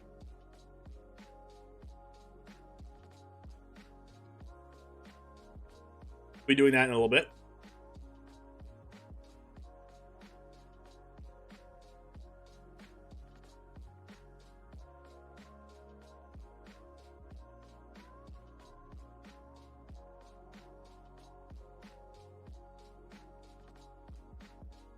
All right, red card. Jaya, Fiery Negotiator. I don't know if I want to play this card or not, but we'll see. 4 mana, 4 loyalty, Planeswalker. +1. It has 4 abilities. +1, make a 1/1 with Prowess. -1, exile the top 2 cards of your library. Choose one of them. You may play that card this turn. Which is pretty good. Exile the top 2. You get a good selection with that. -2, choose a creature your opponent controls. Whenever you attack this turn, Jaya deals damage equal to the number of attacking creatures to that creature. And then -8, you get an emblem whenever you cast a red instant or sorcery spell, copy it twice. You may choose new targets for the copies. So obviously, when you ultimate this card, you like basically win the game. But it's just a matter of like, is the 1/1 monk good enough? And is it good enough when you don't have a lot of creatures to attack with? Because how you can tell if this Planeswalker is good or not at 4 mana is if it like interacts with the board in a way that is relevant enough. Like usually 4 mana Planeswalkers that don't interact with the board aren't as good unless they're like a really, really good card, like Karn Great Creator. I mean, even cards like Teferi, the 4 mana Teferi that like pluses and untaps your lands and gains 2 life. That like minuses to get a card is like it comes into favor sometimes, but sometimes it's bad. Like it's just like really niche. To turn this card from like a niche Planeswalker into a really good Planeswalker, it would need to have, I think it would need to have more of a guaranteed kill on a creature for the -2 without having to cast creatures first. But the -1 still is pretty good card advantage. Like you play this card on turn 4, make a 1/1, and then the 1/1 protects the Jaya from dying. And then the next turn you can make another 1/1 if you have a lot of cards in your hand, or you can use the -1 for card advantage to keep on gaining card advantage, which I think is really good. The fact that it's a -1 to gain card advantage, rather than like the really good Planeswalkers being +1s, like Chandra Torture Defiance is a +1. This one's a -, which is a little bit worse. So this is more of like a build around D niche Planeswalker, but it could be really good. If I had to give it a rating out of 10, I'd say like 6.5. It sort of protects itself. It's like a above average Planeswalker, but I don't think it's like really good. Like really, really good. It would need to deal like 3 or 4 damage to a creature to be really good, like guaranteed. This one does like what, a 1 or 2 damage to a creature guaranteed for the most part. Shivan Devastator, X&1, Flying Haste, Dragon Hydra. It enters the battlefield with X+1/+1 counters on it, so it scales into the late game. It's a mythic rare. Has Flying and Haste. It's like a Goldspan Dragon that doesn't make a treasure, because it comes out as a 5 mana 4/4 Flying Haste. Like, it's like kind of Goldspan Dragon-y. 4 mana 3/3 Flying Haste. It's probably an aggro deck card. That's how I think I would evaluate it. Like a 3 mana 2/2 Flying Haste is fine. Like when it gets towards the end of the game and you have like 6 mana as the aggro player, and your opponent's like starting to turn the corner and win the game, and then you like top deck Shivan Devastator and like hit them with 5/5 Flying Haste for game. Like, this could be good, but I am leaning towards it not being very good. But, you know, red-white aggro modify will definitely love this card. Defiler of Instinct, 4 mana 4/4 rare, Phyrexian Kavu first strike. I mean, that's a lot of good things to have said right there. Additional cost to cast red permanent spells, you may pay 2 life, and that has the Phyrexian text. Whenever you cast a red permanent, it deals 1 damage to any target. I mean, that's pretty freaking good. What are the counter synergies in Standard? Let's see. The 1 mana card that whenever you attack whenever you attack another creature with higher power attacks, the training card, get +1/+1 counter. Let's see. The 4 mana 3/3 haste, deal damage to your opponent equal to the amount of modified creatures you control. Kumano faces Kakazan, puts a 1/1 counter on stuff on its second chapter. A lot of stuff that puts counters on stuff. But this Defiler of Instinct, I think, is really, really strong. Not only is it just a 4-mana 4/4 first strike, which is already good in like a top end of a mono red deck. All of your permanents cost 1 less and take 2 life. You don't really care about taking 2 life anyway.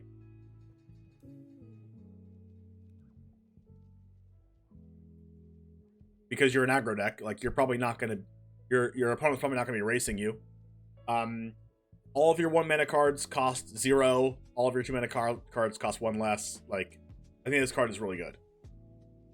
Anyway, Elder Dragon War. The fact that you can read ahead on this card and it just be a 4-mana 4/4 flying dragon is strong.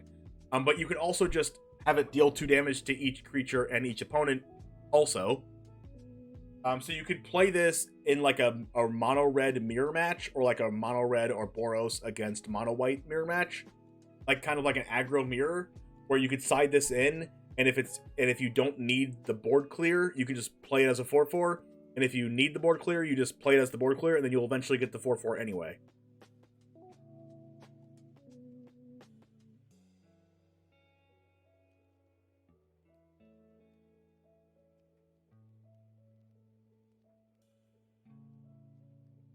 Would you want Raiju in mono red aggro? You can play Raiju in mono red, but you can also play Raiju in Boros. Raiju is played in Boros right now, in Boros aggro counters. But I think Elder Dragon War is a really good card. You get the 4/4 dragon no matter what. You can start off getting the 4/4 dragon if you just want a 4-mana 4/4 if you're being proactive. But if you need to be reactive, you can do that too. If you need to loot your hand away, you can do that too, and you still get the 4/4 on the next turn regardless. So I think this is really versatile. I like the fact that you can read ahead on these, and I think it's good. Runvelt Horde Master is a 2-mana Goblin Lord. Whenever this or another goblin you control dies, exile the top card of your library. If it's a goblin creature, you may cast it until the end of your next turn, which is not this turn, but it's also the end of your next turn, so you get like 2 full turns to cast the card. This is really, really, really strong, and it might actually put goblins on the map in Standard, but it even puts goblins on the map more in like modern Legacy formats like that, where they already have really, really good goblins. But this is so much card advantage, especially because you get to pair it with cards that sacrifice goblins, like Skirk Prospector, and we don't have that card in Standard. But I think this card is super strong and might actually put goblins on the map. Keldon Flame Sage, 3-mana 2/3 enlist. Whenever it attacks, look at the top X card of your library, where X is Keldon Flame Sage's power. You may exile an instant or sorcery card with mana value X or less from among them. Put the rest on the bottom. You may cast it without paying its mana cost. Wow. I mean, I thought the card was medium until I read without paying mana cost. And it also is an attack trigger, not a damage trigger. And you're always looking at the top 2 cards. And you can enlist it to have it get like 1, 2, 3, 4 more power. Oh, it's only instant or sorceries then. I don't know, I think this card's kind of medium actually, now that I read it. I mean, it seems strong, but I think it's medium. Radha's Firebrand, 2-mana 3/1. Whenever it attacks, target creature defending player controls with power less than Radha Firebrand's power can't block this turn. This card is similar to a 3-mana card that did almost the same thing. Domain for 6, it gets +2/+2 to end the turn. It costs 1 less for each basic land type among lands you control. Activate only once each turn. So this is like very similar to like the Gruul Radha, how it can pup itself. You can only activate it once and it becomes a 5/3 for 2. I think this card's kind of medium. Unless there's a red deck that really needs a 2-drop, I don't think you would play this.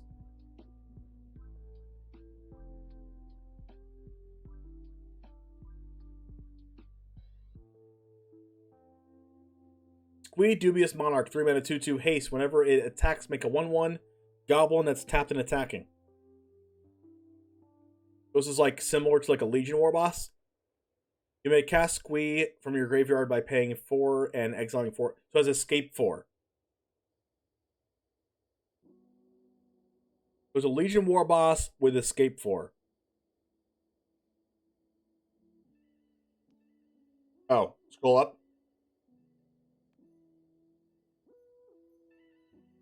How's that?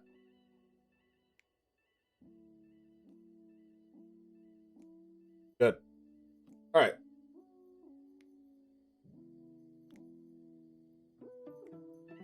So, how good is Legion Warboss with Escape for? I think this card's pretty good. It's not it's legendary, so you can't have more than one. Has haste, which is strong, unlike Legion Warboss. The 1/1s don't always have to attack, but the 1/1 is tapped and attacking. It keeps making 1/1s all the time. The 1/1 doesn't go away.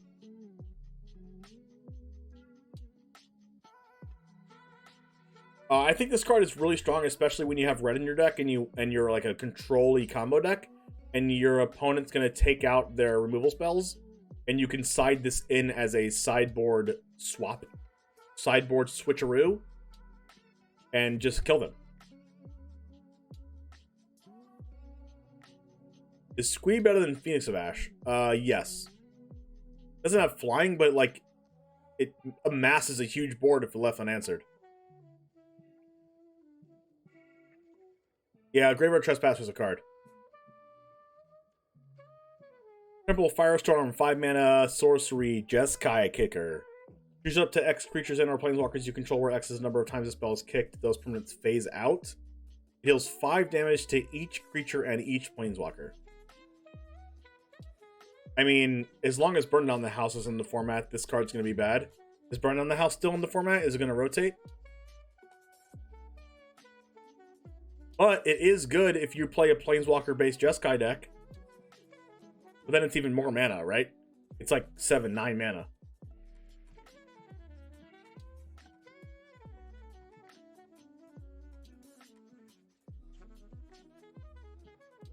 The kicker screws it up.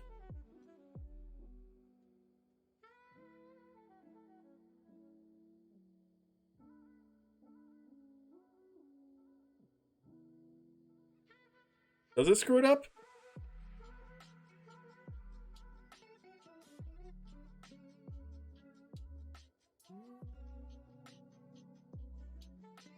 I'm not sure if it screws it up or not, but I honestly think that this card's just worse than Burn Down the House anyway. Electrostatic Infantry, 2 mana, 1/2 trample. Whenever you cast an instant or sorcery spell, put a 1/1 counter on Electrostatic Infantry. I think this card's like pretty good. The fact that it has trample and it gets counters instead of 1/1 till end of turn or anything like that makes it like you play this on turn 2 and you have to be like genuinely scared if you're playing against this card.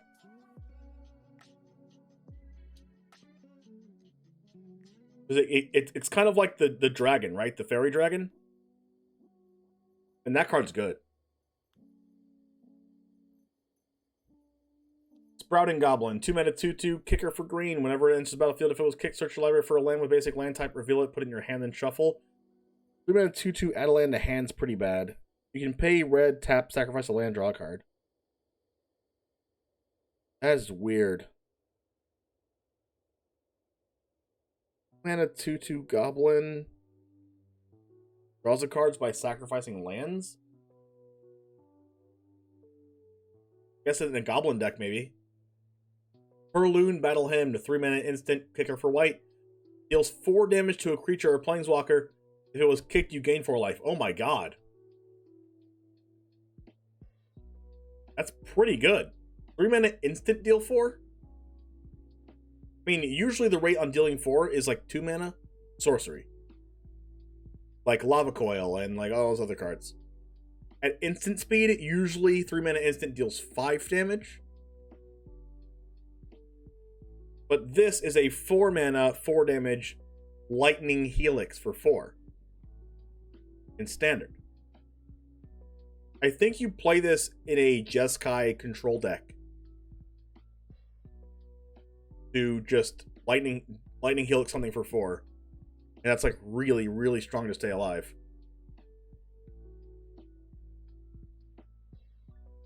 So yeah, that card's really good. Anyway, Roller Cyclops, 5 mana, 5/4, sacrifice another creature. It deals 1 damage to any target, really bad. Warhost Frenzy, 3 mana kicker for black. Creatures you control get +2/+0 till end of turn. If it was kicked, whenever a creature you control dies this turn, draw a card. Bad.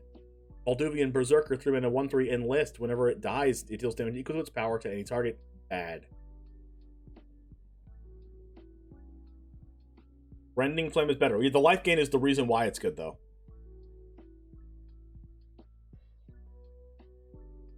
Fires of Victory, 2-mana instant kicker for 3.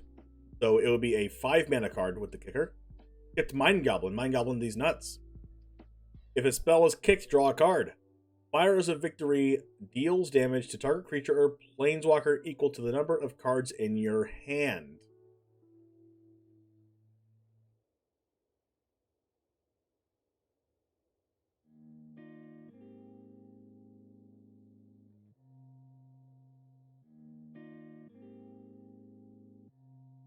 Deals damage to target creature or planeswalker equal to the number of cards in your hand.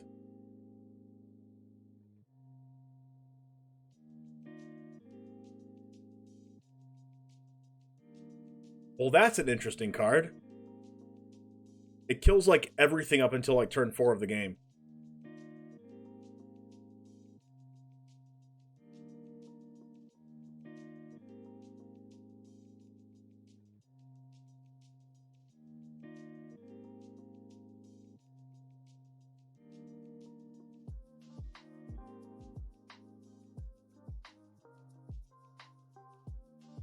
Like, this is a card that's much better on the draw than it is in the play, also. I could see this card seeing a ton of play, but I also could see it seeing no play. I guess it just depends. Inferno, 2-mana, choose one, instant. Whenever you cast your next instant or sorcery, copy it. You can choose new targets. Target creature you control gains double strike till end of turn. Oh. So this is really, really good in, like, one of those instant and sorcery tempo decks where you can just copy a removal spell against, like, other aggro decks, or you can, like, copy a pump spell, or you could also just give something double strike. This card could be, like, a blowout. It could be, like, Temur Battle Rage-esque.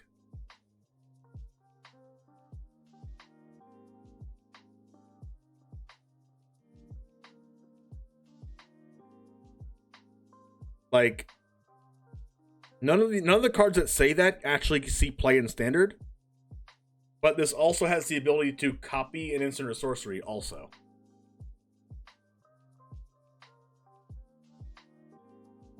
I can see that seeing play. Phoenix Chick is a 1-mana flying haste. It can't block. Whenever you attack with 3 or more creatures, you may pay 2 red. If you do, return it from your graveyard to the battlefield tapped and attacking as a 2/2. Yeah, the fact that Twinferno can copy, like, Lightning Strike to dome you for 6, and it can also just give your huge thing double strike is really strong. You do have to overmake a Brittle Blast in the future for 5 damage. I don't know. I think Phoenix Chick is pretty good in mono red. The fact that it's a 1-mana 1/1 flying haste is like you want to be doing that anyway on turn 1, and then it's eventually going to die unless it gets exiled, and then you can just bring it back as a 2/2 haste, tap and attacking, is pretty strong. Especially since it has flying. I can see this card getting in the last points of damage, like, pretty easily. Dragon Whelp is a 4-mana 2/3 flyer. Whenever you can pay 1 to have it get +1/+0 till end of turn. If it's been activated 4 or more times this turn, sacrifice it at the beginning of the next end step.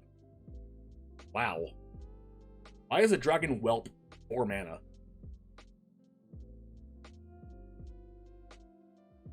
Wow, that card's bad.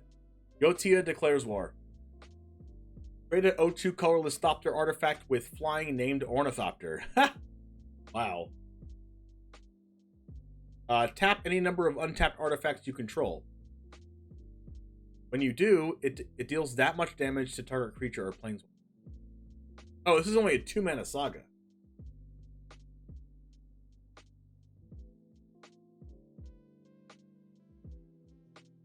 Up to 1 target artifact you control becomes a creature with base power until this 4/4 till end of. Ooh. Card's good.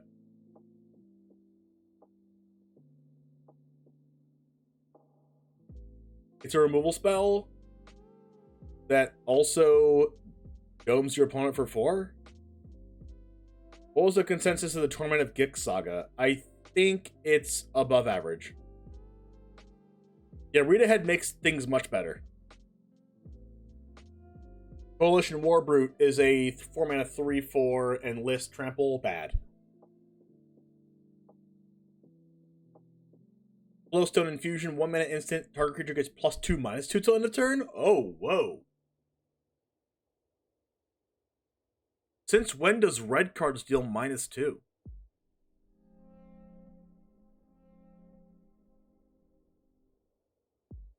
Whoa. Wow.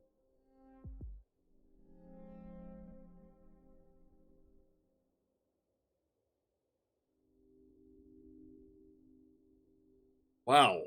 This card could be really good. But it also could be unplayable depending on the format.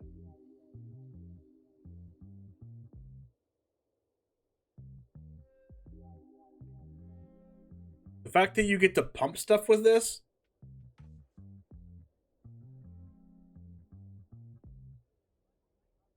Beta Aura that did recently, I didn't see any play.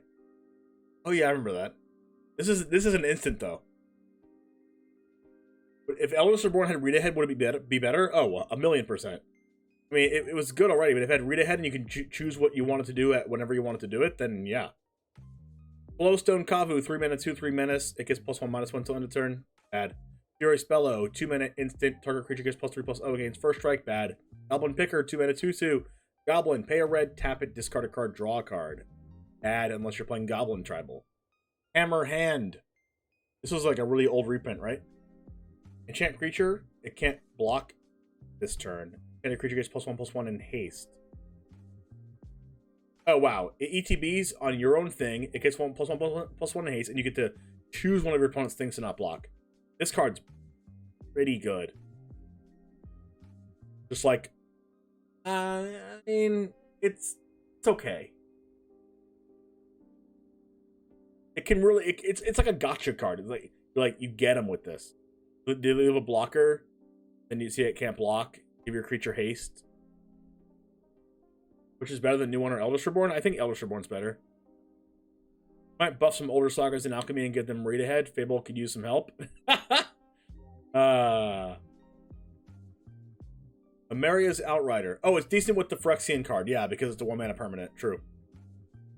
Amaria's Outrider, 5-mana 4/4, reach, domain, ETB, deal damage to each opponent equal to the number of basic land types among lands you control. Bad. E2 Amplifier, 2-mana human wizard, 1/2, kicker for 2 and a blue. Whenever ETBs, if it was kicked, return a creature an opponent controls to its owner's hand. So 5-mana, 1/2. Ew. Whenever you cast an instant or sorcery, it gets +2/+0 till end of turn. That card's bad. Keldon Strike Team, 3-mana 3/1, kicker for 1 and a white. So 5-mana 3/1, ETBs, if it was kicked, make 2/1/1 soldiers. As long as it enters the battlefield this turn, creatures you control have haste. So you make... Oh, that's bad. That's bad. Enthrall to the Pit, 4-mana sorcery, kicker for 2 and a black. A lot of these cards are just so expensive. In control target creature will end of turn, untap it. It gains haste till end of turn. If the spell is kicked, sacrifice the creature at the beginning of the next end step. That's a 7-mana card. Like, ugh. The 4-mana threaten is bad as it is. But like 7-mana threaten? No. Even if it sacrifices, like, it's not worth the extra 3 mana. You wish Gyra's Fire Tornado was better? Oh, same. Smash of Dust, 1 and a red. Sorcery, choose 1, destroy an artifact. Destroy a creature with Defender. Deals 1 damage to each creature your opponent controls. I mean, Smash to Dust as the deal 1 damage to each creature your opponents control could be strong, depending on how many, like, really go wide 1/1 strategies there are. But in general, I think this card's just not good enough, especially since a Braid is in the format. Gyra's Fire Tornado is a 5-mana sorcery. It deals 5 damage to target creature or planeswalker. Scry 1, that is a draft card. Thrill Possibility, of course, once again, it's back. What would be a format without Thrill Possibility? Bad. Yaphimaya Steel Crusher, 2-mana 2/2, enlist, 1, sacrifice it, destroy an artifact. I mean, Usually the cards that are like a 2-mana 2/2 decent rate with 1 sacrifice it, destroy an artifact are pretty playable post-board in decks that care about like apes or warriors or like, I don't know. This card's probably not very playable, but it could see a home if artifacts are a big part of the meta. Ishino Branch Rider, 1-mana 1/1 kicker for haste. If it was kicked, enters the battlefield with 2+1/+1 counters on it, so it's a 4/4 3/3, 4-mana 3/3 haste. And then you can give it +2/+0 until end of turn by paying 3 mana. That's bad. I mean, unless there's like a really good Gruul aggro deck that wants this, but probably not. Ultimate Monstrosity is an 8-mana 5/5, costs X less to cast, where X is the greatest power among creatures you control, and it has trample. So this is basically like the Great Henge text. So if you go like turn 3, I don't know, like Lovestruck Beast type card, isn't there like a 5-mana 5 attack?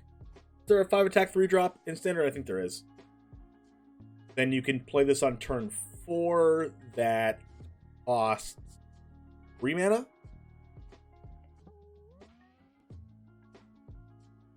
Like the best you can possibly do is like a 3-mana 5/5 in this case. If it's a 4-mana 5/5 trample, it's pretty good. I could see this being played in like a Gruul deck that plays big beefy creatures, and you can make this like 3 or 4 mana consistently, but other than that, I think it's bad. Lightning Strike is a staple. It is a very, very good card in burn decks since it can go face, and also it's just a generically good removal spell.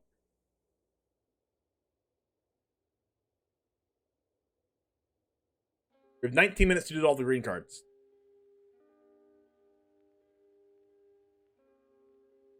Yay, we're gonna make it, right?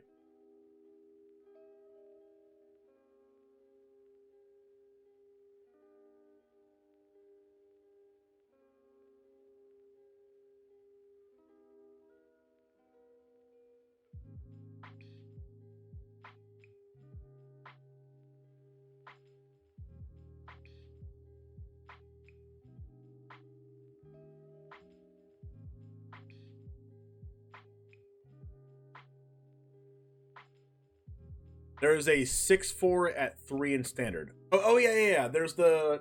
Okay. So yeah, the Helion could be what? A 2-mana 5/5 trample? That's pretty good. Alright. So going off the green, Silverback Elder is a 5-mana 5/7. Whenever you cast a creature, choose one. Destroy an artifact or enchantment. Go to the top 5. You can put a land from among them on the battlefield tapped. Really bad. Gain 4 life. Pretty bad.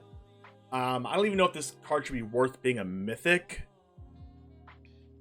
I don't know. It has to live, and then you have to cast a creature.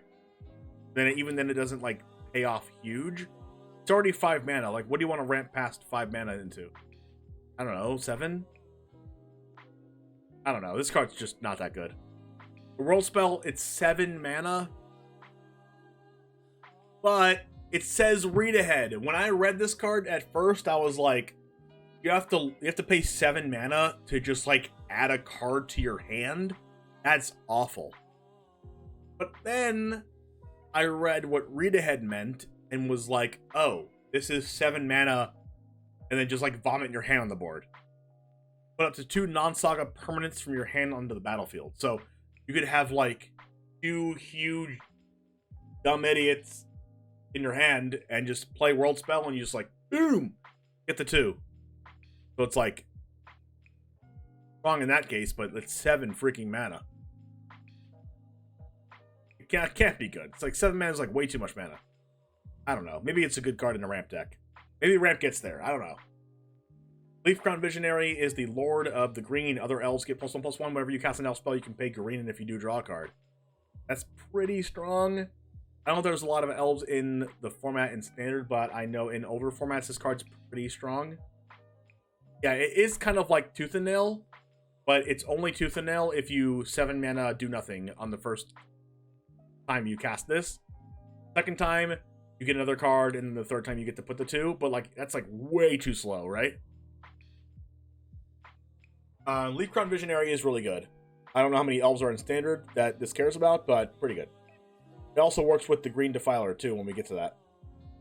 Queer and Beast Collar, 2 mana 2/2. Whenever you cast a creature spell, put a 1/1 counter on Queer and Beast Collar. So this is really good. This is like a wow. This is good. Whenever it dies, distribute X +1/+1 counters among any number of target creatures you control, where X is the number of +1/+1 counters on Queer and Beast Collar. This card is really strong. Like, this is like Cult Collector, but like a little better.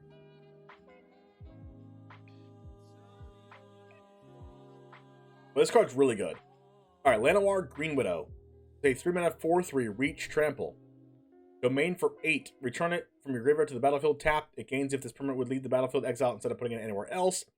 Ability costs 1 less to activate for each basic land type among lands you control. So let's say you have 3 basic land types. That means this becomes a 5 mana return it back to the battlefield. But probably a sideboard card against flying decks that you maybe cast it gets countered, and then you can recast it again. But as a rare, I don't know about that. 4 mana reach, 3 mana 4/3 is good. Like Bone Crusher text. So you would definitely just cast this and start attacking with it.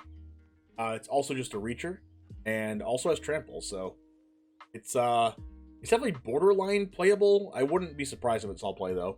Threats Undetected is the Gifts Ungiven. It's like exactly Gifts Ungiven. Like the person's even in the same stance as it, and it's Gifts Ungiven, like Threats Undetected. They definitely wanted this to be Gifts Ungiven for green. Search for up to 4 creatures with different powers and reveal them. An opponent chooses 2 of those. Shuffle them into your library and put the rest in your hand. Gifts Ungiven is a broken card, and it's even, I think it's even banned in Commander. But Gifts Ungiven put the cards in your graveyard, and also got instants and sorceries, I believe. One gets creatures and puts them, the ones that you don't use, back in your deck.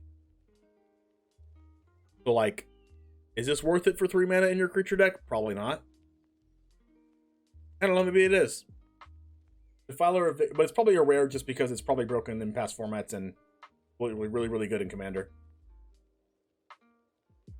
Defiler of Vigor, likely the best green Defiler, is a 5 mana 6/6 Trample, which is really good. 5 mana 6/6 Trample is Elder Gargaroth territory. As an additional cost of green permanent, it has a Phyrexian text, pays you life. Whenever you cast a green permanent spell, put a 1/1 counter on each creature you control. Like, whoa. Why are you going to put a counter on every creature you control? Like, it already has Elder Gargaroth text. 5 mana 6/6 Trample. Not only that, but your creatures cost 1 less. Not only that, but when you cast a green permanent spell, not even just a creature spell, you can cast, like, I don't know, a 1 mana freaking Ranger class, if that's still in the format. Probably not. I don't know. But any card like that, and your whole board gets counters. This card is absolutely nuts. Moving on to Herd Migration, 7 mana sorcery domain. Make a 3/3 green beast for each basic land type among lands you control. So this could be in like your 4 or 5 color deck and just make like 5 3/3s. I don't know if that's worth 7 mana, but you can pay 1 and a green, discard it, so you can channel this card. Search your library for a basic land, reveal it, put it in your hand, then shuffle. You gain 3 life. This is a 7 mana card that you can also use to gain life and get a land to your hand to hit your land drops and not die. So this could be a pretty good card. I don't think 7 mana is enough to make it worth it, but 4 or 5 3/3s is pretty strong. It seems like Ramp is going to make a comeback. Llanowar Loam Speaker is a 2 mana 1/3 elf druid, add a mana of any color, so it's like a Llanowar elf. And then you can add target land you control, become a 3/3 elemental creature with haste till end of turn. It's still a land. Activate only as a sorcery. So this card is basically, it has mana of any color, not green, not just green. So it also has 3 toughness, which is really strong. I mean, this card is pretty good. Adding mana of any color really helps multiple color decks. Also helps green decks that just are looking to ramp anyway. And then you can also attack with lands, so it's pretty strong. Urborg Lorgoyf is a 2 mana X 1/X kicker for blue and or black. As a ETBs, mill 3 cards for each time it was kicked. Its power is equal to the number of creatures in your graveyard, and its toughness is equal to the number plus 1. So this is probably a 2 mana 0/1 when it enters the battlefield. If you cast it for 3 mana, if you play like Golgari or Simic, most likely Golgari or Jund or whatever that you're playing this in, is going to be a 3-mana, like 1/2 or 2/3, and it just like really gets greater power as the game goes along. So maybe this is like the fixed Tarmogoyf. Because it just says number of creatures in graveyard. It doesn't say creature types like Tarmogoyf. Tarmogoyf can, like, the biggest Tarmogoyf can get is like a 6/7, and most often it's like a 4/5 or a 5/6, which is really good for 2 mana. But this card could be like a 12/13. It doesn't have trample or anything, but I mean, this could get like pretty big pretty quick. And it's also just a 2-mana creature. Mossbeard Ancient, 7 mana, 7/7 trample, ETBs, gain 5 life. One of my favorite cards to ever play in Limited is those chunky gain life tramplers. So I like it in Limited, terrible anywhere else. The Weatherseed Treaty. Read ahead, search for a basic land, put it in the battlefield, tapped and shuffle. Still good as a ramp card. 3 mana, ramp a land from the deck is pretty fine. Create a 1/1 Sapperling, and then it has Domain. Target creature you control gets +X/+X and gains trample till end of turn, where X is the number of basic land types among lands you control. So, as a 3-mana ramp card, and then later on in the game, if you already have your lands, you can just, like, make a creature humongous, is pretty good late game for a ramp card. So I'm going to give this above average as a ramp card, so it's probably played if there's not a lot of cards that are good ramp from the deck in Standard still. Tailswipe is actually insane. This card goes in the sideboard or main deck of mono green stompy decks in like every format, including Modern, Pioneer. I mean, mono green stompy isn't really a deck in Modern anyway, but in Pioneer, mono green stompy, and Explorer mono green stompy, this card is insane. It says land yours, not number of lands. It says number of basic land types among lands you control. So it's gonna be like a, you know, +3/+3, +4/+4, or something like that. Tailswipe is an instant, which makes it really, really good. I can't even remember the last fight spell that we had that was a 1-mana instant. Like, 1-mana instant is like never seen in Standard for like a long, long time. Probably like before I even started playing. The best 1-mana fight spell was like the dinosaur fight spell, like years and years ago.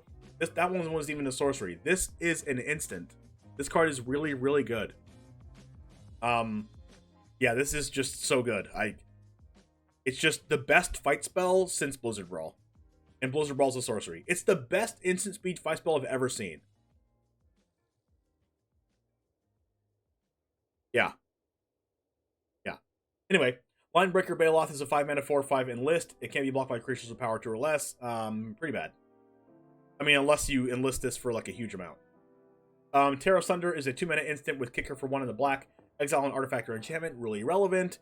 If it was kicked, exile target land permanent instead. So this is a 4-mana instant speed Binding the Old Gods, which is pretty freaking good. But it's also just a 2-mana instant speed, exile an artifact or enchantment. So very strong. Elvish Hydromancer, 3-mana, 3/2, Elf Wizard, kicker for 4 mana. This is a 7-mana if you kick it. The ETBs, if it was kicked, create a token that's a copy of target creature. Slimefoot Survey, 5-mana sorcery. Search a library for up to 2 lands that have a basic land type. Put them on the battlefield, tap, then shuffle. Look at the top X cards of your library, where X is the number of basic land types among lands you control, so at least 2. Put up to 1 of them on top of your library, the rest on the bottom. So you like scry X, where X is the number you control, but you also ramp. I would say that's like a commander card probably, but this card's bad. Strength of the Coalition is a 1-mana instant with kicker for 2 and a white, so 4 mana to kick it. Target creature you control gets +2/+2 till end of turn. If it was kicked for 4 mana, put a 1/1 counter on each creature you control. This card's bad. Now my Iconoclast, 2-mana 3/2, kicker for red with trample. 2-mana 3/2 trample, already really strong. Whenever it ETBs, if it was kicked, it gets 1/1 and haste till end of turn. So it is a Bone Crusher Giant with trample and haste at 3 mana. And it's also just a 2-mana 3/2 trample anyway. As an elf, this card is really freaking good. Territorial Morrow. Wow, this card looks like Mark Rosewater. Anyway, 5 mana XX Elemental Domain. Territorial Morrow's power and toughness are each equal to twice the number of basic land types among lands you control. So this is bad. Arcweave Crusher. 4 mana 2/5 enlist, bad. Broken Wings. Very strong sideboard card. Probably sees 1 or 2 of sideboard play in like every green deck. Artifact, enchantment, or creature with flying. I mean, unless Terra Thunder takes its place, but Broken Wings is 3 mana to kill a flyer, so maybe that's worth it. Deathbloom Gardener, 3 mana 1/1 Death Touch, add a mana of any color. That's so bad. If it was 2 mana, it'd be like a little playable. Maybe not. Elfame Worm, 5 mana Vigilance Trample, bad. Oloriferous Vine Wall, 2 mana O2 Defender. And ATBs, look at the top 6 cards of your library. You may reveal a land from among them, put it in your hand, put the rest on the bottom. Pretty bad unless you're playing a dedicated Blink deck. Hexbane Tortoise, 3 mana 3/2 Ward 2 enlist, bad. Manowar Stalker, 1 mana 1/1 Elf Warrior. Whenever another creature enters the battlefield under your control, Manowar Stalker gets +1/+0 till end of turn, bad. Bite Down, instant. Target creature deals damage equal to its power to target creature or planeswalker you don't control. So, this is basically the other one that green has that says if it has trample, it deals face damage. This card's still really good. We have 2 instant speed fight spells in standard, which we haven't had in like forever. This is still not even a bad card. Yavimaya Sojourner, 8 mana 4/6 Tree Folk, costs 1 last for each basic land among lands you control, bad. Sunbathing Root Walla, 2 mana 2/2 Domain, pay 4 until end of turn. Sunbathing Root Walla gets +1/+1 for each basic type land type among lands you control. Activate only once each turn. Bad unless you're playing Lizard Tribal. Bog Badger, 3 mana 3/3 kicker for black. Whenever it enters the battlefield, if it was kicked, creatures you control gain mana until end of turn. This card is already a 3 mana 3/3, so adding 1 black to make this a 4 mana 3/3 and give your whole battlefield menace can kill your opponent out of nowhere. And I think this card's actually pretty sneaky good. Colossal Growth, 2 mana, instant, kicker for 3 total mana, including a red. Target creature gets +3/+3 till end of turn if it was kicked. Instead, the creature gets +4/+4 and trample and haste. Whoa! +3/+3 till end of turn. If it was kicked, instead it gets +4/+4 and trample and haste.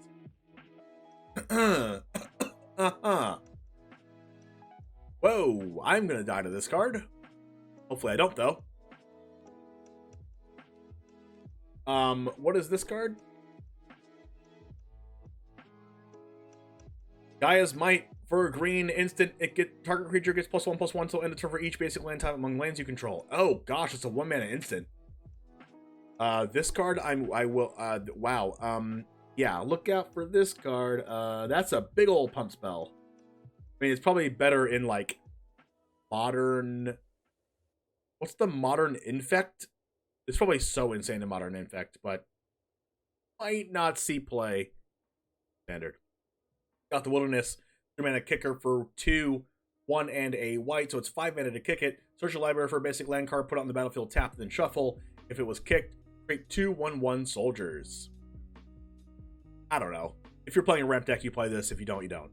Snare Spinner, 2 mana 1/3 reach. Whenever it blocks a creature with flying, it gets +2/+0 till end of turn. 2 mana 3/3 reacher. If you are playing against a flyer deck, will probably be played against Mono Blue Tempo. If you noticed, they made Mono Blue Tempo an archetype, but they also made a lot of spiders. Magnagoth Sentry, 4 mana 4/4 reacher, bad.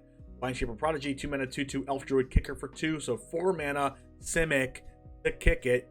Whenever it enters the battlefield, if it was kicked, look at the top 3 cards of your library, put one of them into your hand and the rest on the bottom of your library in any order. I don't know why you would ever play a card like this. 2 mana 2/2, but like if you pay 4, you get to do a thing. Pretty bad. All right, we're gonna go over the colorless cards and lands a different day, but for now we're gonna do some TCG Showdown, sponsored by, you guessed it, TCG Showdown. We are doing viewer battles, so if you want to play against me, line them on up. If you want to play against me, all you need to do is create an account on TCG Showdown.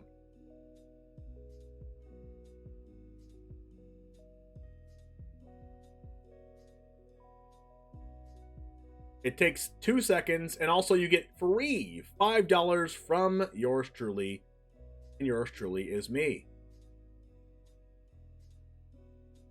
As you can see, you're at $20 in my account. Home, pods, tournaments, messages, disputes, profile, deposit, and withdraw. You can withdraw actual money, win money from your friends. You can even win money off of me. Why would you not want to win money off of me? You can do that by clicking the link down below the stream. Click that TCG Showdown link. It should be orange, and log in. Create an account, and you're good to go. You will get $5 free from me, and also get a chance to play against me for extra money. And you can withdraw at any time you want, and you can just keep feeding funds into it anyway.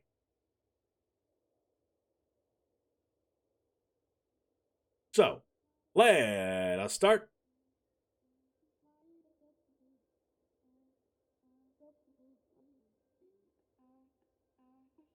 I'll be right back in just 1 second. Legendary Veggie Wagon. The Veggie Wagon. What's up, Astral's Flame, Veggie Wagon, and Yoshi Islander? What's up? You guys are awesome. Hey, what's going on? The one James. Whoa! All-Star Squad. Damn Skippy, this is the TwitchCon Room Squad. Let's go. Skippy! Wait, is Yoshi staying with us? No. But Oh. The three Anyways, of us are. TwitchCon Room Squad besides Yoshi. Yeah, let's let's go. Who's bringing their commander decks? I am, of course. I'm bringing Nope. everything. I'm bringing everything I have. Magic? I'm not playing any Magic. You're not. No. He doesn't. Veggie? No, Veggie doesn't play Magic. Oh, I you're don't right. play You're it- right. Not I well, at forgot. least. I don't play it well. I forgot. He plays Flesh and Blood now. That's right. Veggie That's right. plays. Yeah, Veggie yeah. players are heartstrings. Yes. Right. Very true. Very true. All right, so we're starting right now, huh? Yeah. Right now. Yeah, I got a pod on if anyone wants to like battle. I'm using like rotation proof stuff at the moment just to test some theories of how strong the sets are Cool. with stuff rotating. All right. I just brewed some garbage, some standard garbage. Let me just put up the sweet free money code on the screen for TCG Showdown, and then we'll show them. Veggie, what's the link where people can challenge you for that sweet free cash? The link. I mean, they could just go to tcgshowdown.com and make it an account. It's very easy. And then afterward, input the code that you see on the screen right there for a free $5 that you can use to challenge and inevitably beat me and turn that into real money. Amazing. Oh, one question: is it the same code as always? Because I'm not, or do we change the code? B01703. Yeah, that one. That's been the same. Yep. Welcome, guys. Hello. Like we Whoa. have a pretty big list of creators playing today. Oh yeah. Love to We were see just it. talking about how people can play with us today. Yeah, so we have the creators playing is Ollie Eldrazi. I believe Ashizzle is going to make it later. Astral's Flames, myself, Nerd Girl, the one James, Jamie Topples, and Yoshi. I feel like I might be missing somebody, but if any of the viewers want to bounce around and challenge different content creators, we will all be using the TCG Showdown app today. So you guys are all welcome to bounce around and challenge us. You know it, people. I've already got a pot up that's easy money.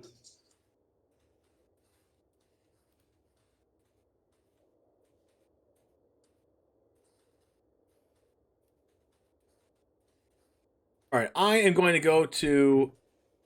I need to step out for the room for like literally 30 seconds. I'm gonna be right Yeah, we're gonna back, test and we'll out get this- into the This new games weird thing that we've built here. while you listen to Veggie I Wagon. think in between, what's going on, Onyx? We work on this. Take my money. Take it. Take all of it.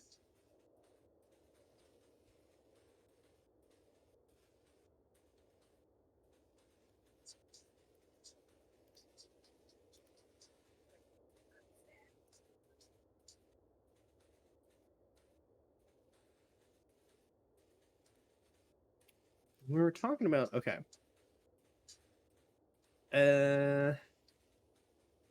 Yeah, this seems like the jankiest way to do this, so we're gonna go with that.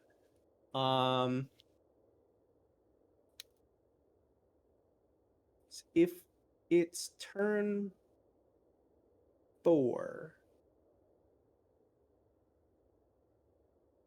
everybody jam. Turn 4, cast, copy. That's your 6. That's bad. Because you don't want to cast on the same. You don't want to cast an instant sorcery on the same turn that you're playing this. So, bleh. No more.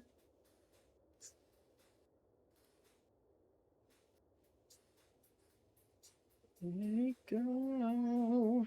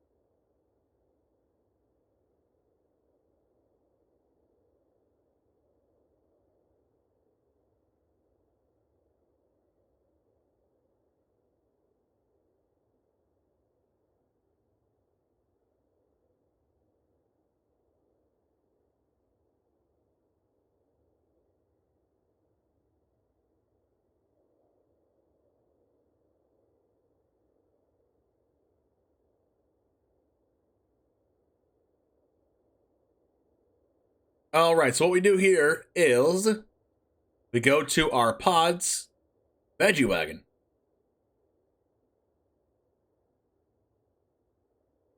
Accept.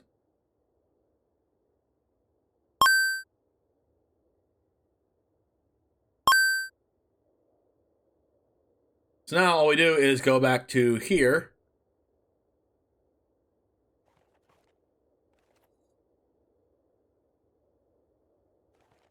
What are we playing standard, Jet?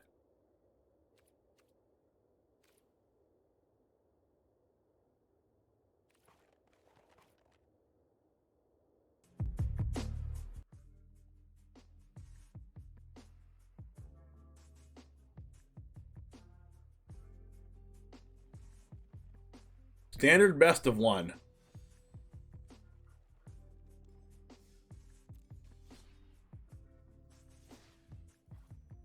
Oh, I actually have to go to my own YouTube channel again and just play a deck I want to play out of my standard decks.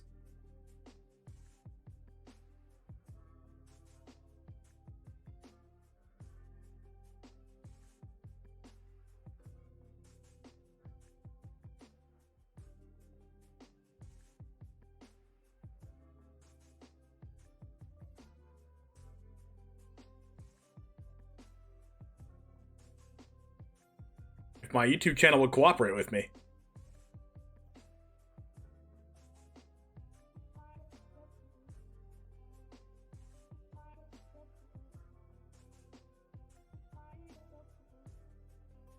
Yo, what's up, Veggie? Hey. Hey. What kind of challenge did you do? Because I did a friend one and then I did a direct one. Oh, you did both? Oh God, that might confuse Arena. You know how Arena is. Oh, I know how Arena is. No, it's I didn't see you accept the friend one, so I went. It's currently waiting in a direct challenge. Direct challenge. Okay, hold on 1 second. I saw the friend one, and and then it actually just went away.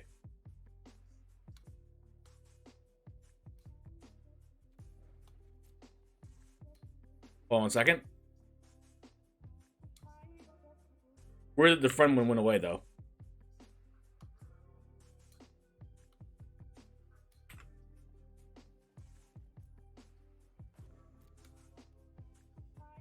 All right, let's check to see if the direct challenge is that'll work. That's the one that should be up right now. I don't have one like pending or anything. I'm just gonna challenge you to see if that works. Mm-hmm. Did you have a? Let's see, best of one or best of three? What do you have as? Best of one? I think it's just one. Okay.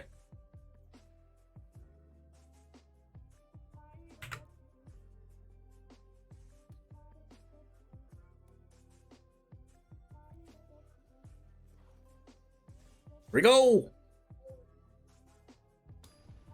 Oh yeah. I hope you're ready for this. I'm not. It's a top tier deck. This It's mono blue tempo. undefeated. Did you Huh?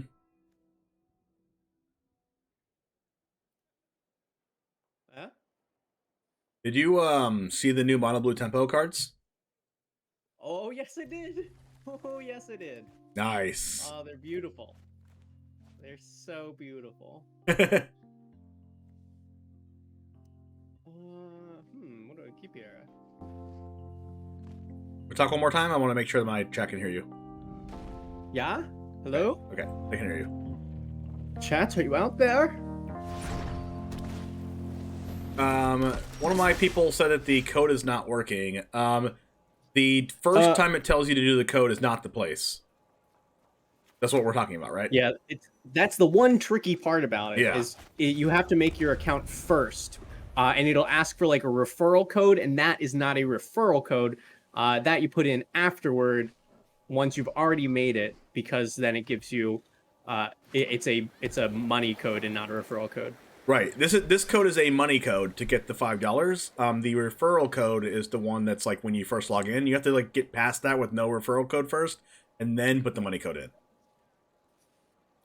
All right, that's a clever Lumimancer. What is going on? Oh no, not like this. Just anything but this.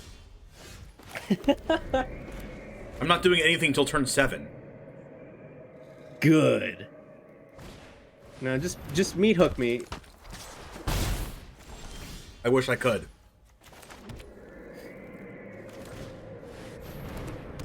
Okay, Skyclave, that does stuff. All right, confirm not turn 7. I lied. Skyclave does stuff.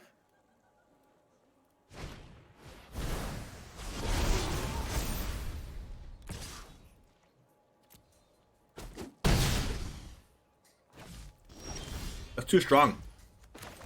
Too strong. Where are my lands?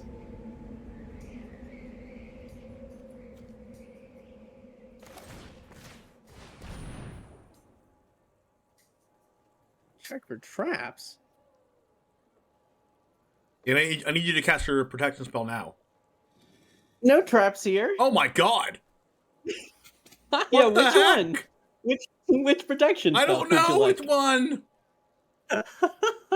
What the heck?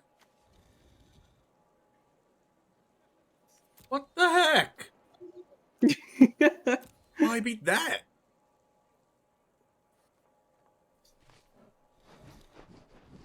The heck do I beat that?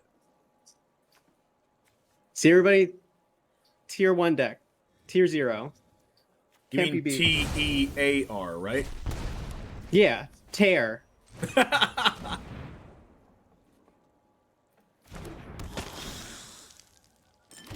Alright, how about these shenanigans?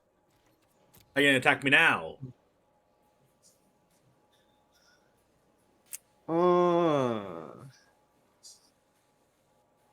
We top deck the perfect card. That's what happens. Don't you dare.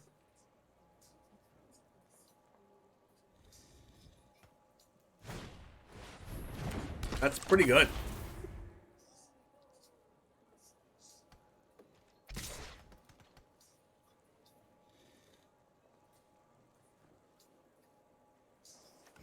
I need you to phase out, please, and thank you.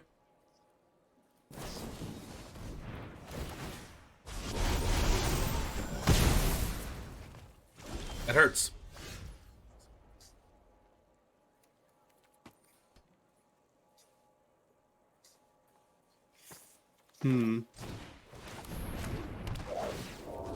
There's blue in this deck? I don't know.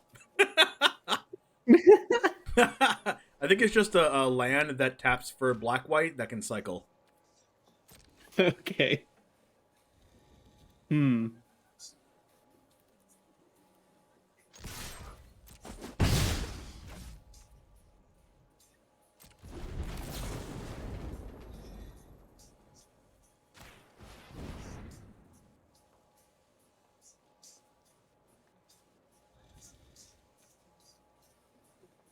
I need you to face that out.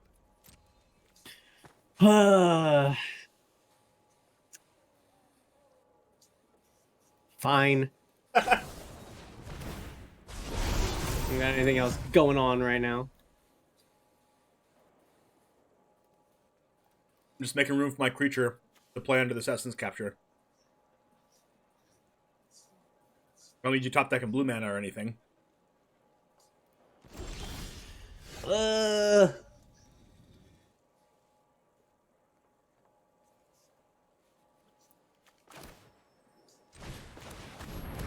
No.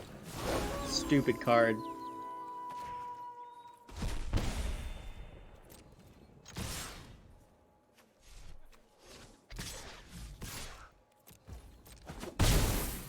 You're not ready for this. Don't you dare.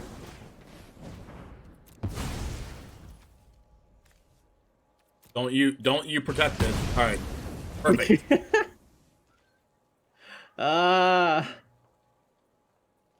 Someone's saying it works now. Thank you. How do I join? Whenever I post that I'm in a pod, as you can do when you click pods. Whenever I or any degen posts a pod, you can just join the pod, and then you what's it called? You direct challenge them on Arena, and then record the result afterwards. Alright, do you want to see broken or broken?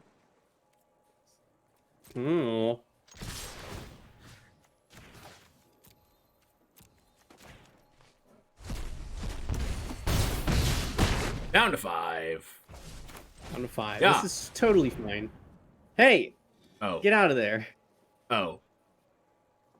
Yeah. Yeah, we're not in good shape here. I was like, oh. Oh. Woo! Yeah.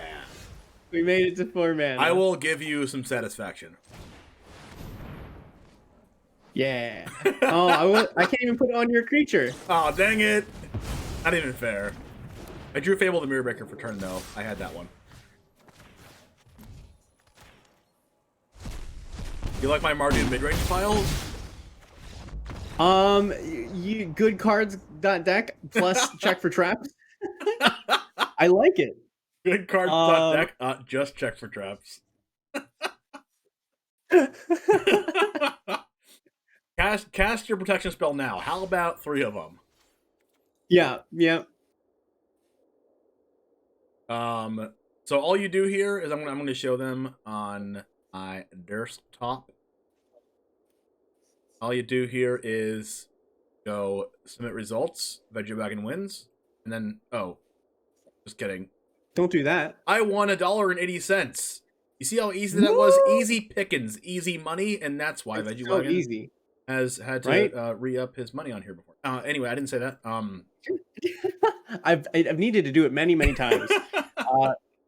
And also, yeah, for all of your viewers out there, even if you're intimidated by the one James prowess, not literal mechanically, but like just good at game, I will also be putting up pods so you can see how easy it is to beat me. If you need to pad your numbers. Exactly. My numbers are so good because I only practice against VeggieWagon. Yeah. All right. Yeah. All right. So Jamie Topples has a match right now, but I think I'm going to go catch a match with my viewer. So I'll see you soon. All right. All right. Jeez.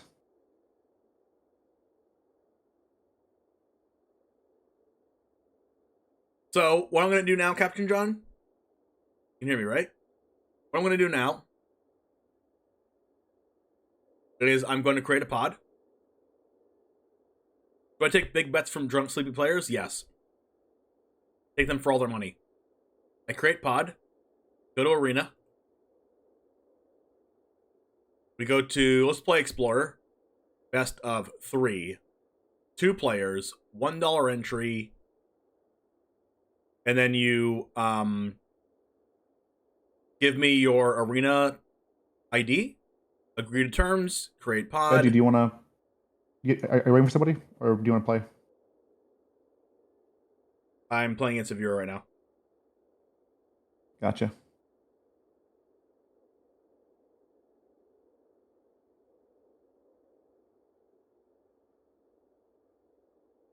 All right.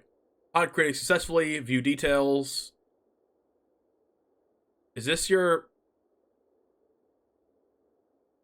Captain John, is this the FCDC 358? That's your arena name? All you gotta do is copy that.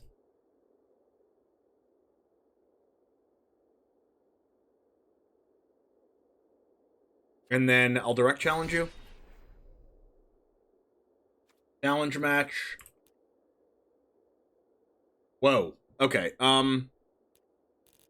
What is your arena direct challenge ID, Captain?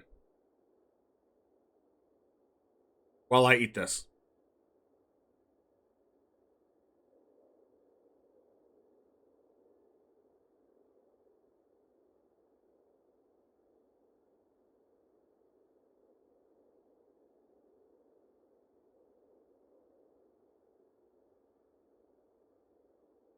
Wait, that's not yours? Okay, so I don't think I can change this now. I'm already in the match. Okay, so... Wait.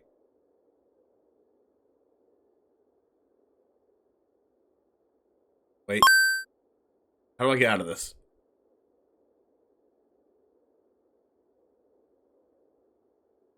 Alright. Here we go. Caption John. Accept Explorer best of 3.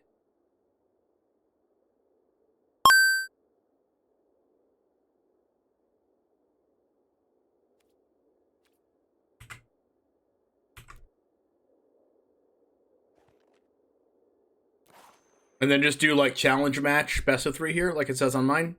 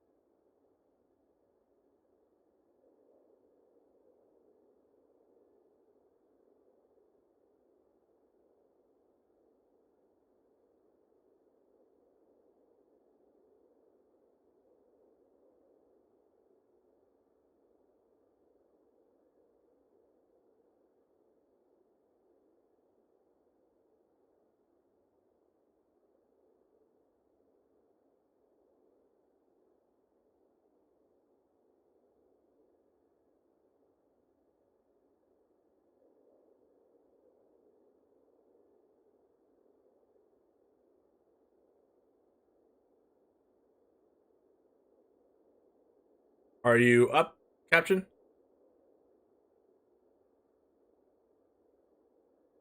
Let me know, Captain, when you are able to challenge me.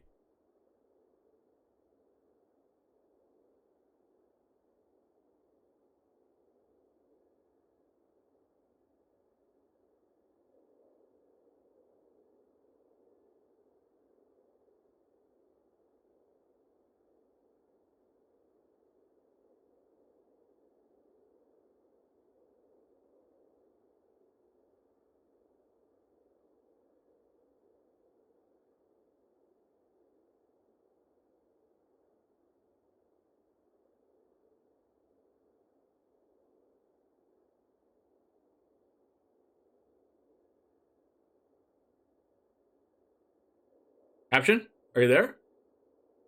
Hey, Rehobo, what's up? How's it going? Caption, where are you at?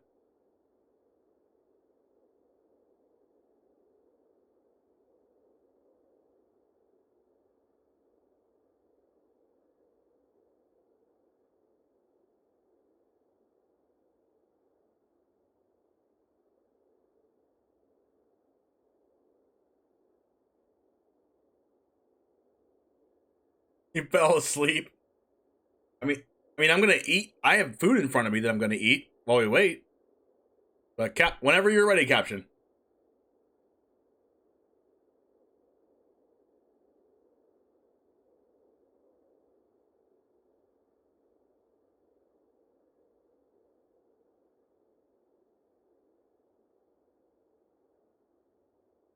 Is Captain trolling me? He created the account, created the pod, and just stepped away? He even typed in chat.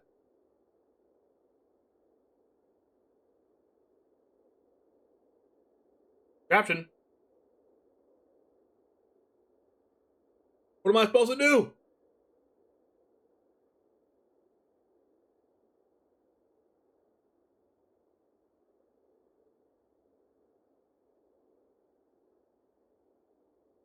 All right.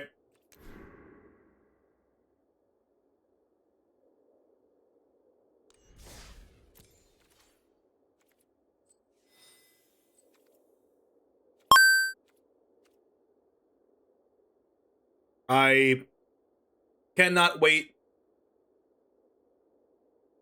Your friends is not letting you. Okay.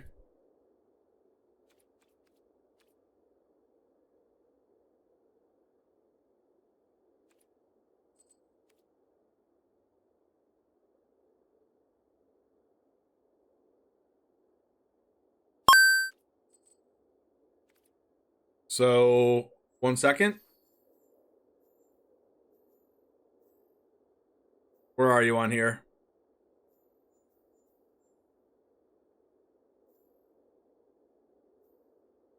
It says you're offline.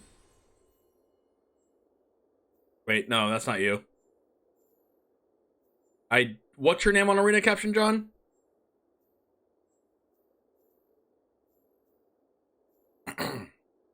I'm pretty sure you can just direct challenge me, but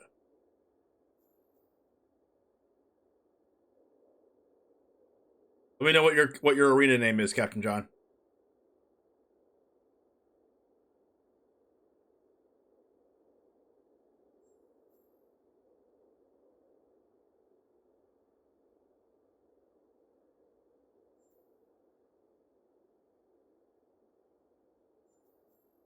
I don't know what it is.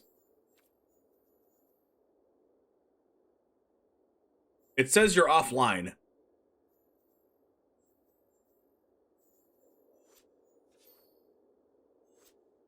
Are you sure you can't direct challenge me?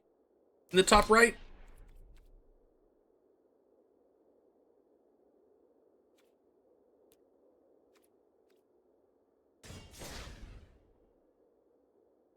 Sent me a challenge?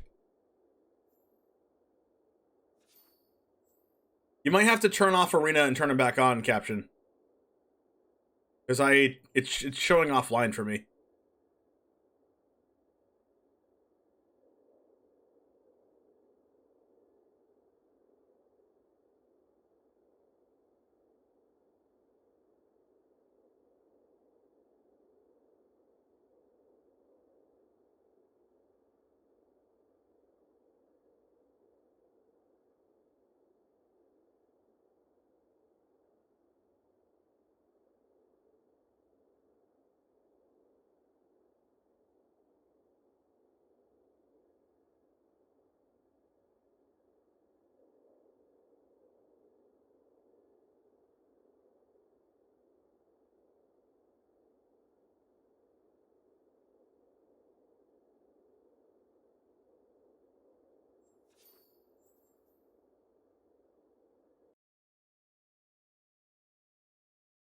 Alright, I turned my Arena off. I'm going to turn it back on.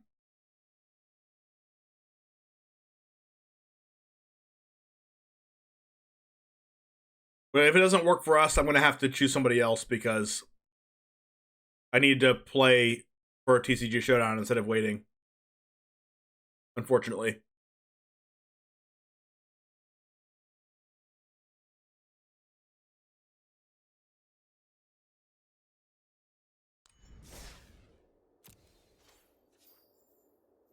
Okay, here you go.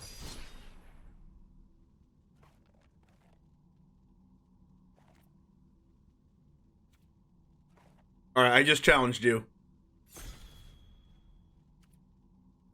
Alright, I think we're good now.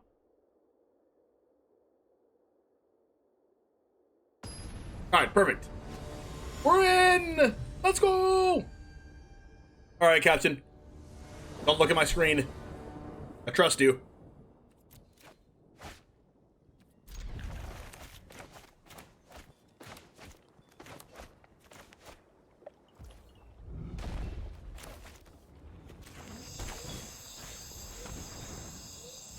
Crap. Fatal pushes do nothing.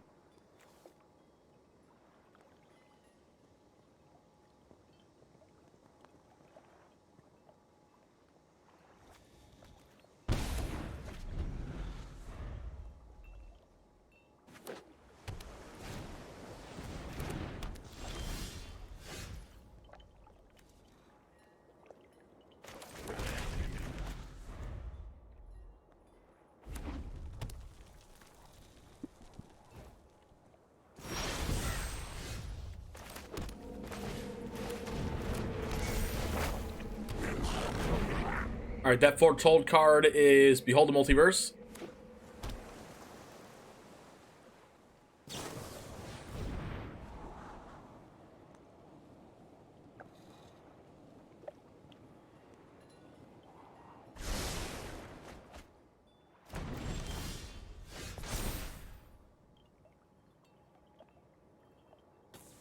What am I discarding? Probably both of these pushes.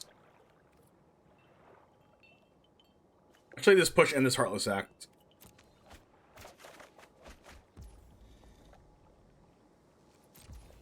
Attack first, just to make sure we don't get bounced first before we do our play. Thoughtseize. Oh, wow. Oh, wow. That's a way different deck as I thought it was going to be. Can I get my Heartless Act back, please?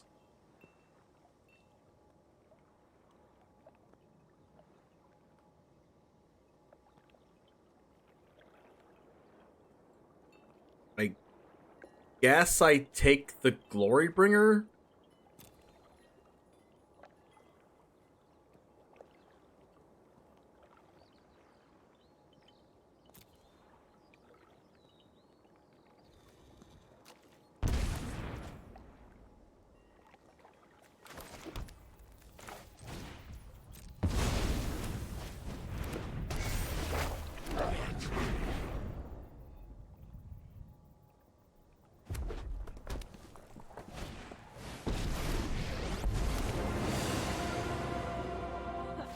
I knew you needed my help. Oh, today's my lucky day.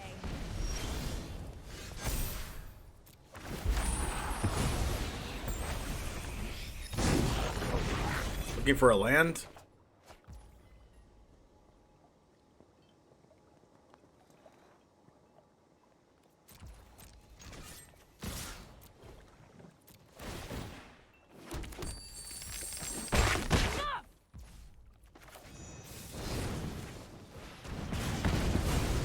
Whatever. Figure it out on your own. Alright, so now I can Fatal Push the Crackling Drake or the Shark Typhoon.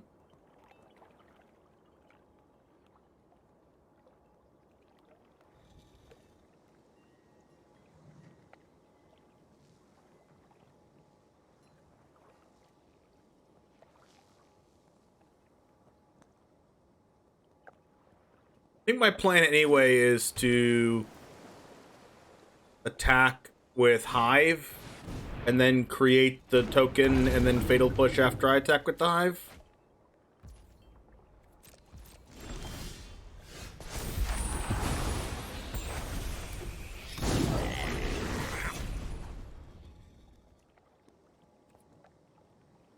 Or honestly, I could just like go Kiki Jiki Wild.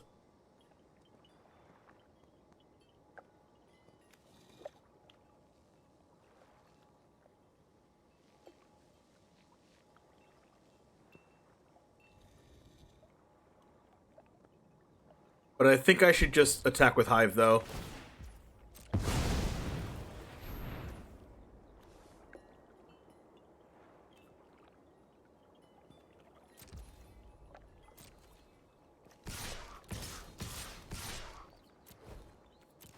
Not attacking with this one. Hive is going to exile Chandra.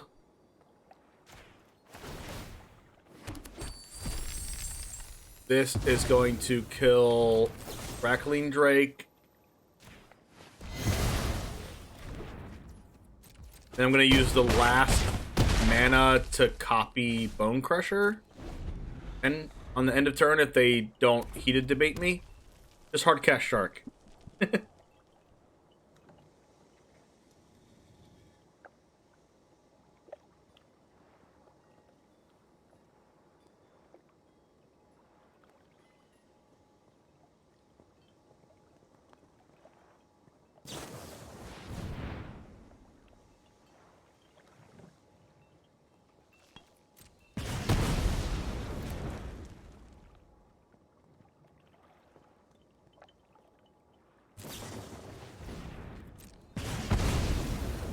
So this is still lethal.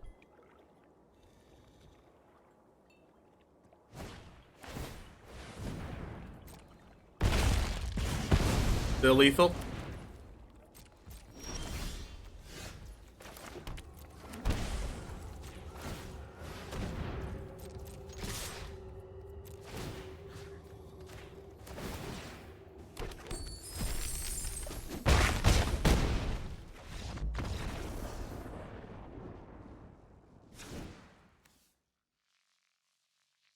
Oh, I forgot our sideboard goes away.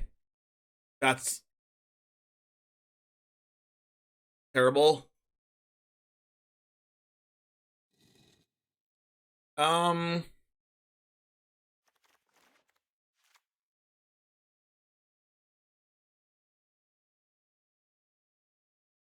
submit.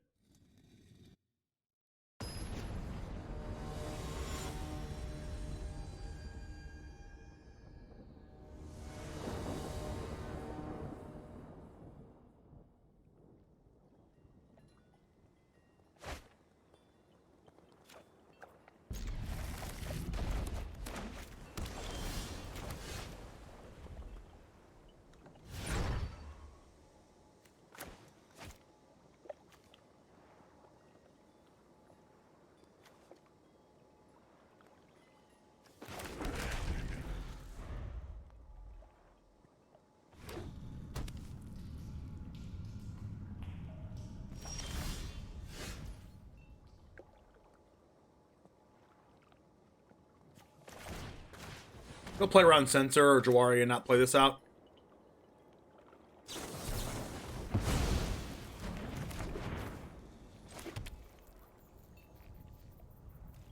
Ever play with fire?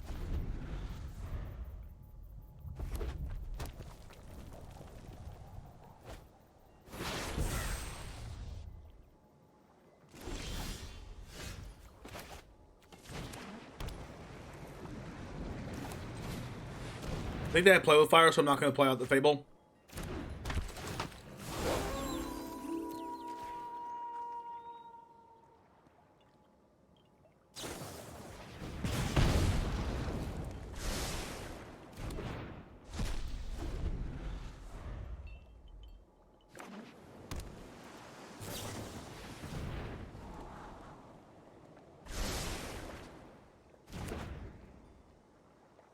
Auto tapper.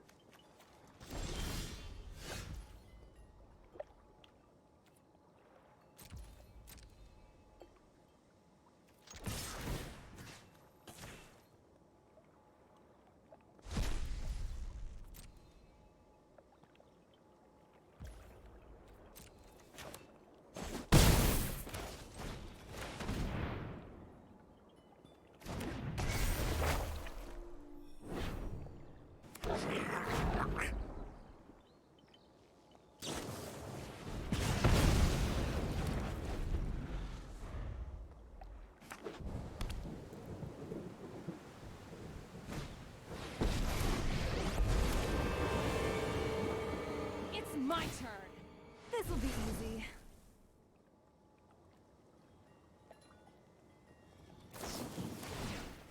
Ooh, can't be countered. Ooh, they didn't have to discard a card.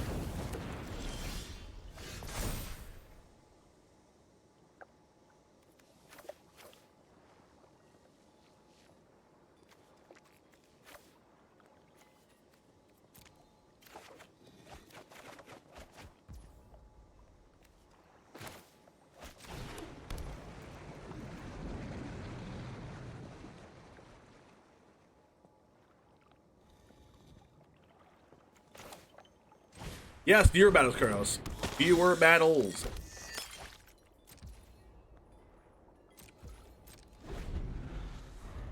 I'm holding up Heartless Act because I know they play Glorybringer.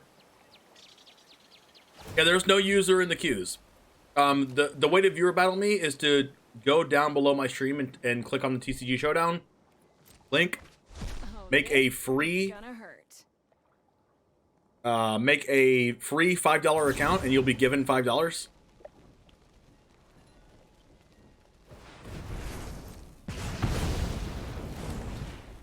To do so, I have a free $5 code.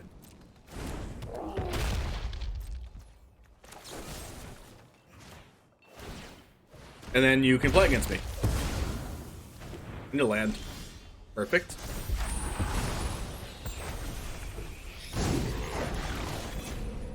What do you win? Money. Actual money that you can take out of the account. It's $1.80 for a $1 game that you can win. Am I casting Kroxa or am I attacking Chandra?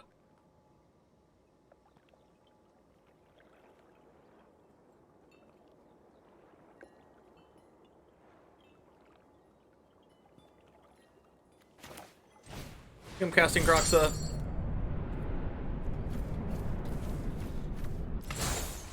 Close though. Did more than one card in hand. I think I attack with Hive though.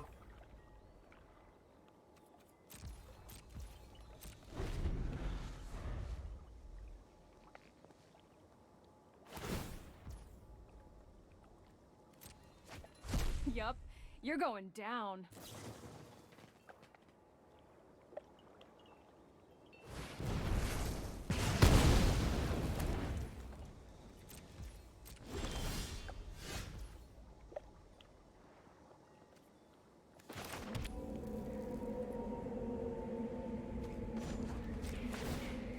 I'm going to attack both of these at Chandra just in case I remove Kroxa.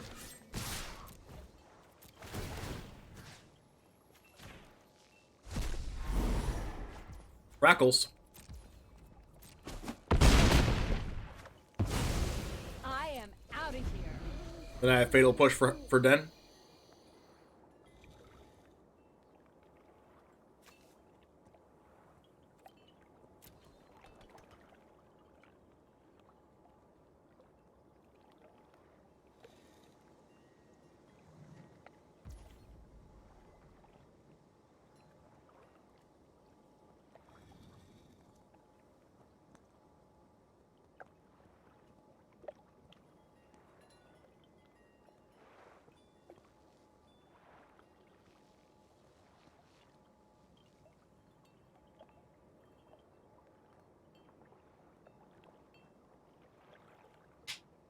All right.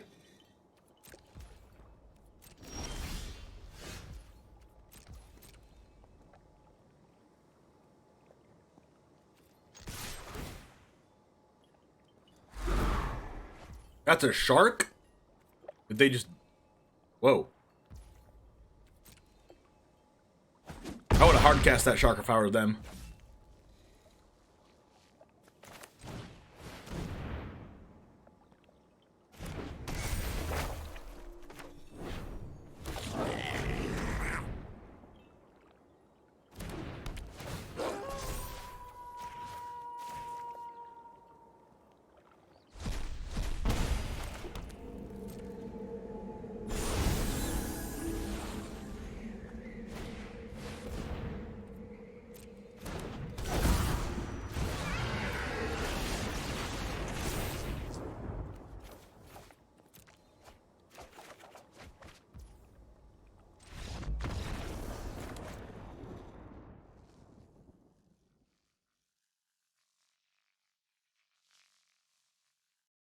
All right, so here's what you do after the game ends.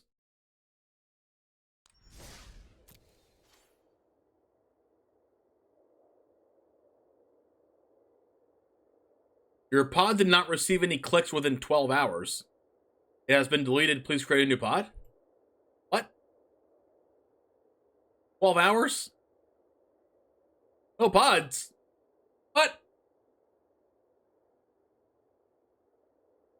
All right, that was a freebie.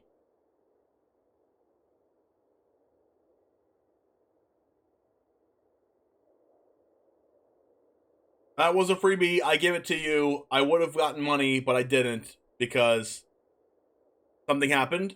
But you got the TCG Showdown experience. If you had won that game or that match, you would have gotten $1.80. And then you can deposit and withdraw down here on the bottom left to withdraw the money that you have in your account. As you can see right here, up here, I have $21 as my balance. And you can get $5 free for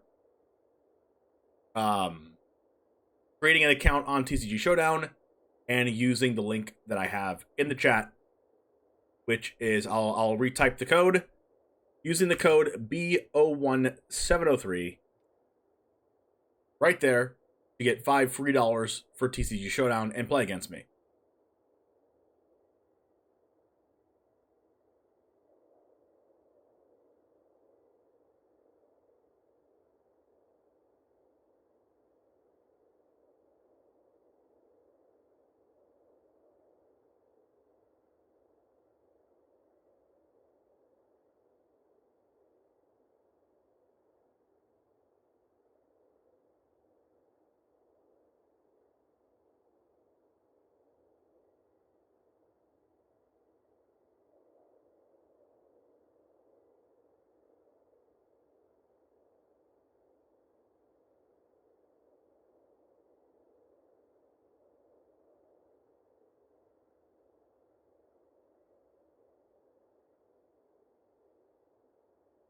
Anyone in here want to play a match, or are you already in a game?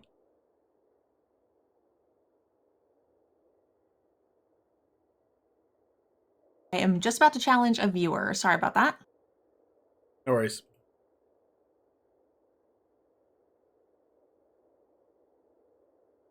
Hey, you had a strong start, all right? You guys in a game? We are. We just finished up game 1. Oh, nice. Hi, James. Hi, Yoshi. You have such like a whatchamacallit, a unique voice. Is Like it a unique? very, very like a voice that's just memorable. Like I knew like I'm used to everyone's voices now, obviously, but like as soon as he came in, I'm like, oh, that's instantly James. He has like a podcast voice. Like, that's Would you look at that? There you go. Doing Podcast something right. voice. Oh, yeah. podcast voice. Let's go. All right, I will scamper this podcast voice out of here for now. Okay. Hit me up see when you need a you. match. Hey. Okay. Right. Let's All the viewers who want to play this out. You in a game? Yes, we're in a game. Now we're gaming. You see what I'm saying? You're jaming. How dare you try and take that my one permanent away from me? Goodbye. Goodbye. My bad.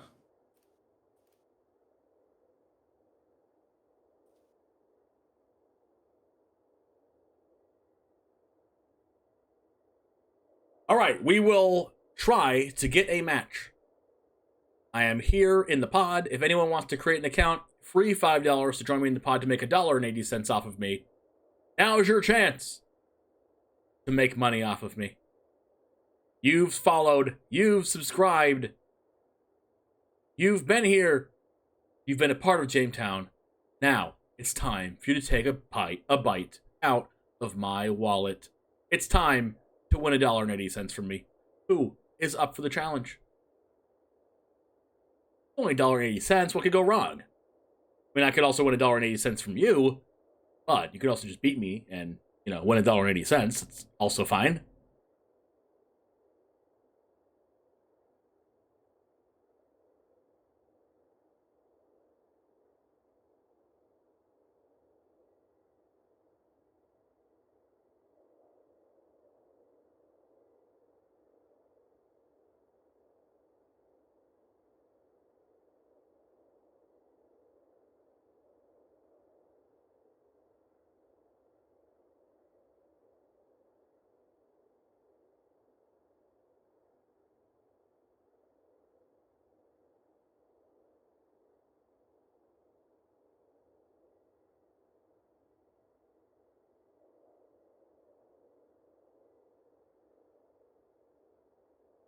I have some nice food here, chat.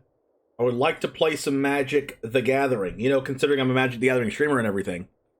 I would like to play some Magic the Gathering, whether it's with you or someone else, because we are trying to make TCG Showdown the place to be.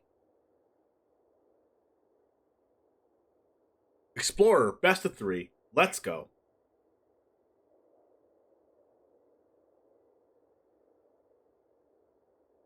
Oh. You can also win more than $1.80. If you do like a $1 or $5 or $10 games, you can win more money per match if you wanted to, but I like to do $1 entry games.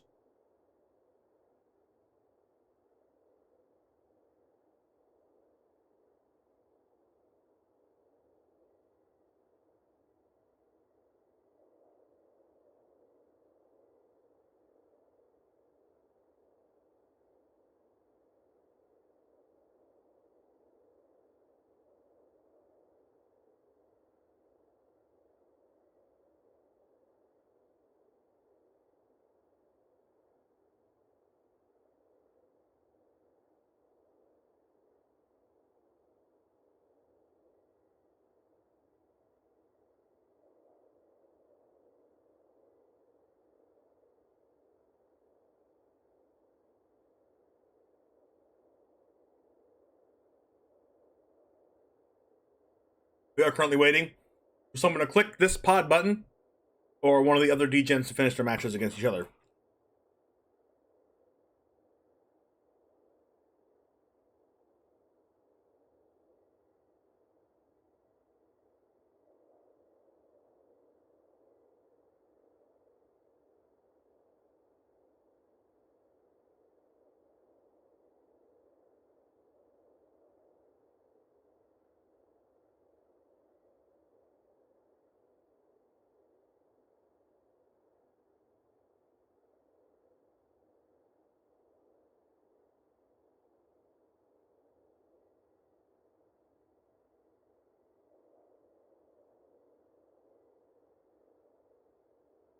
Good night, Eric. Thanks for hanging out. See ya.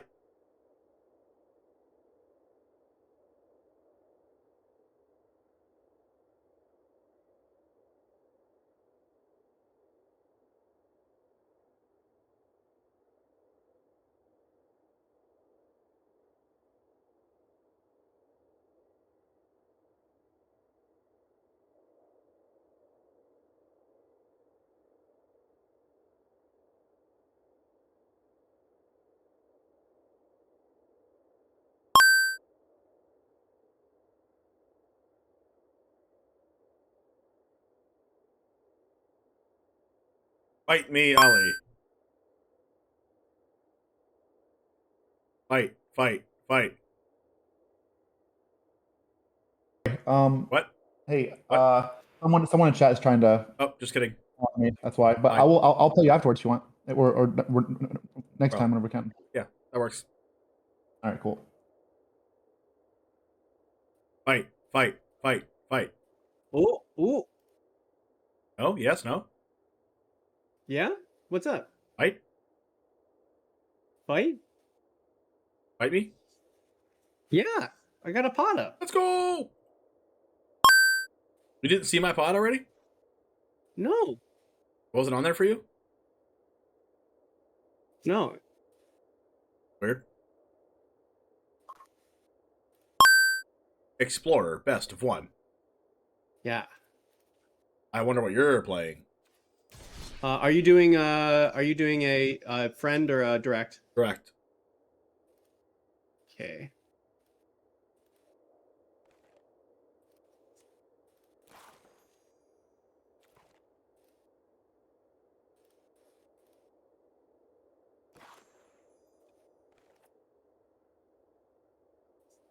Yeah, I had an Explorer game against Astrals and just had like the Spirit God draw. Oh no! So you killed him in like what, turn 4 or 5? Yeah, yeah. What was he playing? Ooh, that is not it. What was he playing? Dragons? Fight rigging. Nice. Okay, what do we do about this? What are you gonna...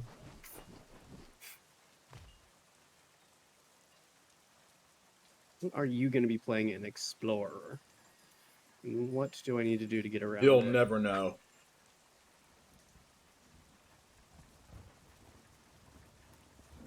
No, seriously. Your last guess. Whatever your last guess is correct. I mean, true, yeah. Give me one guess. Well, no. Okay, so I don't know, some Grease Fang. Well, no, that's a deck I would actually play. Give me your last guess. Spirits. Oh, that definitely is the last deck. Okay, second to last deck. The mono green?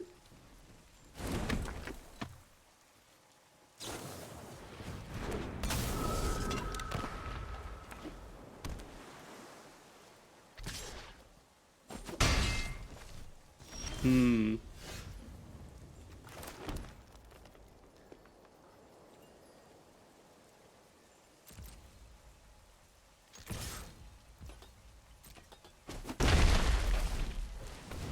Mono green, gross.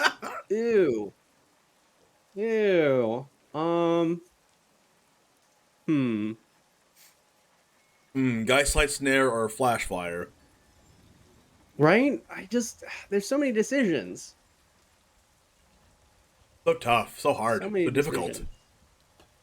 Well, let's mix it up a little bit. A little lofty. That's pretty good.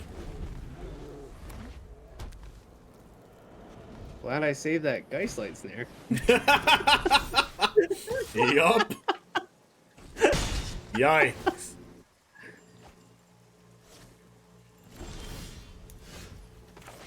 Yeah. Time to get yeah, whatever, you snared, can kid. have it. Oh, whoa. Whoa. Enjoy. I literally said get snared, kid. And then I didn't get snared. Yeah, I'm just gonna bounce your token.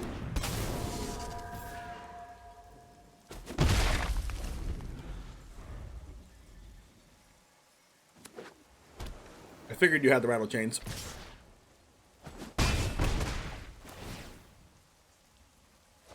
You're like Lofty Denial or Flash Flyer. Interesting. Tenant Spirit. Very, very. Let's go for this. That's a big boy. That's a big boy. Yeah, no thanks. You fallen into my trap. Yugi. Fight! Fight! Nah. No! Oh no! You had it all! You had I knew it what you were all! doing. I knew what you're doing. You even cast it without playing the land first. So it was like, I know that move. No! You're not supposed to do that.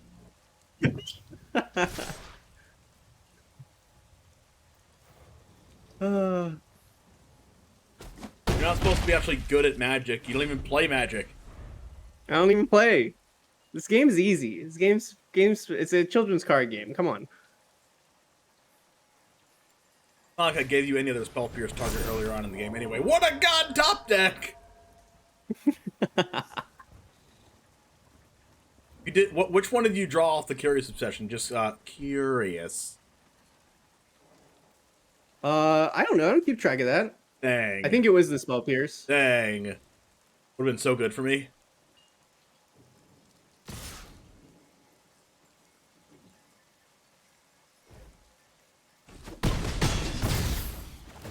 I'm so dead.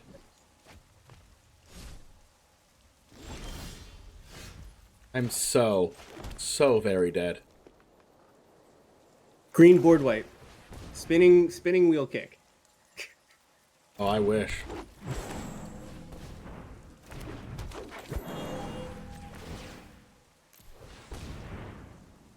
Yay! Yeah.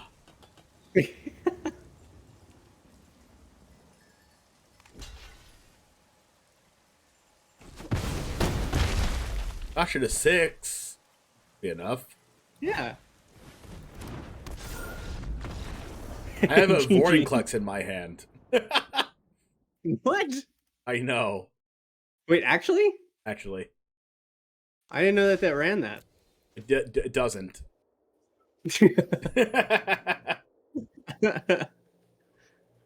All right. Well, take my money. Yeah.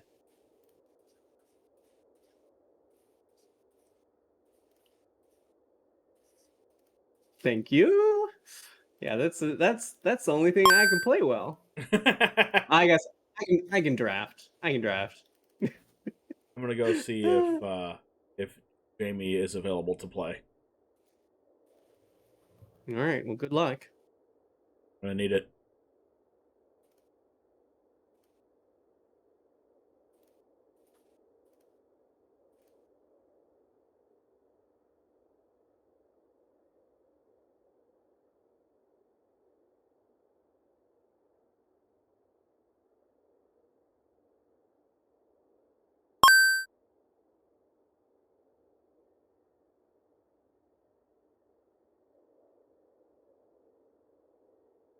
This one is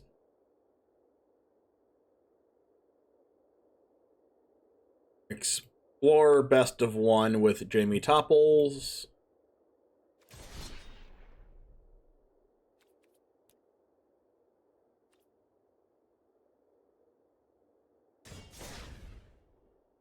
So you can use the money on Arena. Yes, if you... Let me show you real quick. If you click the profile, right under profile, it says deposit and withdraw on the left-hand side here. You can withdraw the money that you have in your balance, which is right up top here on the top right.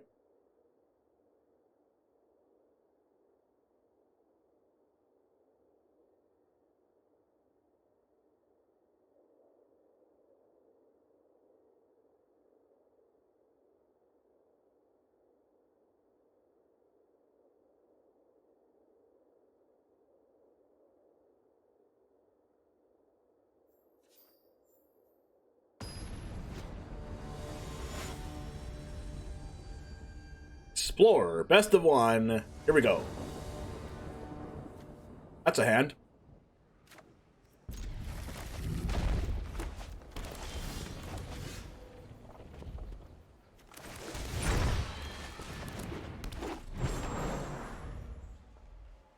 Obosh the Prey Piercer. Oh.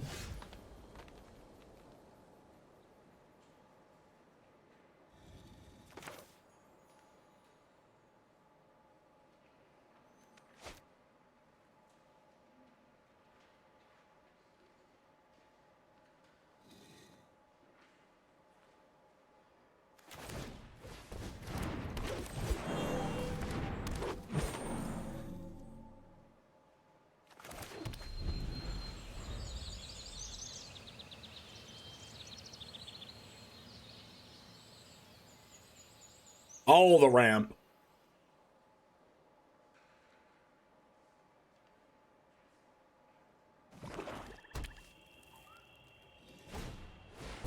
Reggie. What?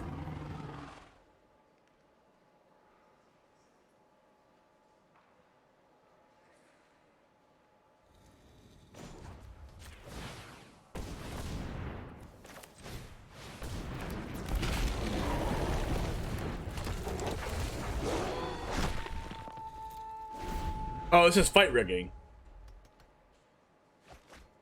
Discard Great Henge. Cast Great Henge.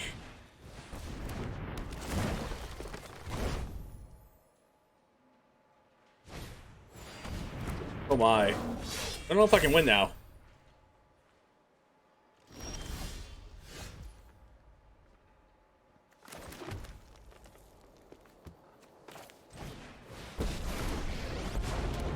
I have survived Nico Bolas, and I will survive you.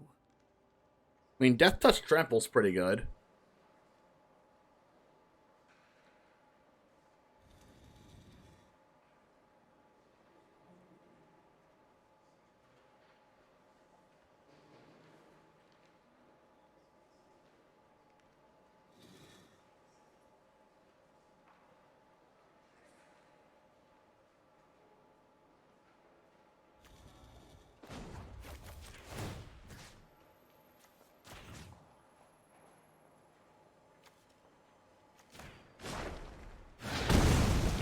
Watch out. They bite. I'm gonna make her discard all those cards with Rotting Regisaur. Take your pick. Another henge. 3 henges.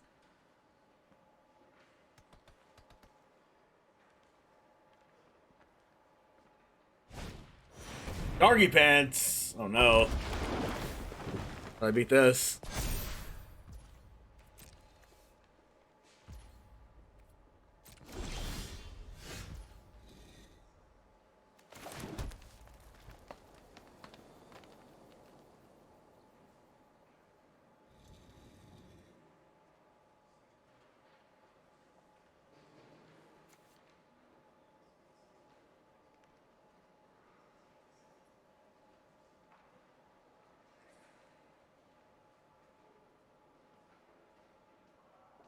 I guess I should just...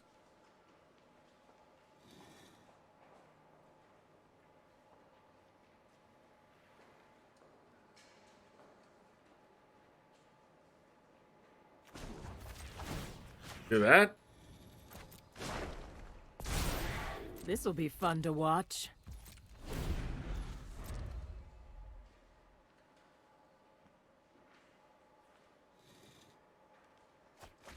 Discard Fatal Push. Oh god. That's not good for me.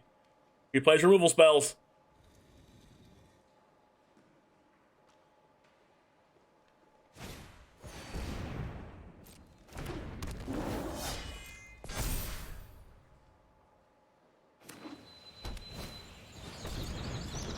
Oh jeez. Time to get Valky'd.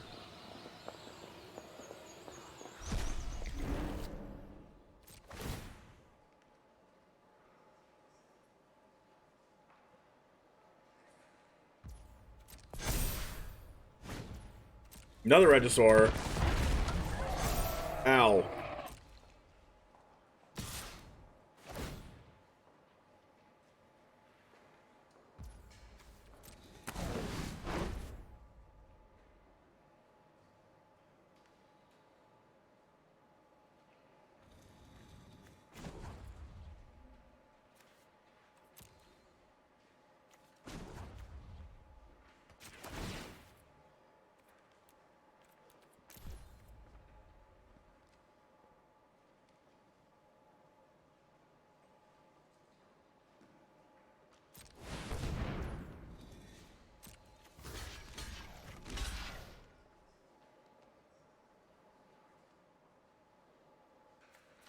Actually, I should probably block with this pack leader. Because I'm probably not attacking with that ever.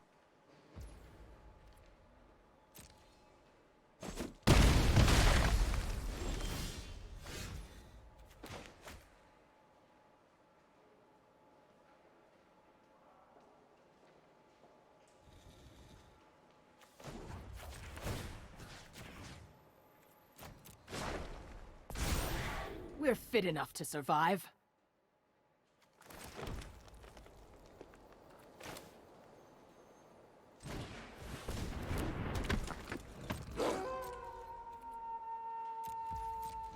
I have to hope she never draws a removal spell for the rest of the game.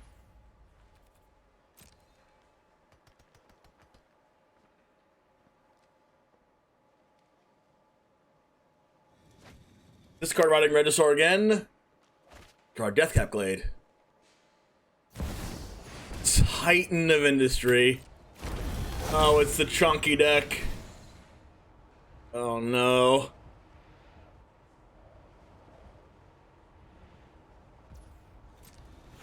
I need them to not draw triple Great Henge in the first 3 turns of the game. That's annoying. This game might last a while.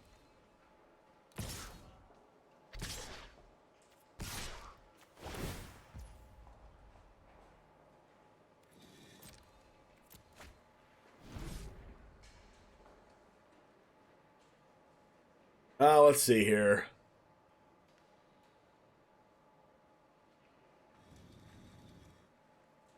I'm just chumping this.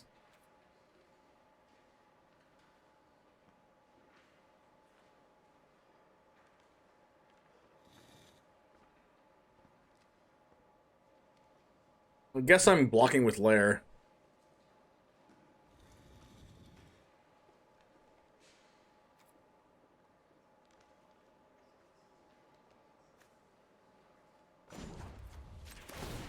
What's up, Kraken Null? Tarmogoyf and Leyline of the Veil. Let's freaking go.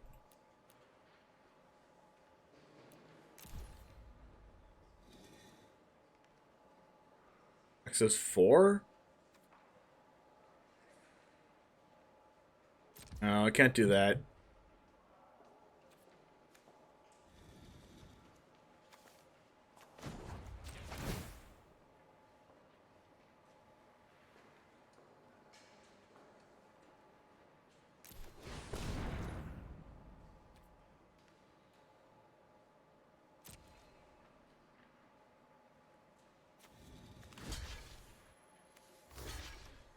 Three, 4, 5, 6, 7, chump. 4 blockers.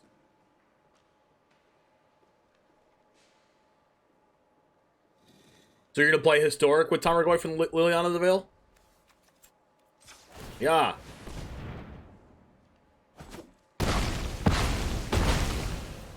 Regisaur down. It only took half my board. Let's go. Primal Might.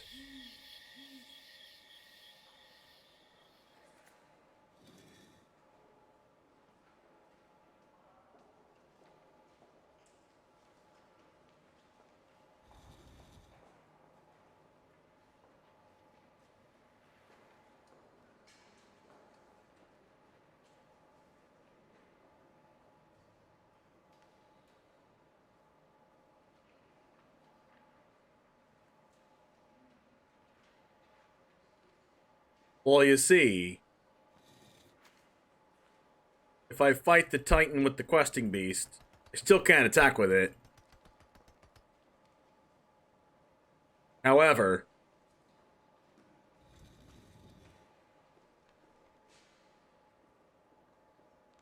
gosh, this is so bad.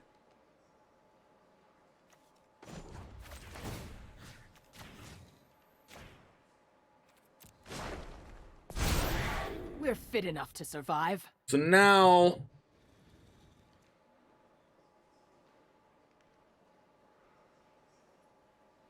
I should have put another counter on Pack Leader.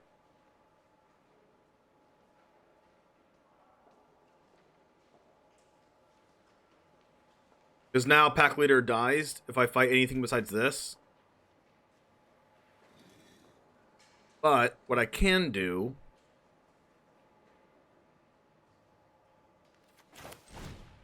is buff this. Draw a card. They block with the... that.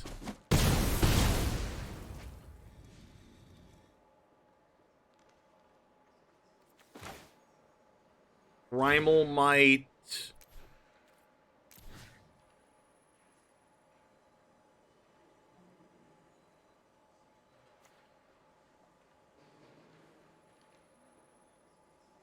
This.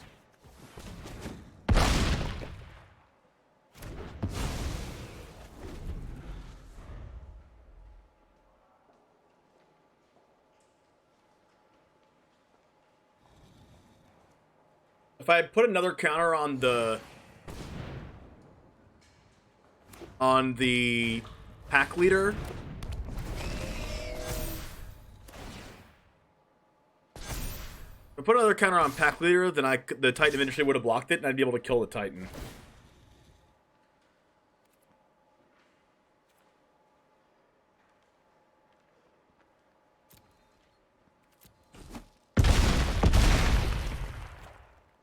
I'll return with larger predators. There's no way I can actually kill them, right? No.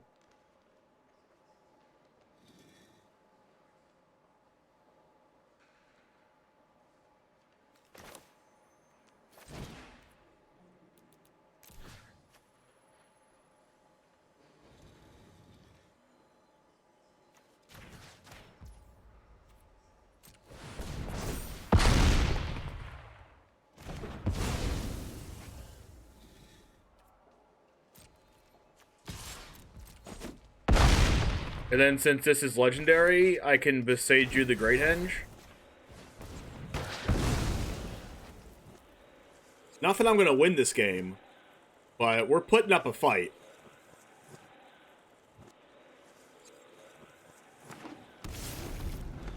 Unfortunately, this Titan's a 9/9.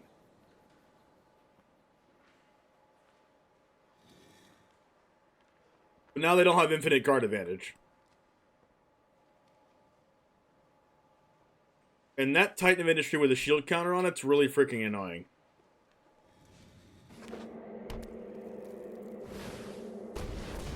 Doggy pants.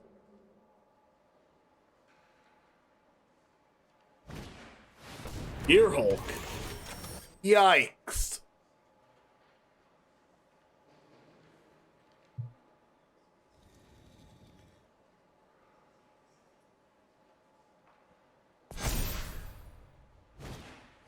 Ronus! Oh no.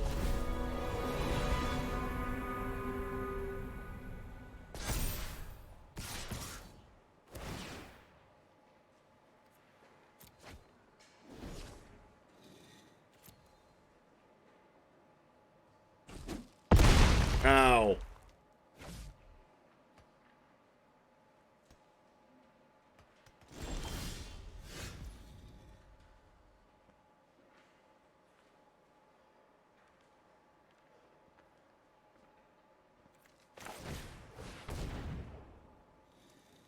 I'm so dead.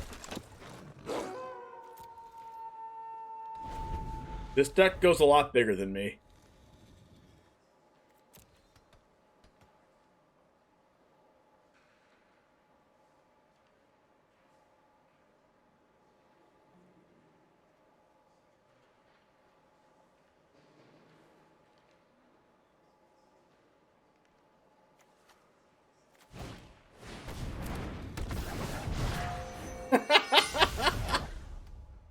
Got Eternal Ronus.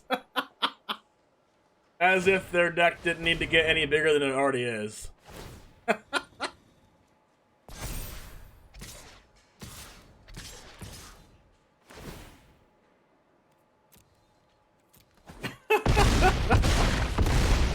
Ow. Wow.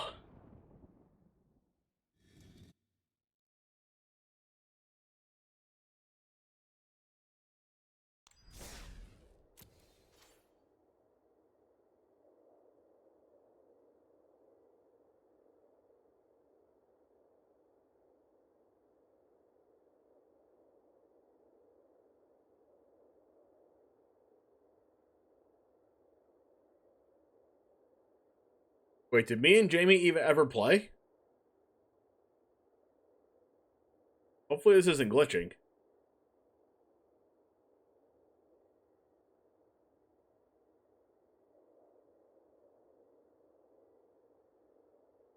What do I want to do here? Ready, Yoshi?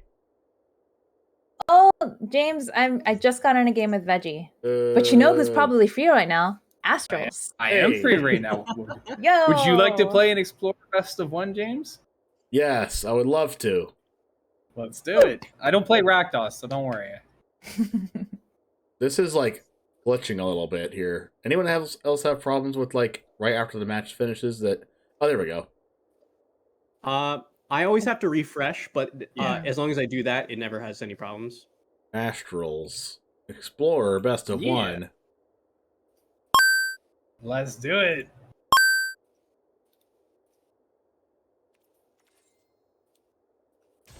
Direct challenge? Hope you're ready. Hold on. Give me a second. Give me a You need- second, Veggie. You use that ability? Chill, relax. I mean, it's just checking. I didn't know if you may forgot to have that. Oh, whew. It's like the bravest thing is when you play into Untapped Blue. My God. Yeah.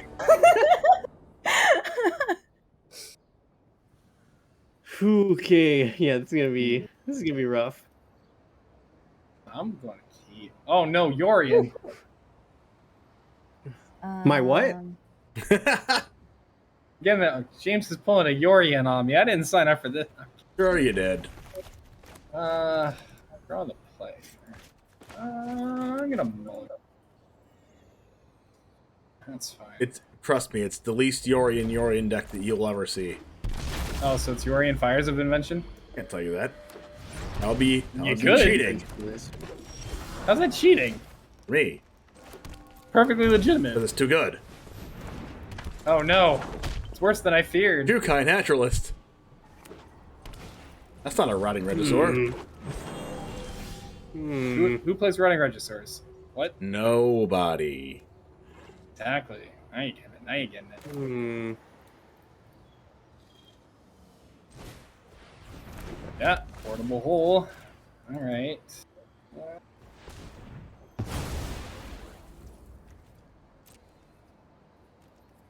Attack me for 2.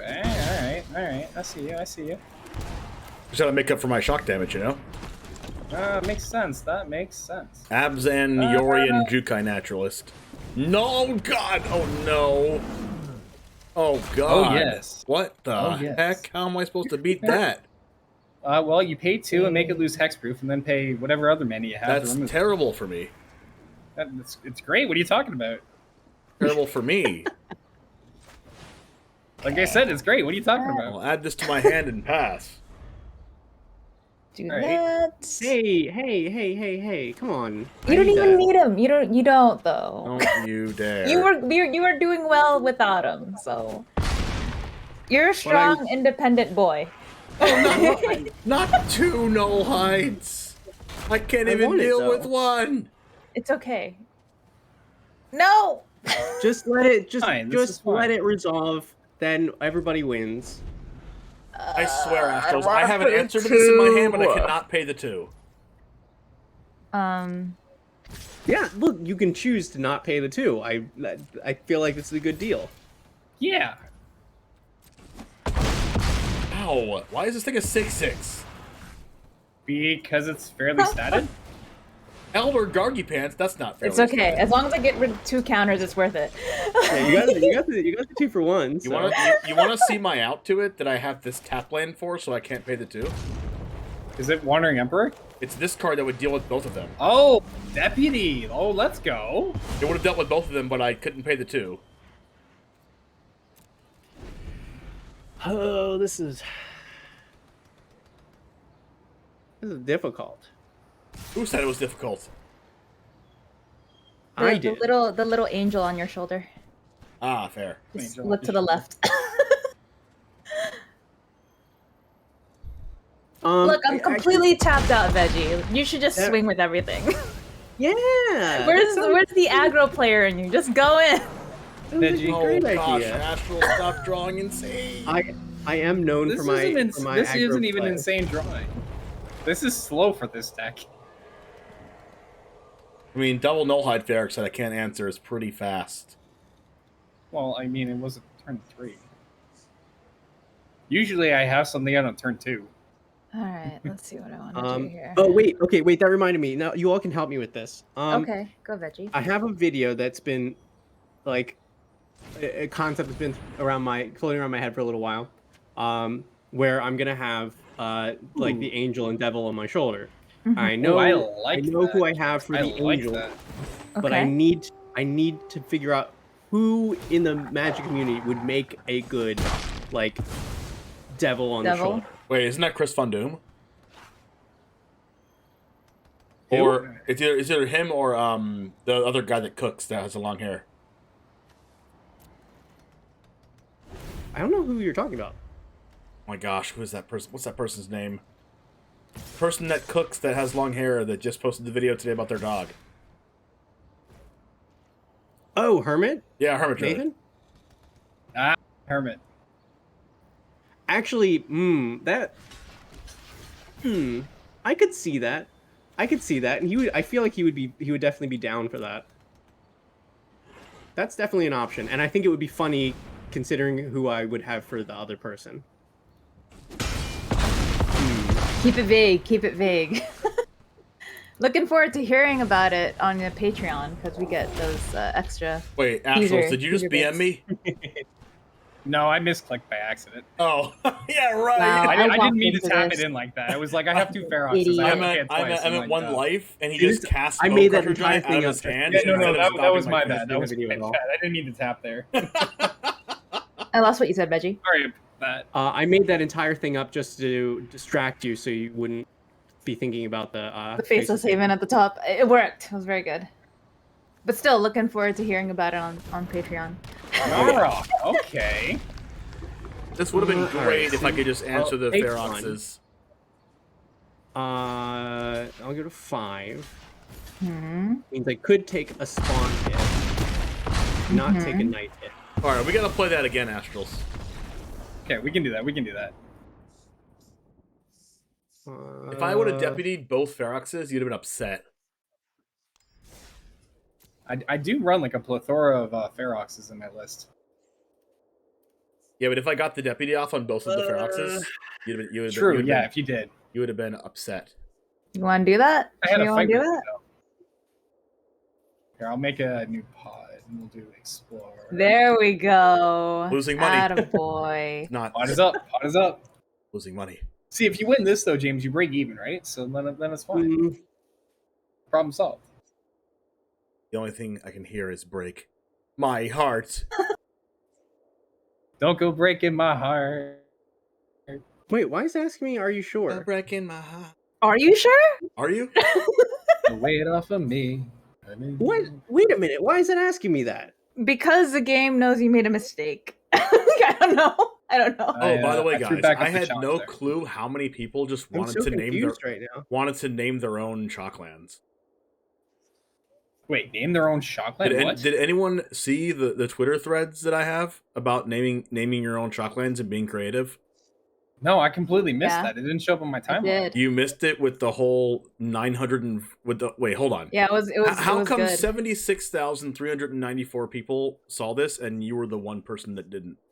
My Twitter is weird for when it shows me things on my timeline. I really don't know. Like I miss like half of veggie stuff and void stuff. Yeah. It's Wait, what really is odd. this Because of from? all the thirst traps that Astros follows, it's like hard to maintain. It's hard to shift the MTG content through all that.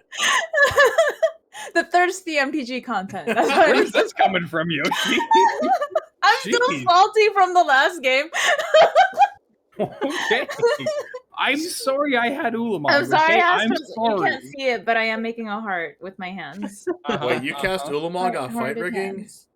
Yeah, in that deck? I run 2 in the list. Oh god. Yeah, I've had a turn 3 Ulamog with the list. It's Can I kind of just scoop stupid. now before we start and just give you my money?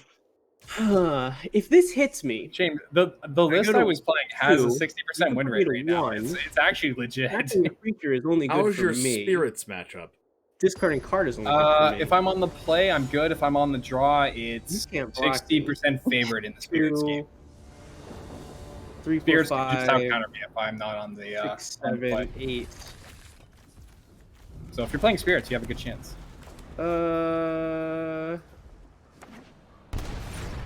Hey, let's see what happens. I'm gonna need you to not have Llanowar Elves every game. Why not? What's wrong with that? Where else? Everything. I disagree. Everything's Let's right see. for Llanowar Elves. What if I choose all 3 options? Do it. How spicy do you want this to be? Yes. Let's go. Why would you choose this card? don't know, cause why not? No, the question is, which one do I want to go for? I drew into the answer. Oh no! You drew into the answer? Yeah. Gross. God damn it. What do I want to do here? Hey, Like this being my that draw, was- I think it means I would have won anyway. But yeah. All right, There, what am I supposed there to was do an here? Ulamog under Let's that see. fight region. What am I supposed to do? I thought to myself, what won't help me? And there we go.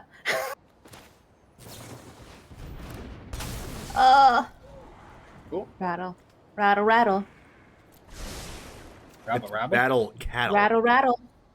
He played rattle chains. Ah. That was the answer. Goodbye, elf. And they rattle away. Oh my, no, not that. Oh my gosh, isn't that that James good Adair. song from like 2010? GG's. GG, GGG. And it waddled away. Is that like a duck song? Yeah, yeah. And it waddled away. Except it rattled away in this case. Good stuff. Good stuff, sir. Same to you. I had Sorry, to James, I had a use quick, all of my quick break strongest techniques. I had to distract you with upcoming content, and I had to math really, really hard. You did math a lot. I was doing the little I email. saw it. I saw it. I just wanted to add visuals because we can't see you. So I was like, this is veggie in real time. Like, was I wrong? Yes. Yes. I was actually like I had a dry erase marker on my monitor. Really? No, but now that I thought about that, I should do that. You should. That'd be very Nice. I want a Reggie. Big dig. James, are you still? I am still in terrible position against a Nullhide Ferox. Time Okay. to Talk get about- bone crushed. Veggie, do you want to play historic game? I would love to. Let me make sure I have one of those decks. Okay. We could also do another explorer if you would like to do that too. I'm just so not in a standard mood right now. I promise I have a good play. I just don't know what that play That's is. fair. I think I have an old historic, also mono blue tempo. Okay. Okay. Party. Let me That's go that's ahead. about that's the only 4 historic deck that I have built currently. Okay. I will do my best.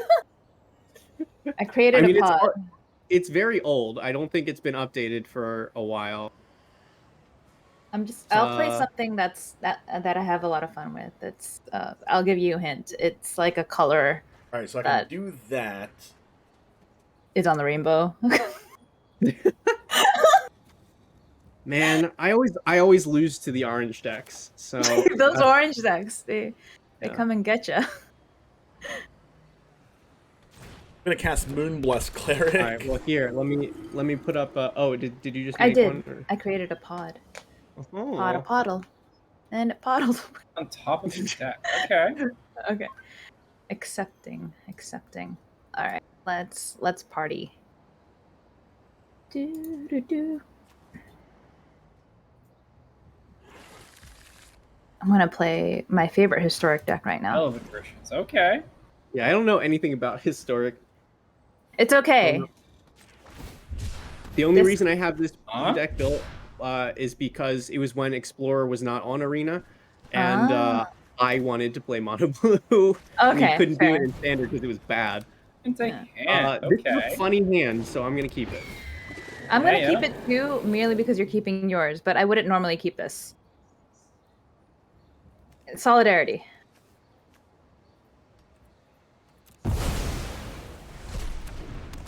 No. Don't you betray me, Delver.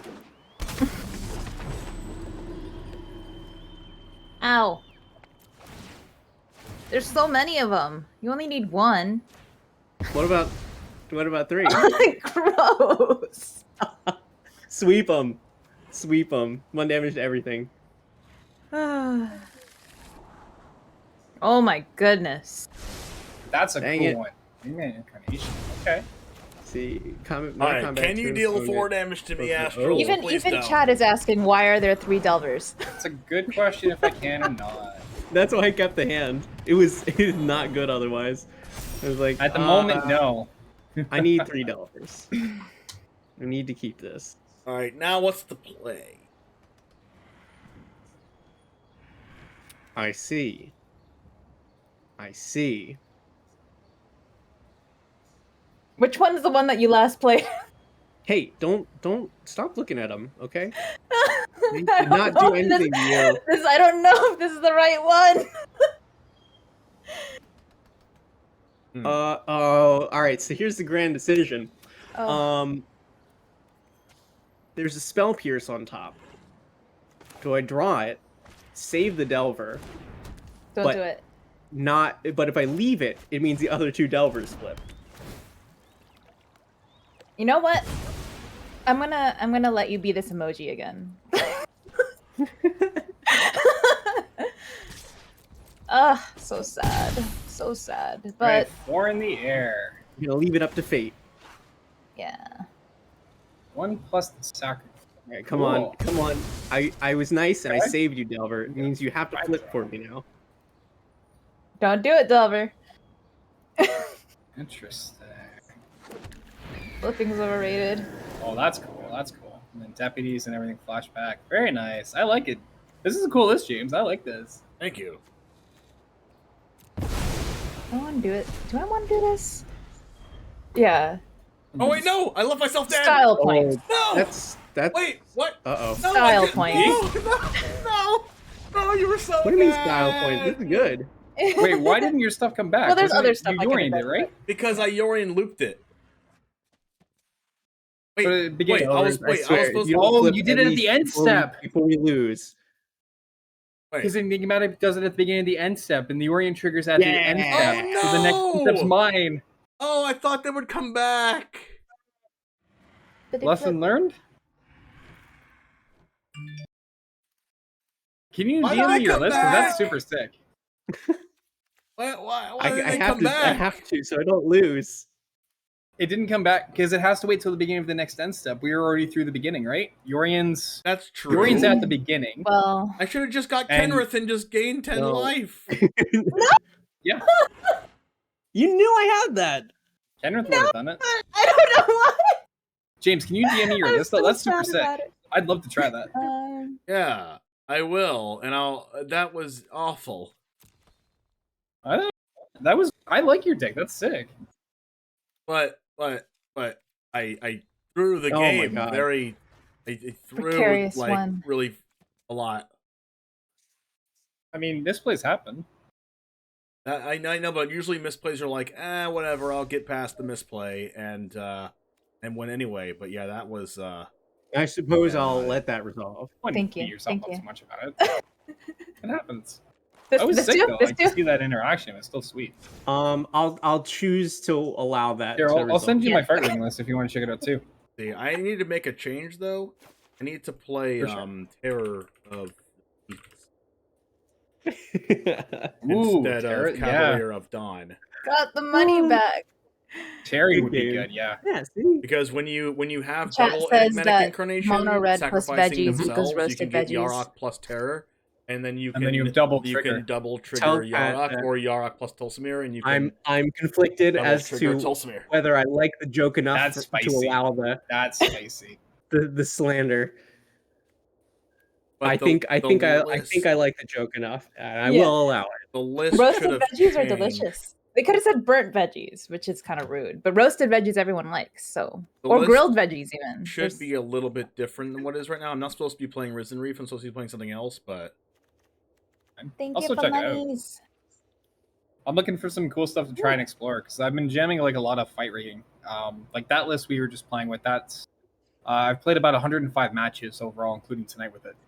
oh, nice. Thanks, everybody. Yeah, I'm gonna it's, roll out to a different channel. Between losses and Bye. everything, Bye. 63 wins, 42 losses. Yeah, 63-42 is where it's at. Nice. So like it's done. I still there are a few things that I need to change in it. Like the Tarask in the list is the content play. Tarask doesn't need to be in there, but getting Tarask is funny. Oh, I think I know what my play is. I think I need to play this card, and I need to play Fable of the Mirror Breaker. I've been working on this list with like one of my friends. Oh heck yeah! And he like really likes Fires of Invention Enigmatic and plays it like all the time. That makes sense. Card is good. But we don't have like Chained to the Rocks in this format, and he plays 4 of it. Okay. Yeah, we're still. I mean, they still need to do like a big Pioneer dump of stuff. I'm gonna export my list to you right now, Astrals. Yeah, thank you, bud. I appreciate it. Yeah. Waha.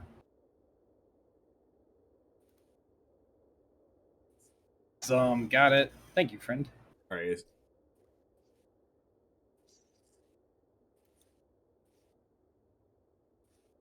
I was gonna say the Deputy of Detention too, like on the fight rigging was super good. I had a Ulamog under that first fight rigging. Oh really? Oh my gosh. Yeah. I was like, this will be quick if he doesn't deputy it. And then I got rid of the Yori, and I got rid of the Ferox too, so you could. Yeah, that was smart. The cartouches are nice. I really like that in there because that like with some of the creatures in the meta, cartouche just hits so well. Yeah, Graveyard Trespasser specifically. Yeah. Oh yeah, because you don't have to discard on the ward. True. Yeah. I dig it. Wait, Veggie, are you ready, or are you playing someone else? I'm ready. All right. It's me and you. Oh, standard. Oh, dang it! I want to play my enigmatic deck. That's fine. I can play standard. I'll do whatever. What format do you want? Explorer. Explorer.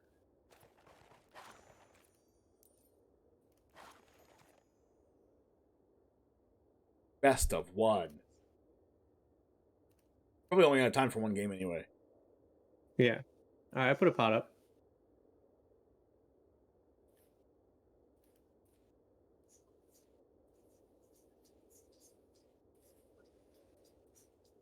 Oh my gosh. You know that song that's like caught up from like the early 2000s? Is it like Beyonce or something? I forgot. Something. Caught up. No? Nope. Dang, never mind. Alright, best of 1 Explorer Vegimus Wagnus. Uh-huh. Alright,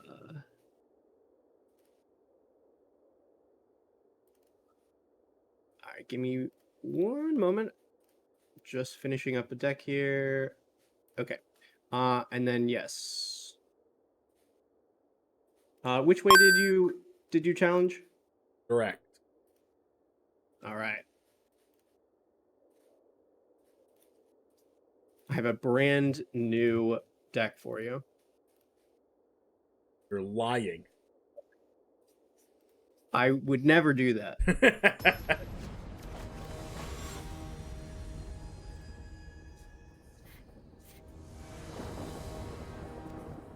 Oh, we're broken. Just kidding, this is awful.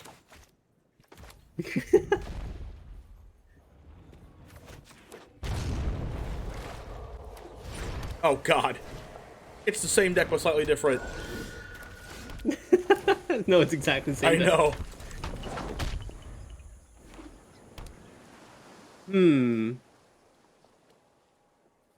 What do I do here? Enhance your spirit. And Brazen Borrower? What?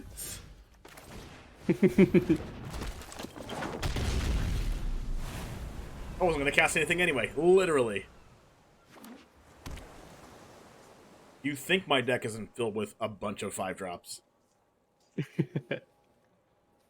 Honestly, you should be like the worst matchup possible for me. Uh-oh. Yes, I see what tricks you have up your sleeve. Oh, that kind of work on me. I don't know what you're talking about.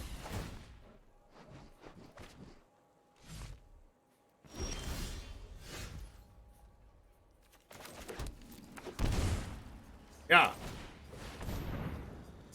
Oh. That's what's going on. Okay. Combat. Brazen another- Borrower number 2. Interesting. Interesting. Don't act like you have a card to play. Oh. Oh. Oh. Oh. If you're 1 mana. If you're 1 mana, you push. Yeah.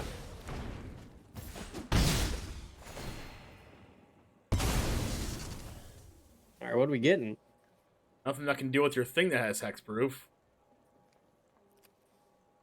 That's why we did it. So smart.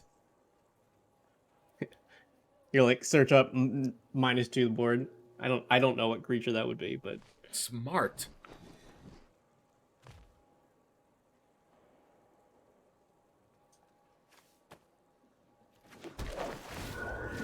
No. Ew. Yeah, it was really disgusting for me too.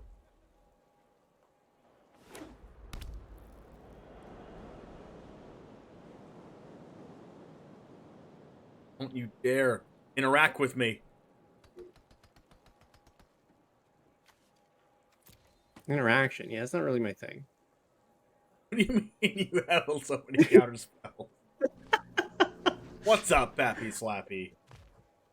I would like to try to convince you. So let me play the game!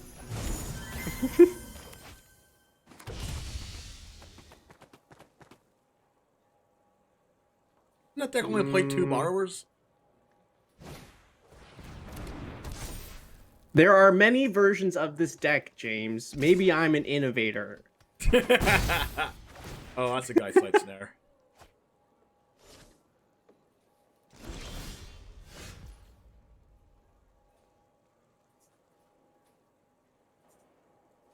Fortunately for me, everything I have gets Geist Light. I don't have cheap spells in this.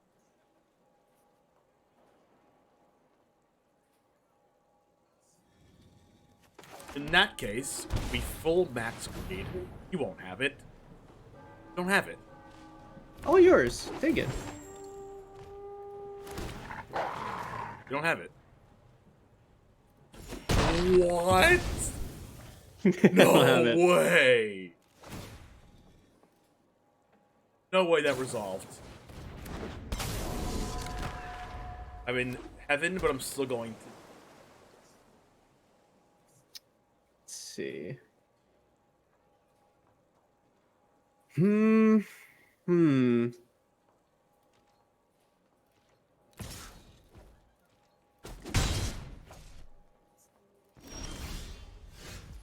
Dang.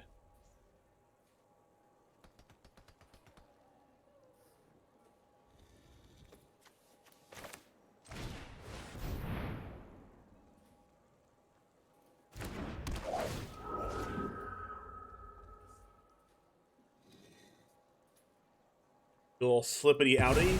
No slippy outy. And like all lands?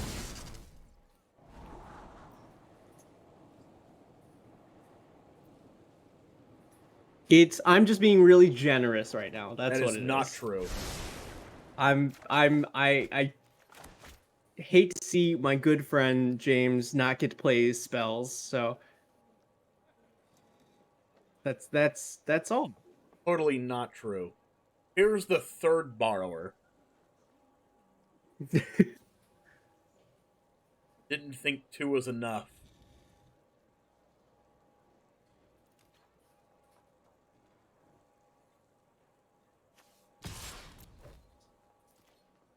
I attack my dog. I'm wolf.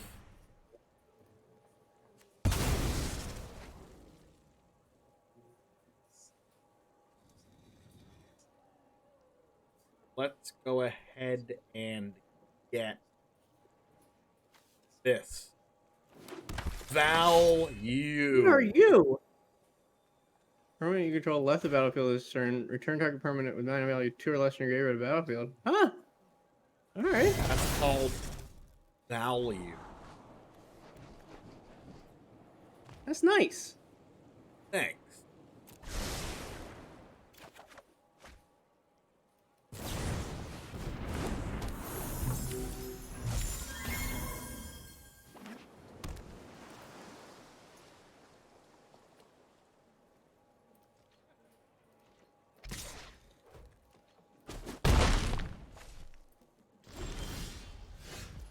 What a card.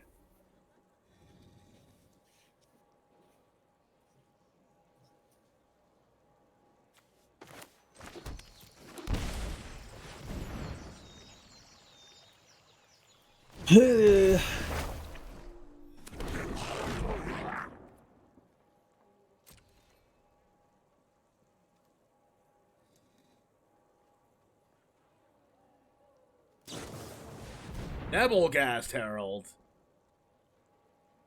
Oh. A card. It doesn't do. It's not gonna do much here. Decides to kill me. I don't think it's gonna kill you. Oh, Lord for.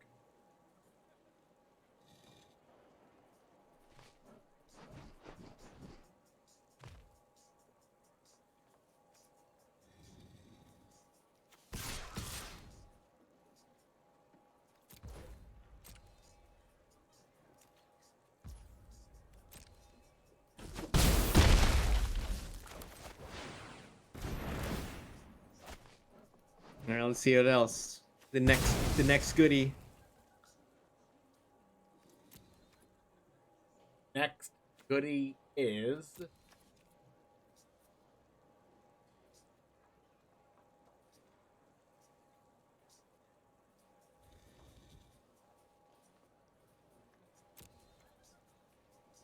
Is my name.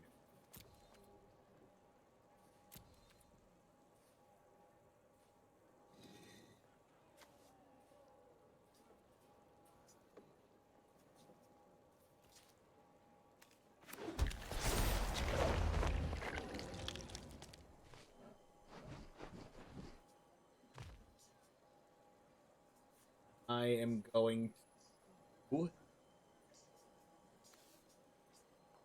Wait.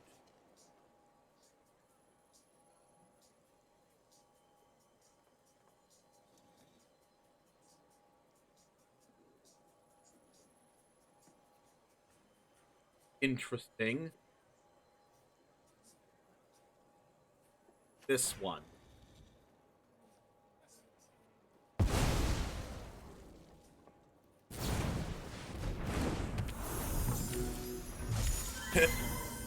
Okay. 5.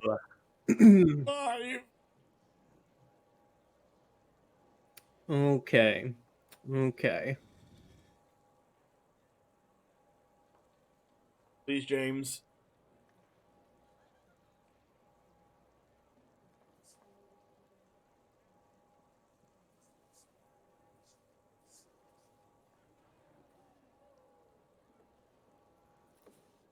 Man, that Urian's gonna mess me up.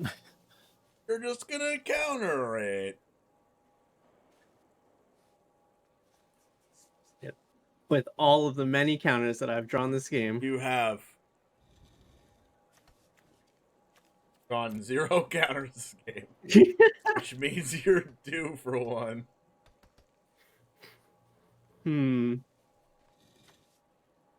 My microphone's cutting in and out? That's not good. How's that? Not doing it again. That doesn't sound like a counterspell.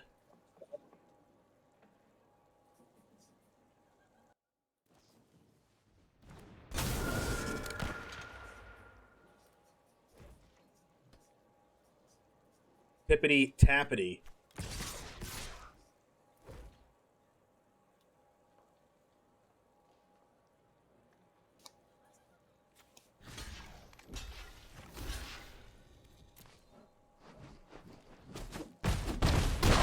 Ow.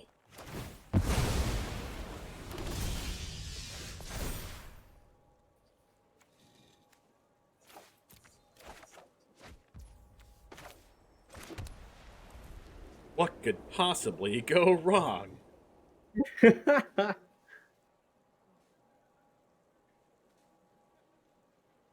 Well, I can't Geist Light because I don't have an enchantment on the board.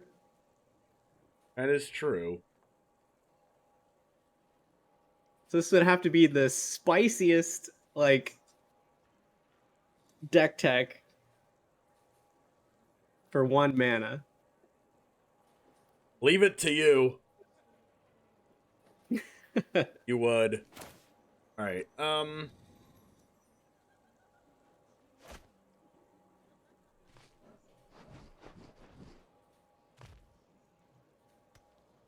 The people want to see you slam that Yorion.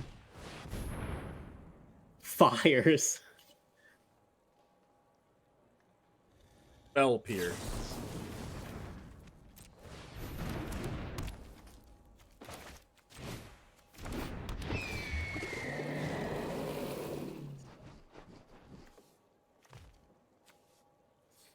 My Blinking Fable? Yeah. Yeah, why not? Yeah, why not?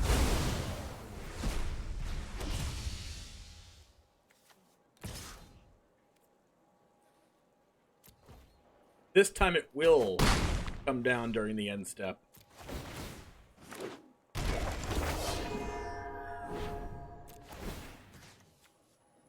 This will take this.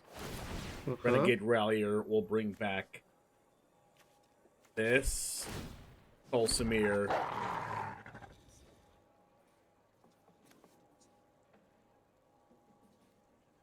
Use legendary permanent. I want to keep that one. Tolsimir fights this. That brings back this. Actually exiles that.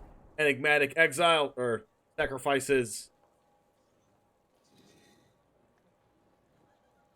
this. This brings out this. This exiles this. Let's go! All right, well, I drew the answer. So, No, you didn't. GG's. Whelming Wave. GG's. You, I'm having like a little problem with the client, so you should probably like just concede at this point. Otherwise, it'll take me a moment to play the card that allows me to win at this point. Oh, really? You got the game for real? Yeah. Yeah. Oh, okay.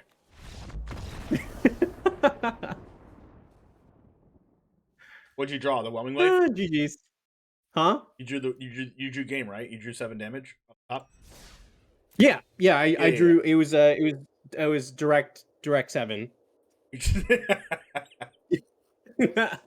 Wow, talk about snatching victory from jaws of defeat. One of these days we'll do a lesson or something. I'll show you. I'll pay you for your coaching. Also, wait. I missed this at LK. I think I've been cheating this whole time. Ow. Is Faceless Haven is banned at standard, right? Yeah. I think I was playing something in one of my standard. It's not important. That's not important at all. Yeah. I don't have a reputation. No, wait, no. I think I'm good. I think I'm good. I don't have a reputation to uphold or anything. You don't have anything to lose at all. Well, GG's, James, Right, GG's. And that brings us right to the end of our exactly TCG showdown. Yeah. All right, guys, get TCG Showdown. Get a free $5 for the next time, not this time anymore, because yeah, get TCG Showdown. Click the link underneath. Battle against your friends for money, like I just stole $1.80 Megan's wallet. You can my wallet. Yeah, what are you all waiting for? I know. Free money. All right. Bye. Love you. Bye. I. Oh, well, no, just kidding. I didn't say that. I love it.